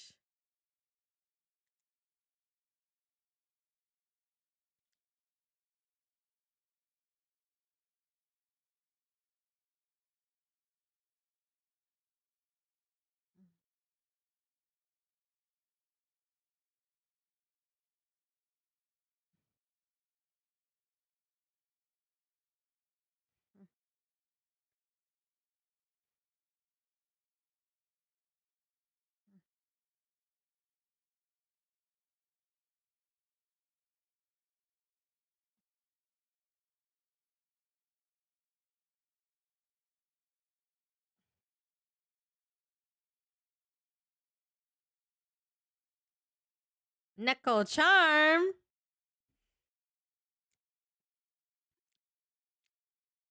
That's my new ability.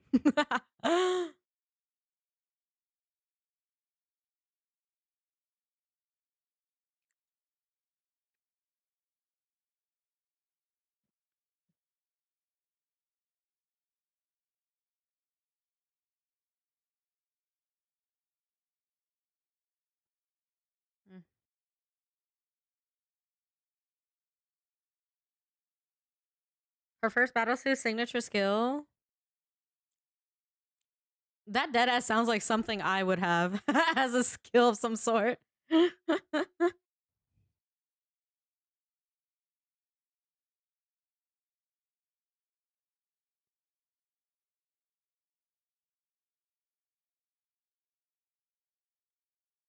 Booba. Oh god.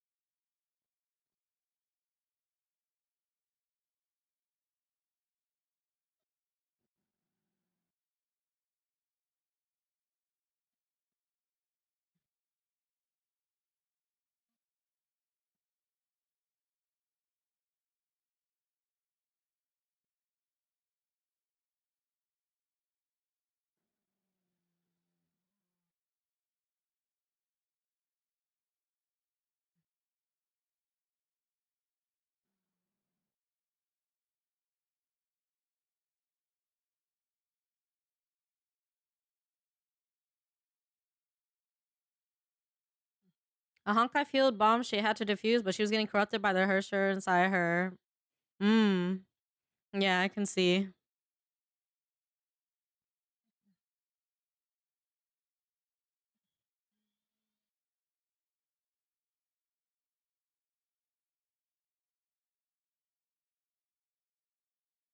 Yeah.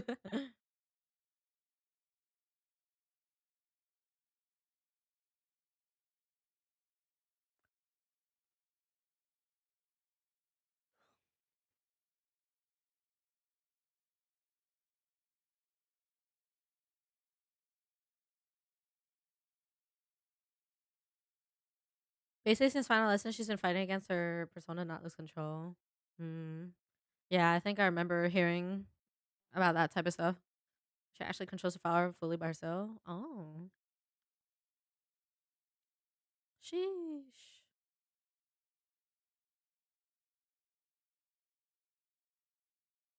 Cause Otto was a mega shrimp. What?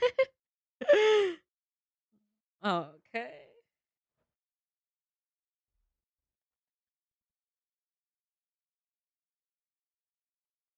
Oh god. Oh god.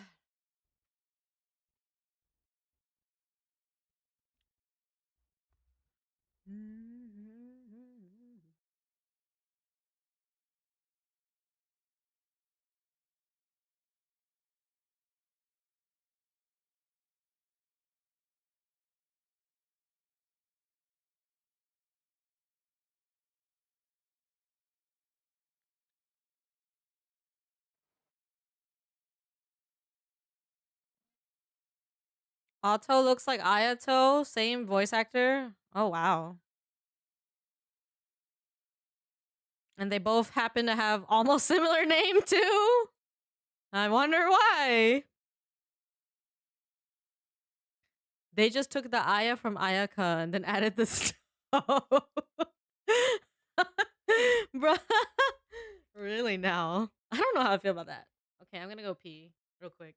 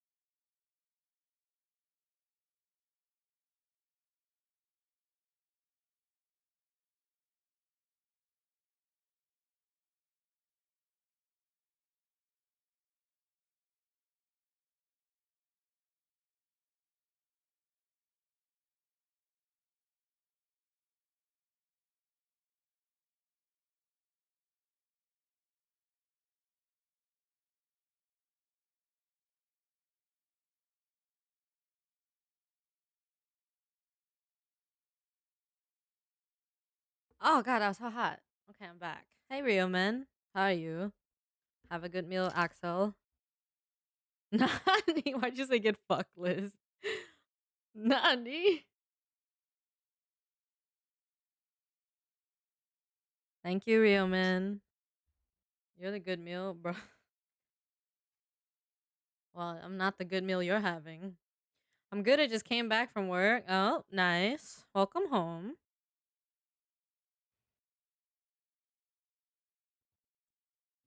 Ugh, is that the Ayato? How you doing yourself? I'm doing good. Thank you for asking. You're just watching some Honkai cinematics. Or all of them, I guess. Oh, Kevin. Wow. That's a very normal name that I did not expect.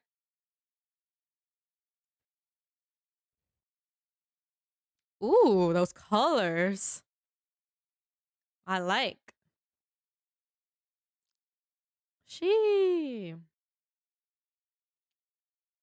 Can't wait for Star Rail. Yeah. I'm interested in that. Blonde girl is also Kiana.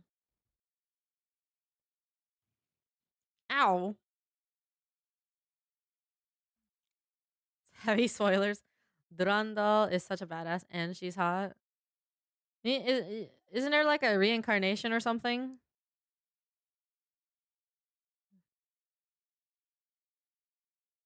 I'm gonna quit Genshin when Star Rails comes out.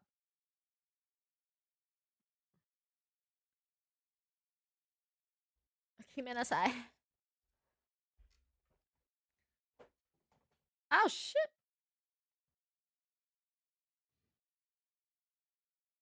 I kinda didn't expect her voice to be so high. Raiden.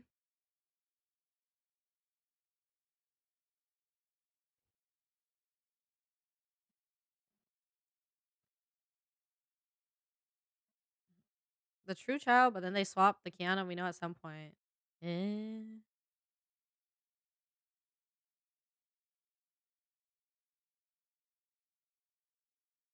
As if I know anything that's going on.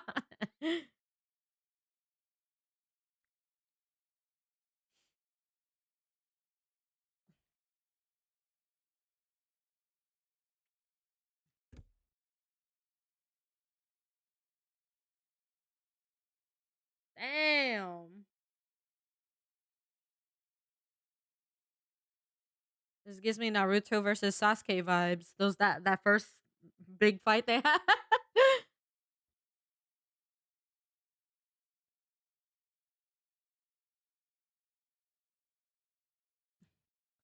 The first their first like when they're showing off Chidori and Rasengan against each other. Mei is doing the same thing that Kiana did to her. Have you played Honkai? Nope. I don't plan to. Genshin already takes up too much of my time and energy. Well, that's why I'm fine just watching cinematics or being told stories or whatever. I know Honkai is just full of sadness and pain though, so I'm aware of that. I'm not new to that concept. Ew, what the fuck is this?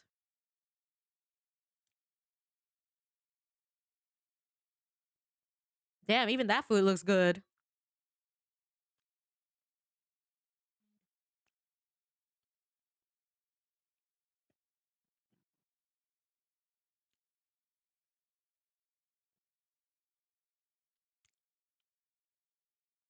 Damn, girl.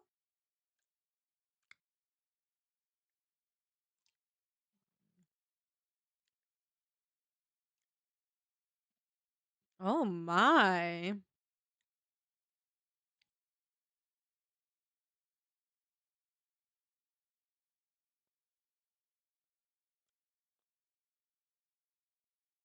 Um, I don't play phone games, so I don't know.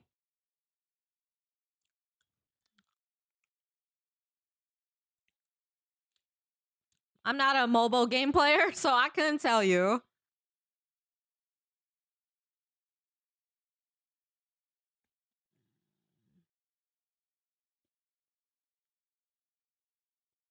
Don't look, Foxy!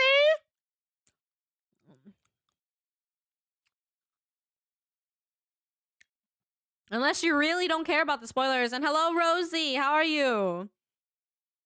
How you been? Difficult to bring a desktop into the toilet? I know what you mean, Omni. I would love to play while I'm in bed. That's what I want the most. I wanna be able to do things while laying down. It ain't a spoiler if you never play it again. Exactly. Can't believe it. You're exhausted. Yeah, hopefully you can get some good rest, even if that means mental rest and stuff too. I hope you're taking care of yourself. This is some shit I would say. If rescuing you is a sin, I'll gladly be a sinner. I remember that line. That is something I would say.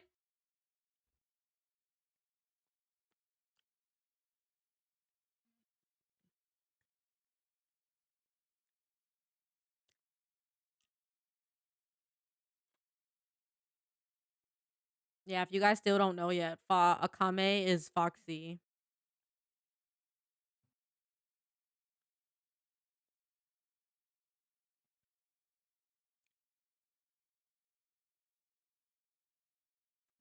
I know Honkai is full of pain, but it doesn't affect me because I'm used to pain.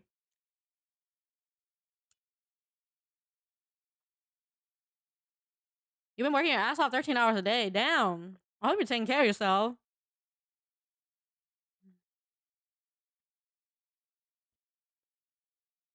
A dragon, a mech armament, a giant katana, and booba. I was about to return to Honkai Road for that.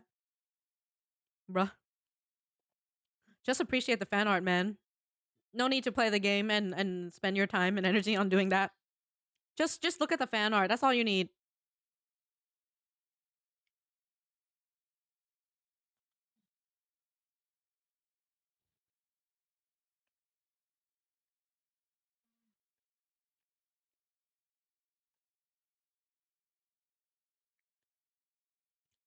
I forget, are those two gay for each other? I know there's like a couple of gay like relationships, but I don't remember who and who. I forgot who's gay with one another. Never officialized? Oh, okay. It's those two though, right? Kiana and Mei, and then it's Yai Sakura and someone else. I'm gonna swipe for the next banner on Honkai. Spend time in the game before Honkai 3rd, so I'm somewhat in the rabbit hole even now. Eh? Not the gauge.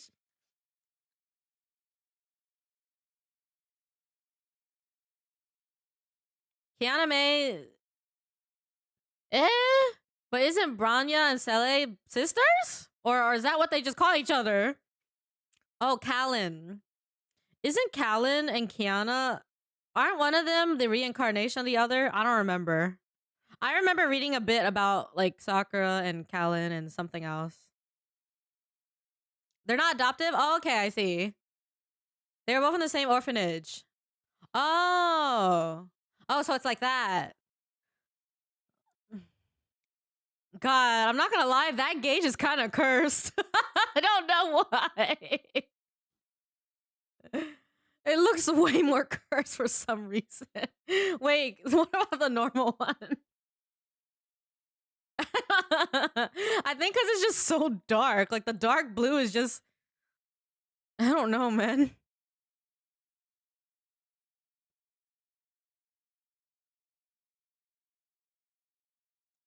I'm kind of curious what my gauge would look like then. Simon Callan from 500 years ago. Callan also being Otto's main villain to love interest. Oh.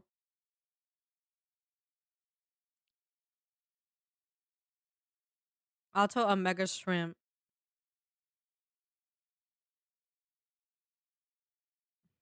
So who's my Otto here?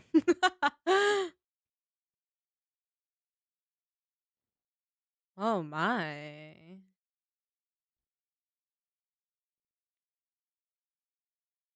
Oh, Alicia. So cute. I don't know how you'd label one a mega shrimp. I don't know. How does anybody do winter some shit?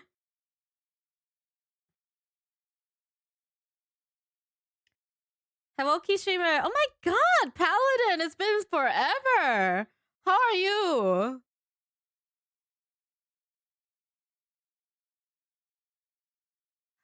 How have you been? Oh my god, it's been so long.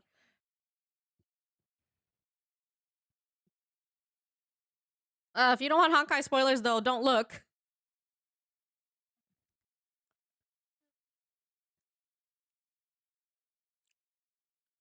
One tries to bring back a fallen lover and will bring aliens and wipe humanity. Maybe that's a mega shrimp. I mean, that's a lot of people in a lot of movies and stuff. Yeah, you. In case you don't know, Akame is Foxy. She rebranded. How have you been, Paladin? Not like I'll be able to play it on console, so might as well spoil it myself. I know a Foxy when I see one. Yeah, I'm just saying that for everybody that keeps coming in. If they ain't trying to get spoiled by Honkai stuff, get out. Well, just mute just don't watch. Fuha. A lot of people talk about her.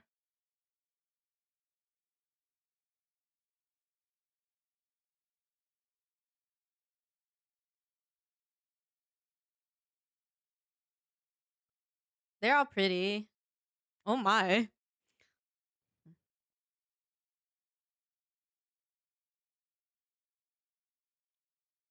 Honkai feels like my life if my life had powers. I've been working and doing some adult stuff on the side. Yeah. I hope you've been taking care of yourself. It's good to see you though. Yep. Sometimes we all gotta do our adult stuff, sadly.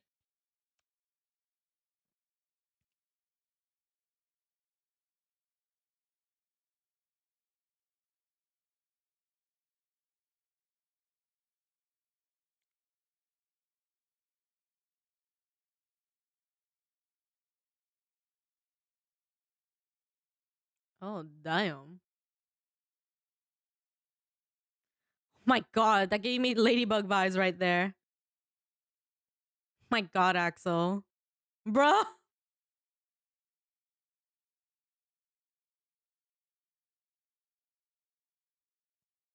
It's Rubia, isn't it? I knew it. Ninja Yai.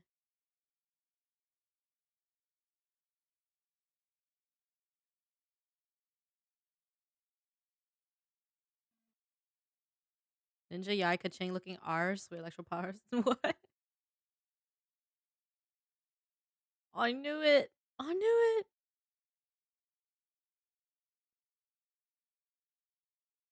I'm still a bit shook by her voice being so high.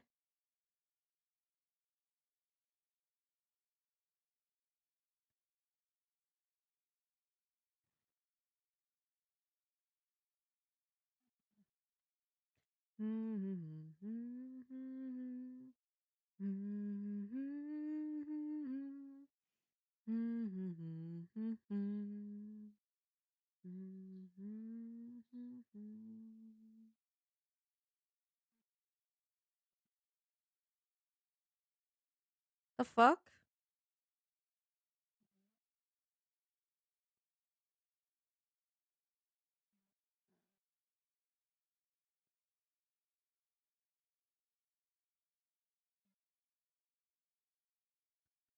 The way I see myself in so many characters right now? Oh god.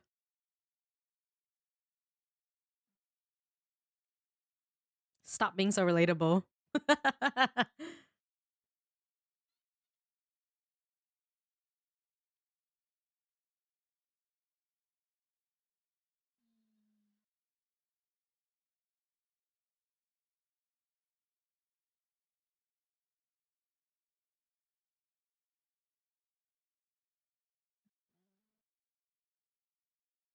Good to say. Soon I have more time. I gotta go, Sally. All right, take care, Paladin. It was very good to see you. Yes, just please take care of yourself.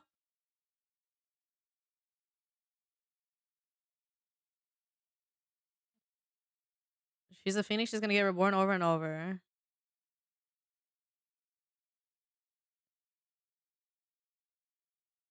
I've grown accustomed to parting in despair. I've lost touch with time. Samsara, only hope of achieving my mission.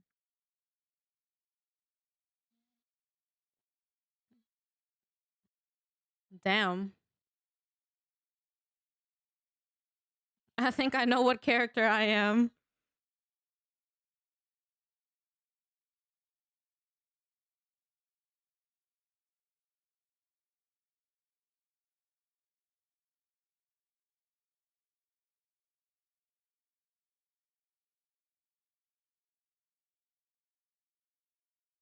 Sheesh. Man, based off that alone, I know who I am and I know who my Kiana is. Oh my god.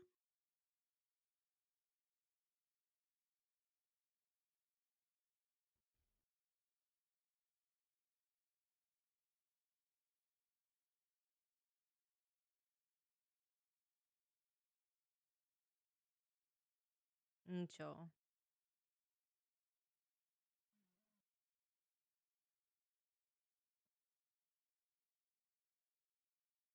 Oh God.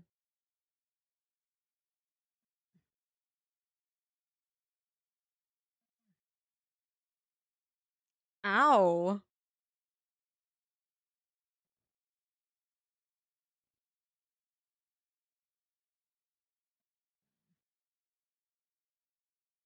Oh my God. Put your fingers in my mouth. Oh my God.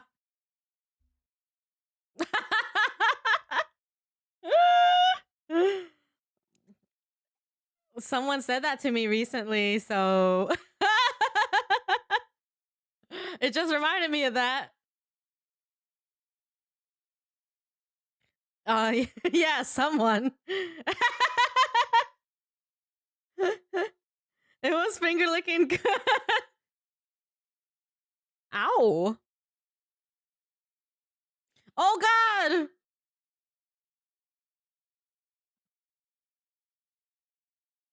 Not like this.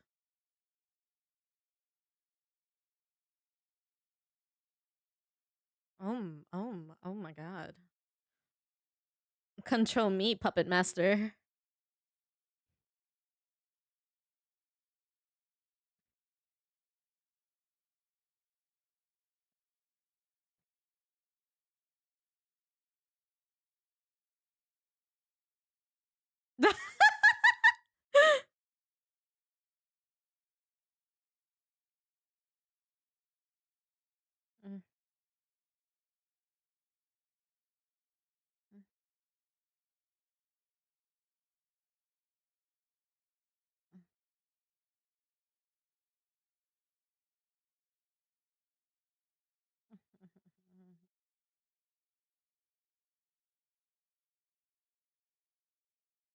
Nani?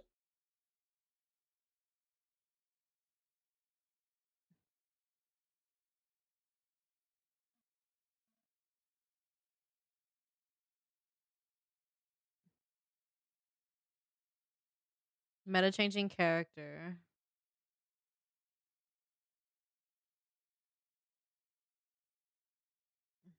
Ooh, that hair.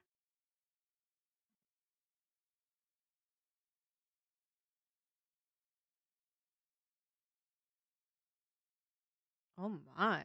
That sound.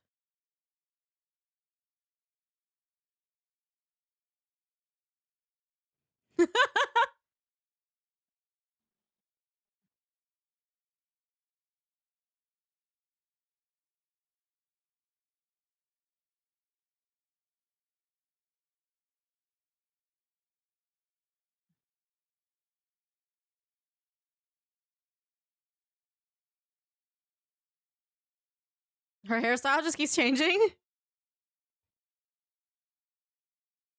Damn. I can't decide what I like more. It's all nice.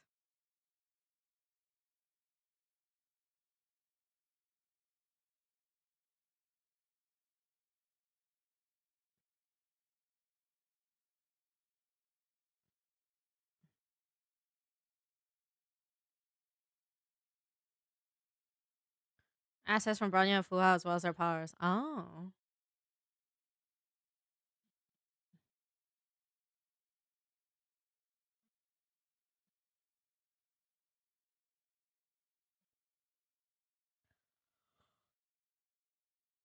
I see.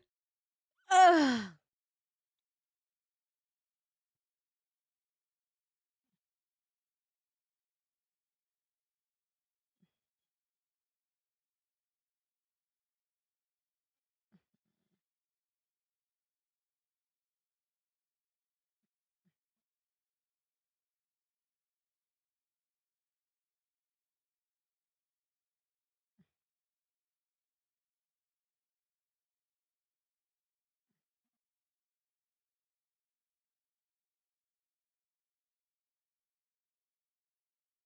Bronya gives her the hair pie at the same time Fuha the gloves. Oh.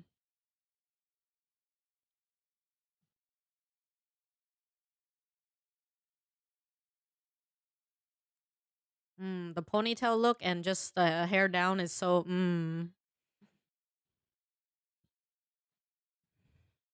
Oh God, my leg numb. Ah.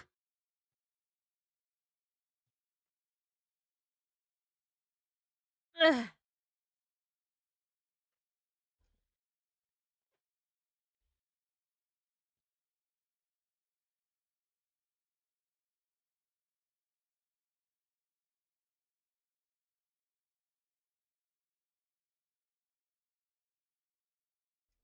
Sheesh.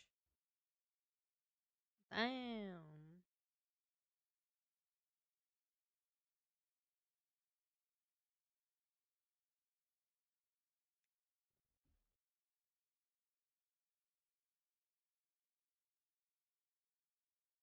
Ash, thank you so much for the 4 months.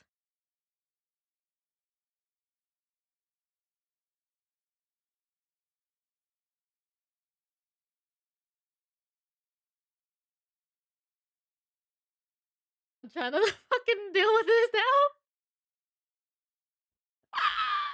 Pain. Thank you. We are watching Honkai cinematics. Ah, my leg. Oh God, it got so numb suddenly. This was my favorite cinematic. Yeah, it's pretty good. Yeah, we're watching Honkai Impact cinematics because I will never play the game, so why not?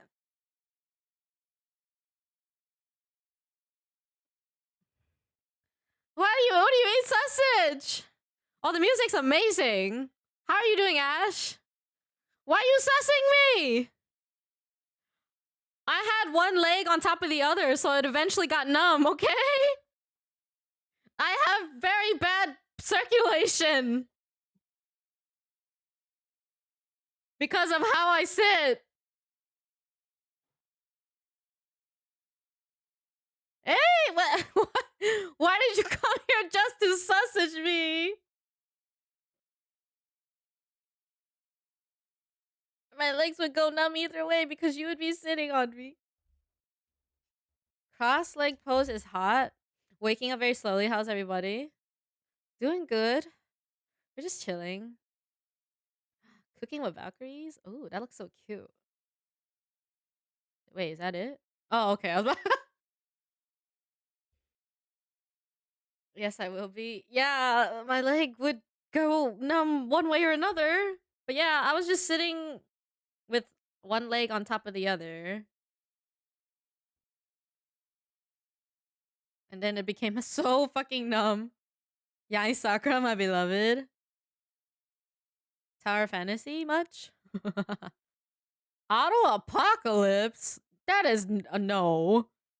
His name is Auto Apocalypse? Bro? What the fuck? Excuse me?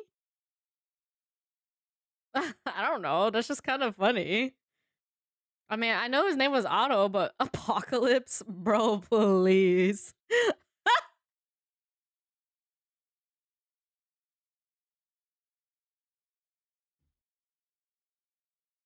If hot, why evil? Because all evil characters are always hot, right? Typically. It's always hot villains. But the problem is they're evil.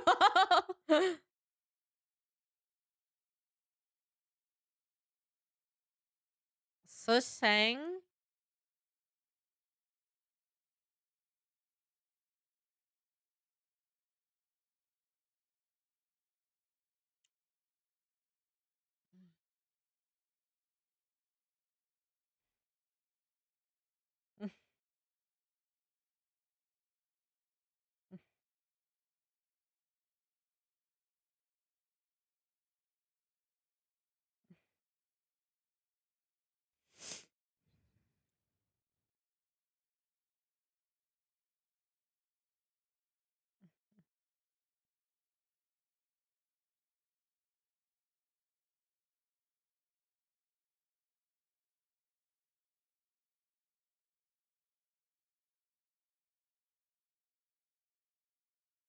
I don't know I'm supposed to say it.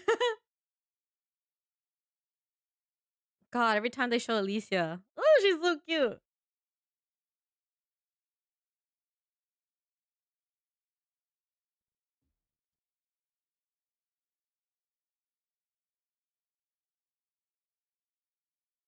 Su Shang. Well, I said like Sashang or something, but I don't know. Thank you for the follow, Genocider.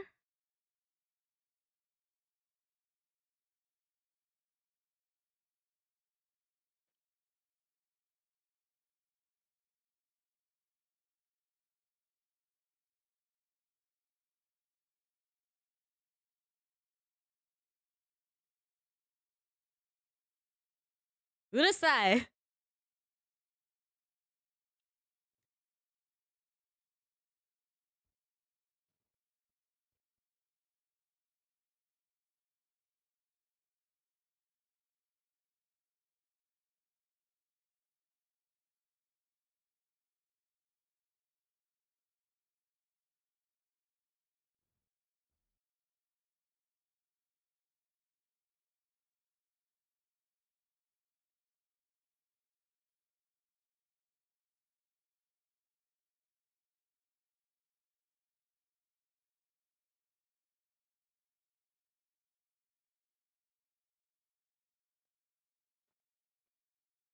Asa. Eh?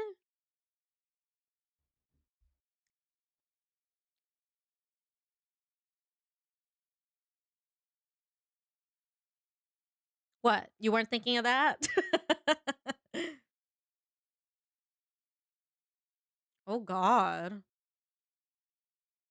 Mm-hmm. At some point you are. Maybe not that moment, but at some point. Bruh.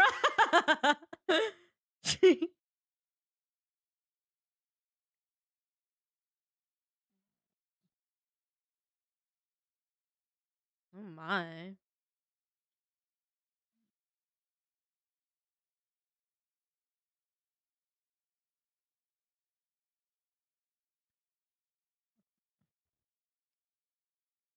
Just gives me more and more Ruby vibes too.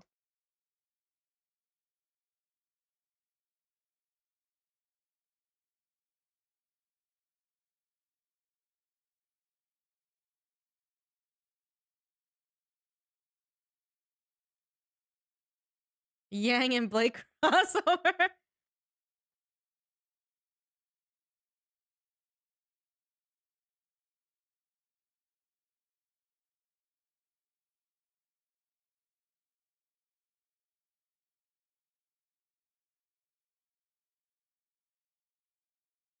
Oh my. Oh dear.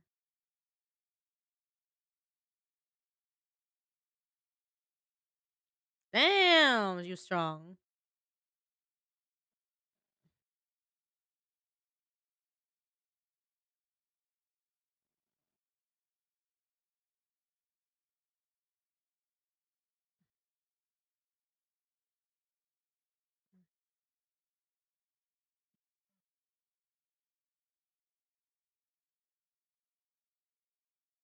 She was considered hero of the people, but was wrongly accused of betrayal and sentenced to hanging. Yeah, I can see that. It's always being wrongly accused. Imagine.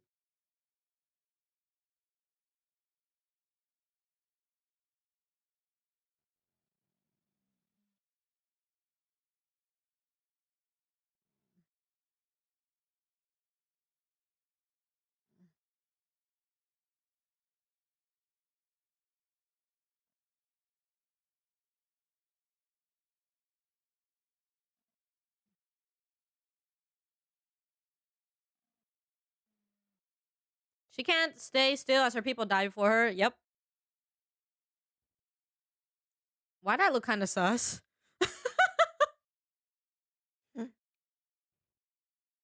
Oh my. Ooh, what?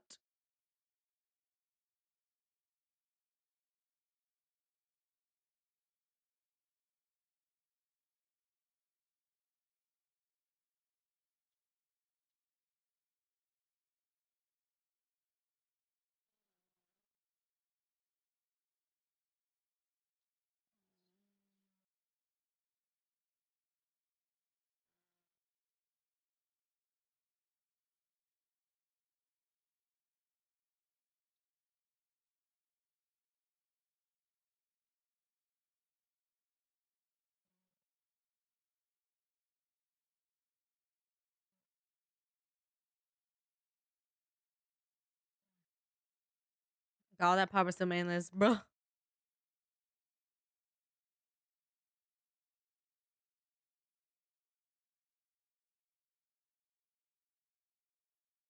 Oh, Kurotenshi.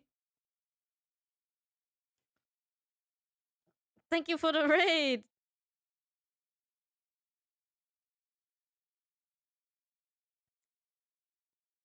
Welcome, Raiders. We're watching yeah, we're watching Honkai Cinematics, so if you don't want to get spoiled by those, you should probably not look at the screen.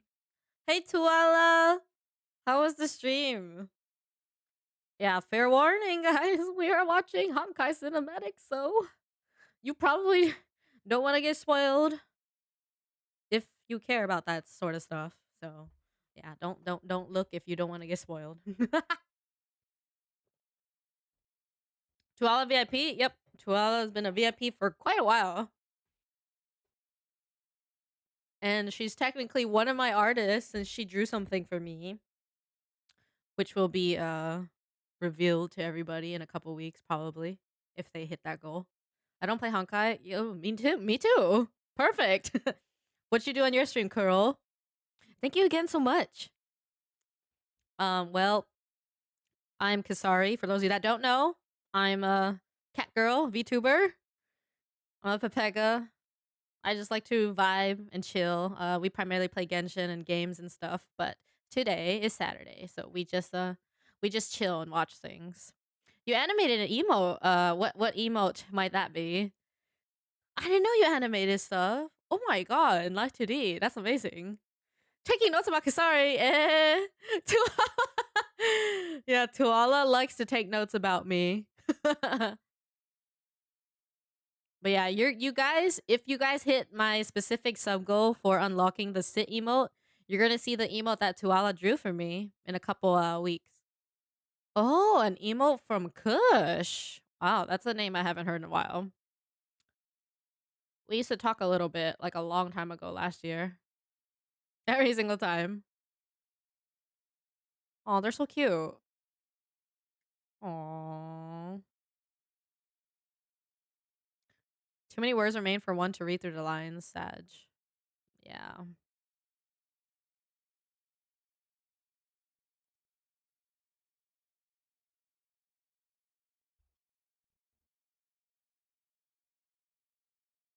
But I hope all of you are doing well today so far. Regression is such a beautiful and sad song. Aren't they all? Literally everything about Honkai is beautiful and sad. I'm crying, no.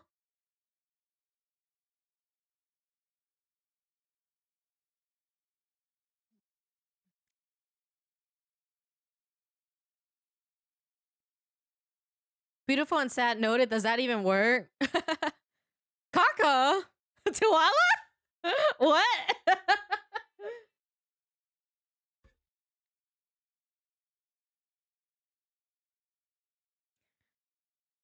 I mean, I guess because we always see waifus. I think that's why Tuala said it. Because we rarely see kakas in Genshin.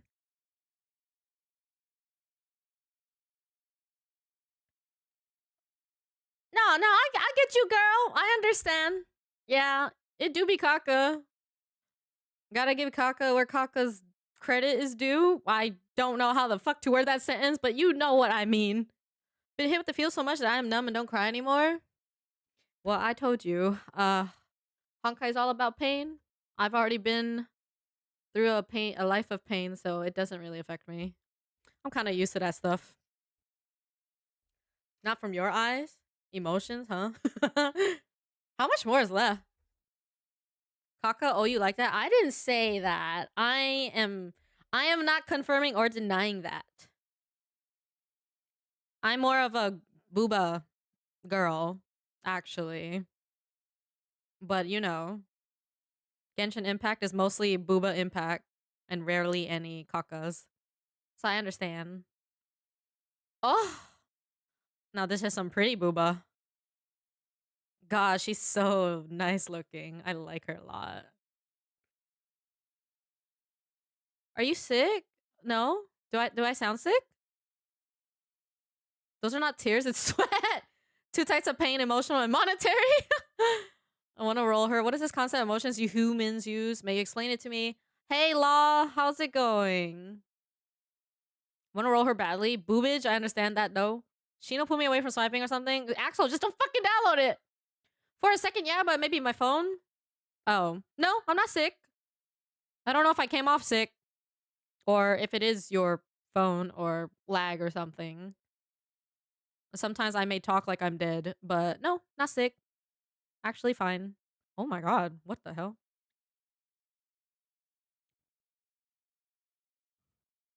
Ooh. Oh, oh my. Oh, she's an elf? I see the ears. Oh wow, even better. Pretty tired. I was one of the RAs on call for my dorm and I had to break up 2 parties in the freshman dorms. Oh damn. I hope you can get some rest soon, Law. That does sound kind of exhausting. I could imagine that. It's very nice 3D animation of Netflix with 3D anime like that. I wouldn't mind. Ooh, yeah. Oh my god. I am ooh. Ooh, this one is making me feel some type of way, Shino. There are no races, so not an elf, but due to a mutation, she got elf-like ears. A human, a Hershey, and a flame chaser. And I still don't know what any of those are. Yo, the new SAO season looks pretty lit. I mean, you already know what I've been saying every time I keep seeing her in the thumbnail. The only reason I'm gonna play Honkai again. I don't need to play the game to appreciate the booba, man. I can sit back here and just appreciate it when it's in my face. I ain't need to play no game for that. Oh my. You know, the pink hair, it really speaks to me. But I mean, it's not like I'm saying the others aren't pretty or anything. They really are. Like, I love Kiana because she has the blue eyes that I like. Gives me like Weiss and other people vibes, just from the appearance alone. But oof. Those parties also kept me from doing my Genshin dailies before reset. How dare they? That is the absolute most heinous crime one could ever do. That's why I appreciate it when you're on my face screen.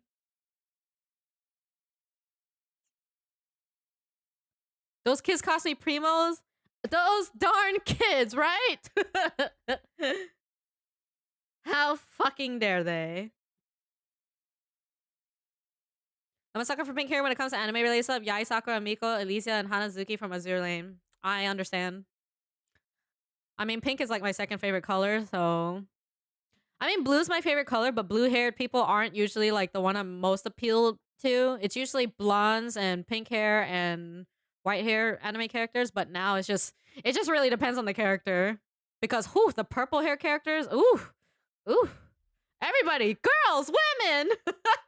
Women is all... Oh, hey, it's her! It's that cat girl! She has a really cool, skill set. I added a very short last one after this one. Okay. Butterfly Nun, oh Lord have mercy. Upon ya. Oh, High Thumb and Honkai too! For me, it's most girls with Snaggletooth. Oh my, yes. So pretty.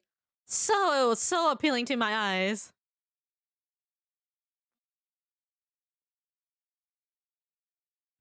Some of these are actually 2D. Oh, fuck. Oh, God. Did she just wink? Oh, my God. Oh, my Lord. Ah! Don't tell my wife. I'm shrimping hard. She winked and fly kiss. I know. I know. Oh, God. Is it like... Oh, dear God. Let me guess, you also love Chibi Usa from Sailor Moon? Ooh, wow. Oh my God.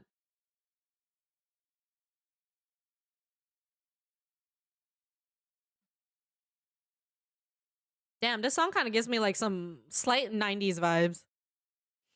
Or early 2000s. What the fuck? What do you mean they announced it's coming out next month? They announced the season 3 of Mob Psycho. Shut up and take my money, Oilers.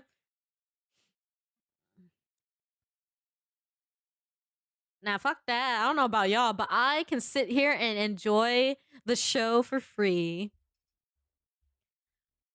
They're definitely taking my money in 2 weeks. Why? What's happening? Oh dear. That hit me in my heart. So my bank account's so gone. Oh, she's. Oh, okay. I see. Understandable. Have a nice day. We got 2 kidneys in winter. Everything flew over my mind except that booba shot. At this point, I'm gonna go to my HR department and route my direct deposit straight to Hoyoverse. It's all going there anyway. What do you mean it's coming out next Monday? It's too much time. Did you know that an apple a day can keep anyone away if you throw it hard? Yes, apples are quite hard. Speaking of, I do have some. I kind of want one now. Oh, that art. Oh my god, 2 pink girls together? And they're both pretty and cute. Yeah, I'm gonna go grab an apple.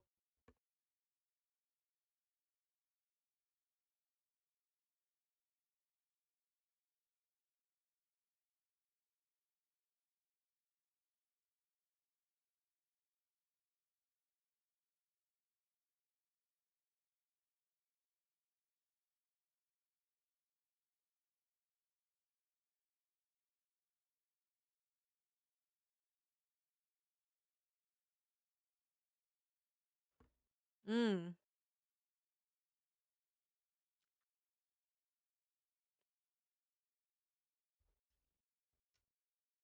Have a nice rest of the stream. I will go horizontal now. Take care, everyone. Well, that's a way to put it. All right, take care, Yosuzume. Have a great rest of your day / night. I'll open Honkai once to see how much currencies there are. Never open it again for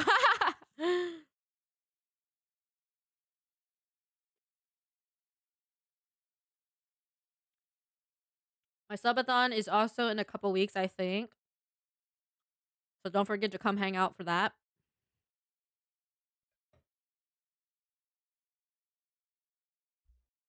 How much money do you spend like on Honkai? Can you like kind of explain how it works?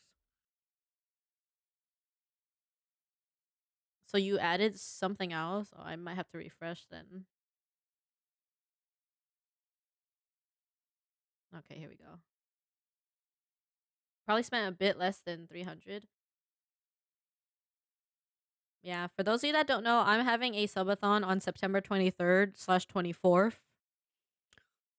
So if you're free, come hang out with us. Mm.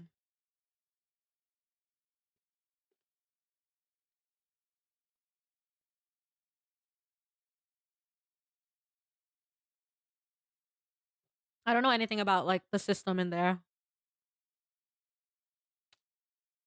I'm gonna head also enjoy the rest of the stream, everyone. Take care, Dryad. Have a great rest of your day.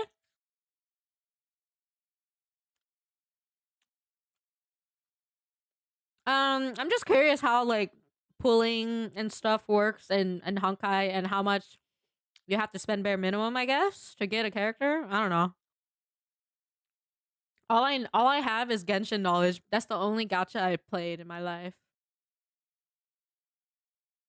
Okay. Well.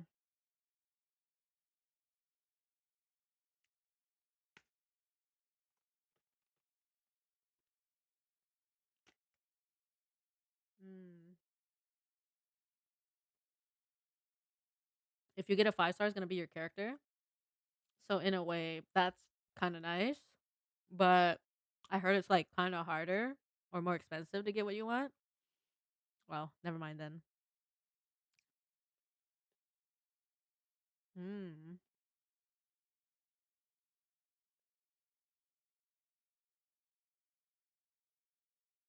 What is this? Mobius? What's this, Sheena? Is this a fan video or what is this? Spoilers? It's just CG. Isn't everything we just watched a spoiler? Oh, I see. Oh, from like the actual game. Okay. Uh okay. I don't know if Midi fell asleep. If she did. Well, I can watch stuff for 40 more minutes. Just a small gift. Mm. Mm. I'm eating apple. Come on me. Mm.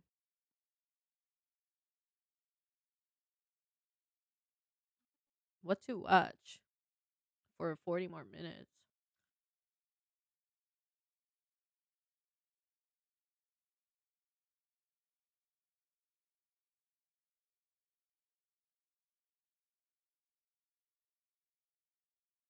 Thing we saw. That looks. It's just a TikTok. So you mean the videos you posted? Try Arc Knight as a Genshin Impact. Oh fuck. Well, the other thing you posted is okay. Trailer, I guess.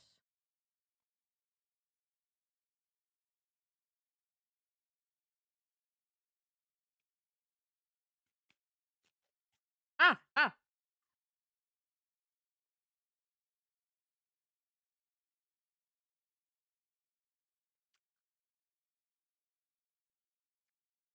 So I think I will send you guys over to Yato today because he's having a subathon.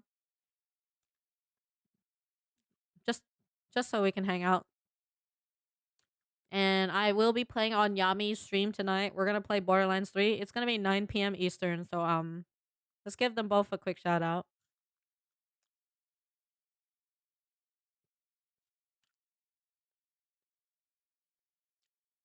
I'm gonna end stream in like 40 minutes when it's 6 o'clock though.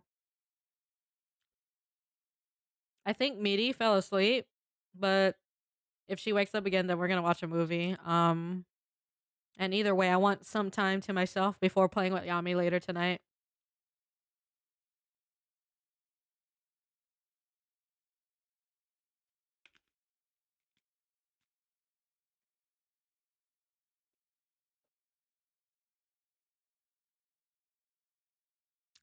Why do you say it like that? Fresh.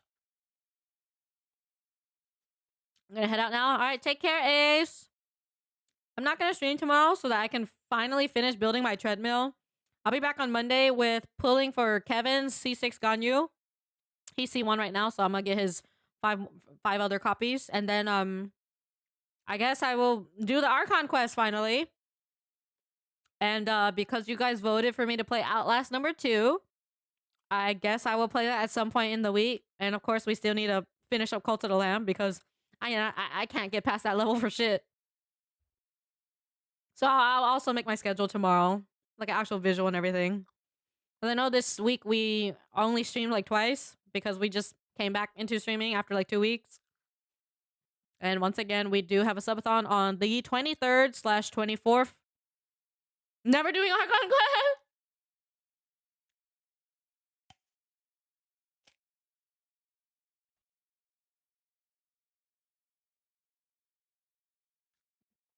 So for my subathon, we have Genshin co-op. We have a little bit of Valorant with Yami because I promise. We have some karaoke. We got some reading. We got tier lists. Got quite a few stuff going on.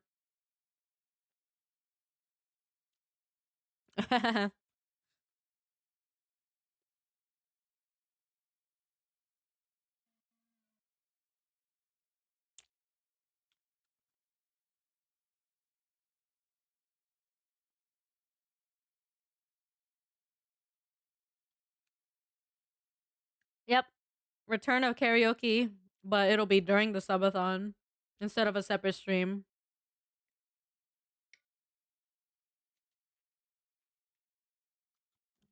I'm gonna do it around probably noon because I think since it's Saturday noon for me, it's probably the best time for most people to tune in. That's the same time I did it last time.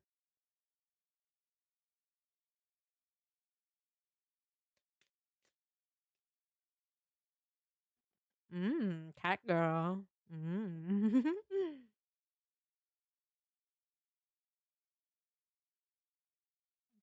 Oh my god.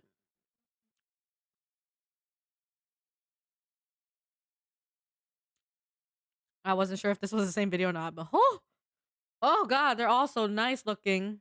Damn.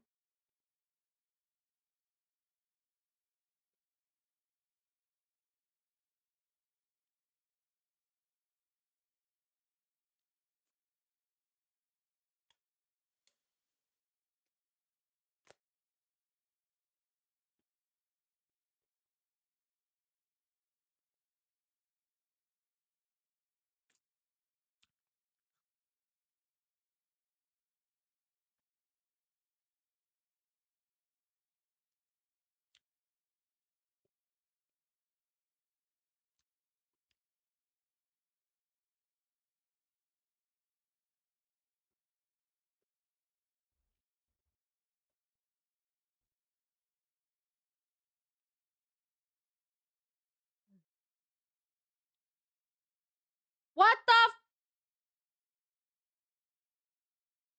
what the fuck? Holy shit, how much stuff did you send me? What the fuck? You sent me like a whole ass playlist again. Damn. Jeez.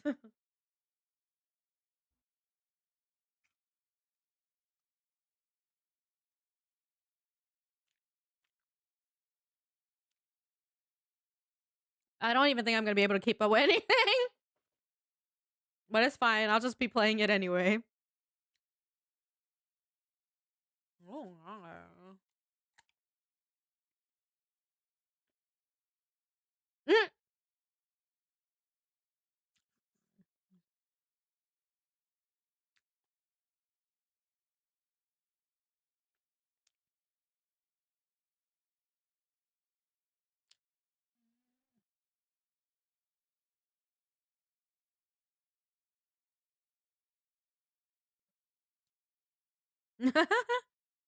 How cute.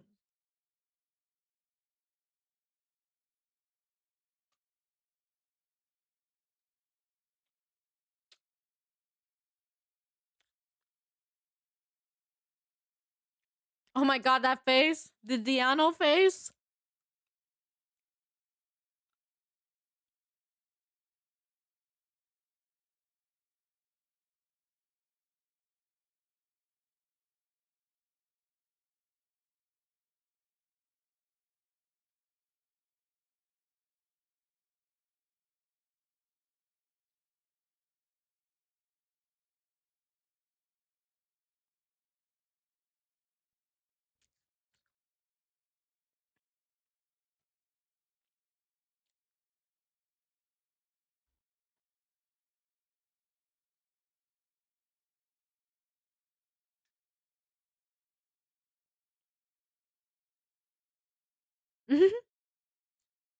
Sorry, late here, so I'm gonna take my leave. Take care, guys. Enjoy your day. Take care, Tuala. Good to see you. Have a good night.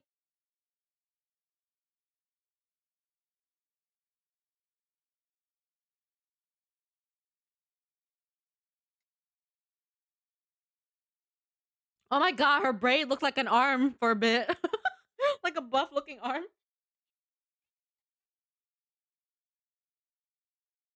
Thank you for the follow, Fel Gamer Boy.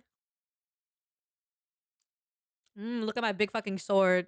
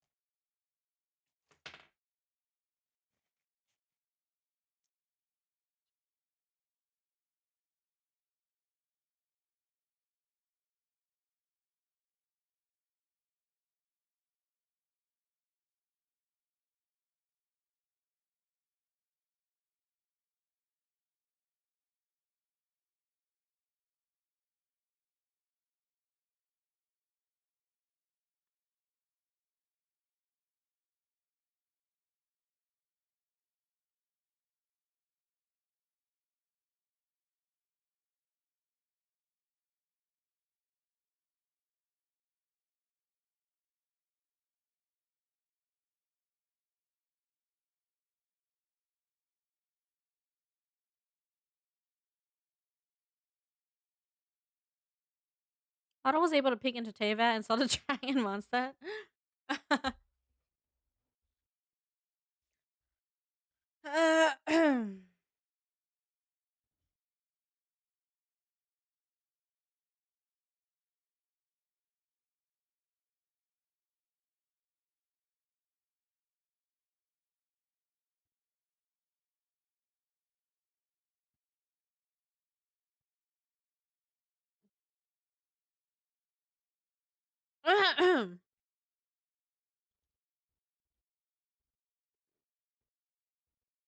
I think I might actually just end after this video.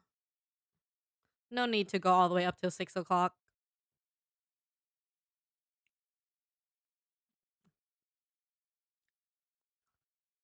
Xuanyan. I like how you just have these perfect emotes. It's so small and cute.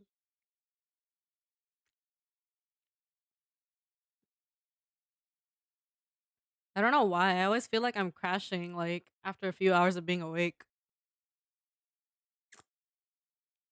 Yeah, after this, we're gonna wait Yato. Send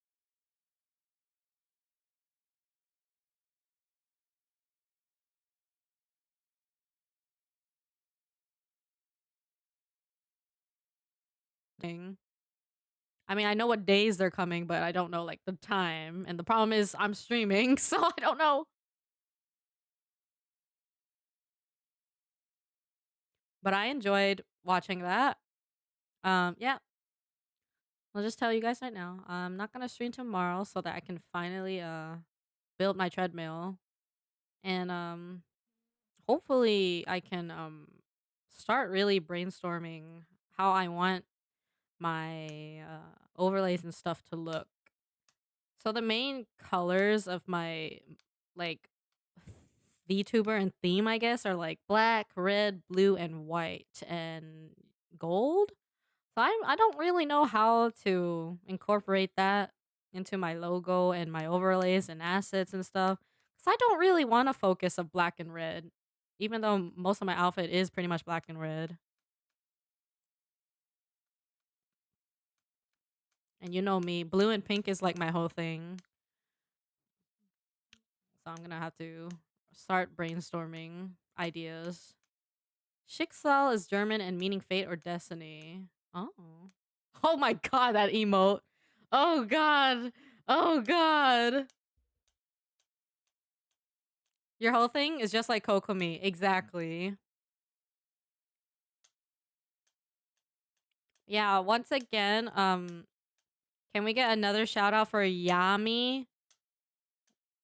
At 9 p.m. Eastern tonight, which is about 4 hours from now. Gonna play Borderlands 3 on Yami's stream. So give her a follow. Also, a bonus reason to follow her is because she's awesome, amazing, and beautiful. And because once she hits 700 followers, she's gonna play a horror game. And we all love to see that.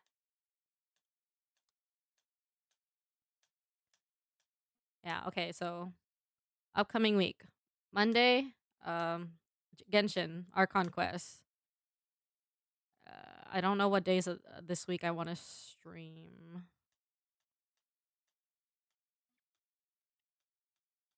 And I will start Outlast 2. I do not promise to finish it because I don't even really finish games anyway, but I will play it for a few hours. Yeah.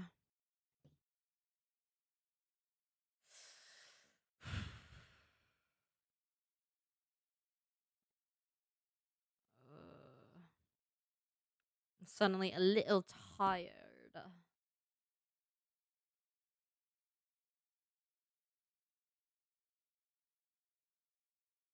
But yeah, I'm gonna send you guys over to Yacho today because he's having a subathon right now.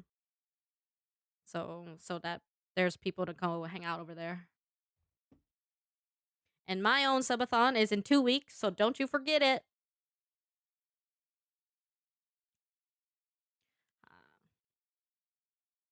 Right, Dan.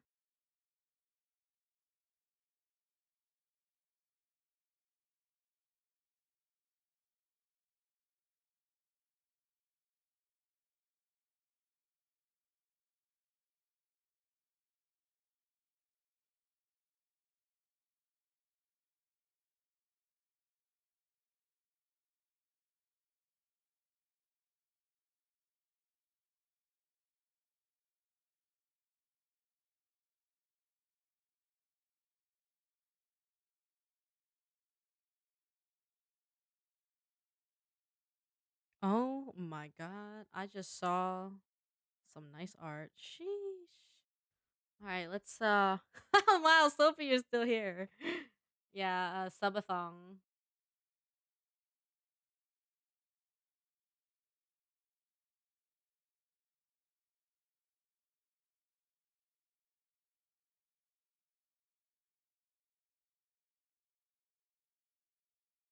All right.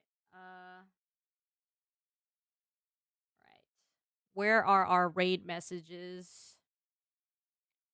Let's get our raid messages underway. I don't really need to say that much because I always do. What? How do you spell Shida Yuki? All right. Go ahead, get whatever raid messages you want.